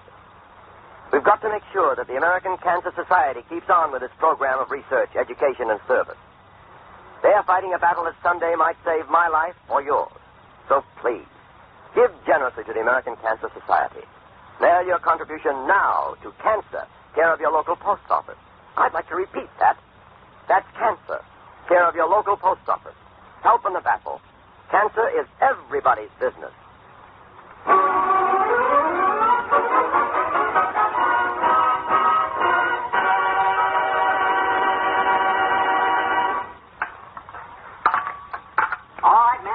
All ready now. Got them all lined up and ready to dip in the dye. Oh, goody, at last. Now, before we start slinging dye around here, remember what we promised Molly, men. When she gets back, this kitchen has got to be neat and clean like it is now. And above all, it's got to be the same color. Look, will you stop worrying? Let's get started. Well, be very careful, Mr. McGee. Can I please have the blue dye? That's my favorite color, blue. Can I have the blue? Sure, you can have the blue. Here. Oh, goody. Hand me an egg. I'll get started. Now, take it easy now. Wait till we all get set here, and we can run this thing like a production line. You got the... Oh, here, old-timer. You take the yellow dye. I'll take the red, and... Doc, you can Wait a minute. I want the red. You can have the green, Doc. Here. Oh. Now, everybody grab one of these little wire That's dippers. the prettiest-looking shade of green. Let me have the red. Oh, for the... Now, you look here, Doc Gamble. I'm in charge here. I'm the guy they elected chairman of the egg committee. Naturally, you got the head for it. Right. And since I'm the egghead around... Oh, shut up and take the green. I will not. I want the red. You can't have the red, and that's fine. Okay, I'll take my dye and go home. Your dye? I was the one who bought it. If you want to shell out $3 and buy some more, then Look, Doc, I don't like to throw my weight around, but you forced me to it. As chairman of the egg committee, I'm telling you who takes what color, and I say you take red. All right. My goodness, I'm glad that's settled. Well, let's get started. I'm just dying to start dying. There's some little wire dippers on the sink, and I want everybody... Oh, did you hear what I just said? I'm just dying to start dying. Yeah. You think I should send that to the Ladies' Home Journal? I wonder what they give me. Probably a knot on your head, Wallace. Yeah, we got enough eggs to worry about here without you laying any more for us, Wimp. Hey, and speaking of knots on the head, fellas, let's not mess up Daughter's kitchen. Ha! Right. Now, look, men, this is a serious job we're doing here, and I want every man to do his part.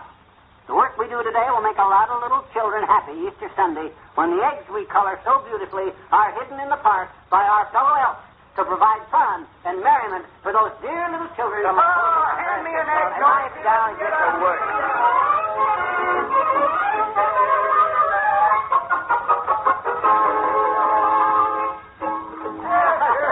That's a real funny egg, Doc. Swell. Kids will love that one. Yes, you're quite an artist, Dr. Gamble. Who is it? Moon Mullen? You mean you don't recognize McGee? What? If you guys want to see some real artwork, watch how I make a picture of Doc Gamble out of an egg by just drawing one line. You mean you can make a picture of the doc here by just drawing one line on an egg, Johnny? You watch closely. I take this big, fat egg here. I might have known it would be a big I fat... draw a line around the middle, like so. I dip it in this blue dye, and presto. There. Doc Gamble in a blue serge suit. Well, I'll be jiggered. Just a mimic. Touche, my boy, touche. That's pretty good. Hey, take a look at the time, fellas. It's almost 5 o'clock. My gosh, already? Boy, I didn't realize it was that late. My goodness. We'd better hurry and get these eggs finished, because if I don't get home in time to find out what Sweetie Face wants for dinner, she'll have me scrambled. Yes, and I got a patient coming in at 6 o'clock. My nurse said someone called after I left. Oh, if we get finished in time, you won't worry about that patient, Dr. Gamble. What do you mean? That was me. Oh. I didn't know how long this might take us. I'm very proud of the job you boys did. And I must admit, I didn't expect to see my kitchen look so nice and neat. Well, with the right man running the job, all it takes is efficiency. We didn't spill a thing without wiping it up. 11 dozen eggs ought to make quite an egg hunt. But say, didn't you have 12 dozen to start? I thought you said... Oh, well, we had to eat, Tootsie. Every good foreman gives his men time out for lunch, you know. I scrambled up a dozen of them. Boy, were they good. Well, it's lucky you thought to lay some aside for scrambling before you boil them all for Easter eggs. Boiled them? Boiled them? Of course. You did boil them before you dyed them, didn't you? McGee, you didn't forget. Oh, boy, will this be a messy egg hunt.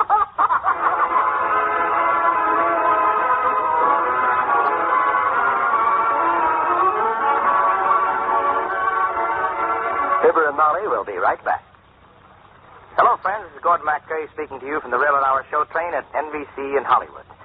The crew is busy preparing for another Monday night journey into the land of music and make-believe. In fact, a whole series of melodic excursions that we sincerely hope you'll all enjoy. Together, we visited with song and story practically every country in the world and quite a few that will never show up on a map. We hope you'll continue to be regular passengers because we think we have some fascinating trips in store for you. In the coming weeks, why, we'll be trekking to the Canadian Rockies to rediscover one of our favorite heroines, the lovely Rose Marie. And during the spring months, we'll premiere some delightful original stories by Lawrence and Lee, set to familiar music from the world's storehouse of melody, new and old. We'll welcome to the show train such favorite guest stars as Mimi Benzel, Nadine Connor, Lucille Norman, and Dorothy Warnshow. So make it a point to be with us on the Railroad Hour every Monday night. The show train will pick you up at this NBC station. Be seeing you.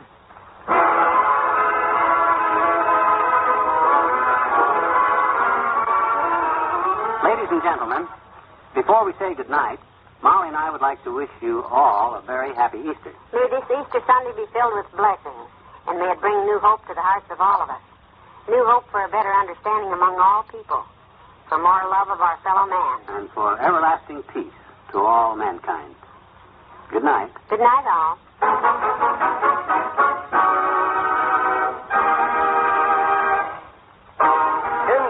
has brought you the Fibber McGee and Molly program, transcribed, with Bill Johnson as the old-timer and Wallace Wimple and Arthur Q. Bryan as Dr. Campbell. This is John Wald urging you to tune in again Monday when one of his tall stories backfires on Mr. McGee of Fibber McGee and Molly.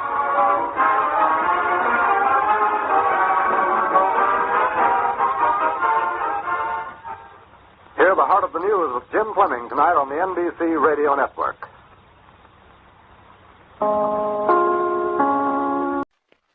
Good evening, everybody. You are now listening to WLS, the voice of Prairie Farmers, Chicago.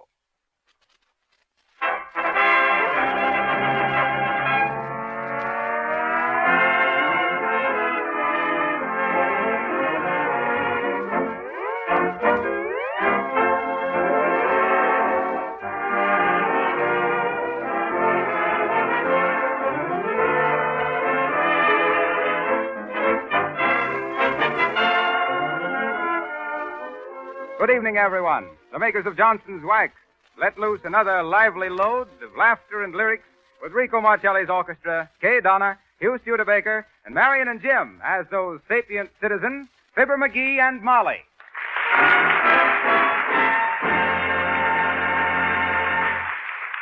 Marcelli and his men begin the broadcast with Fine and Dandy. Wrap it up, Rico.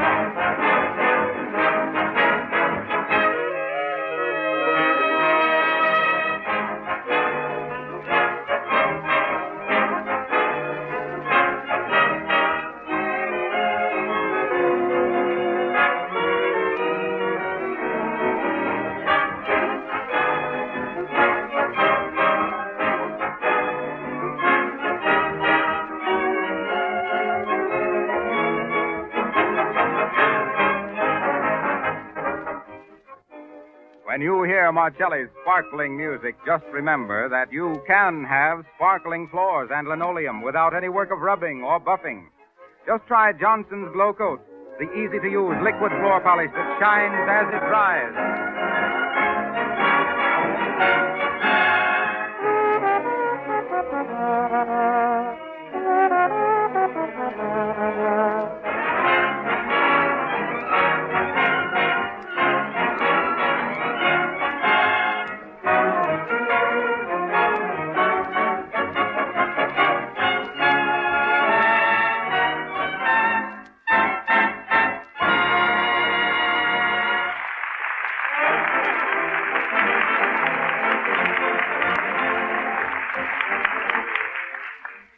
Once again, we wend our way to Wistful Vista via the wireless.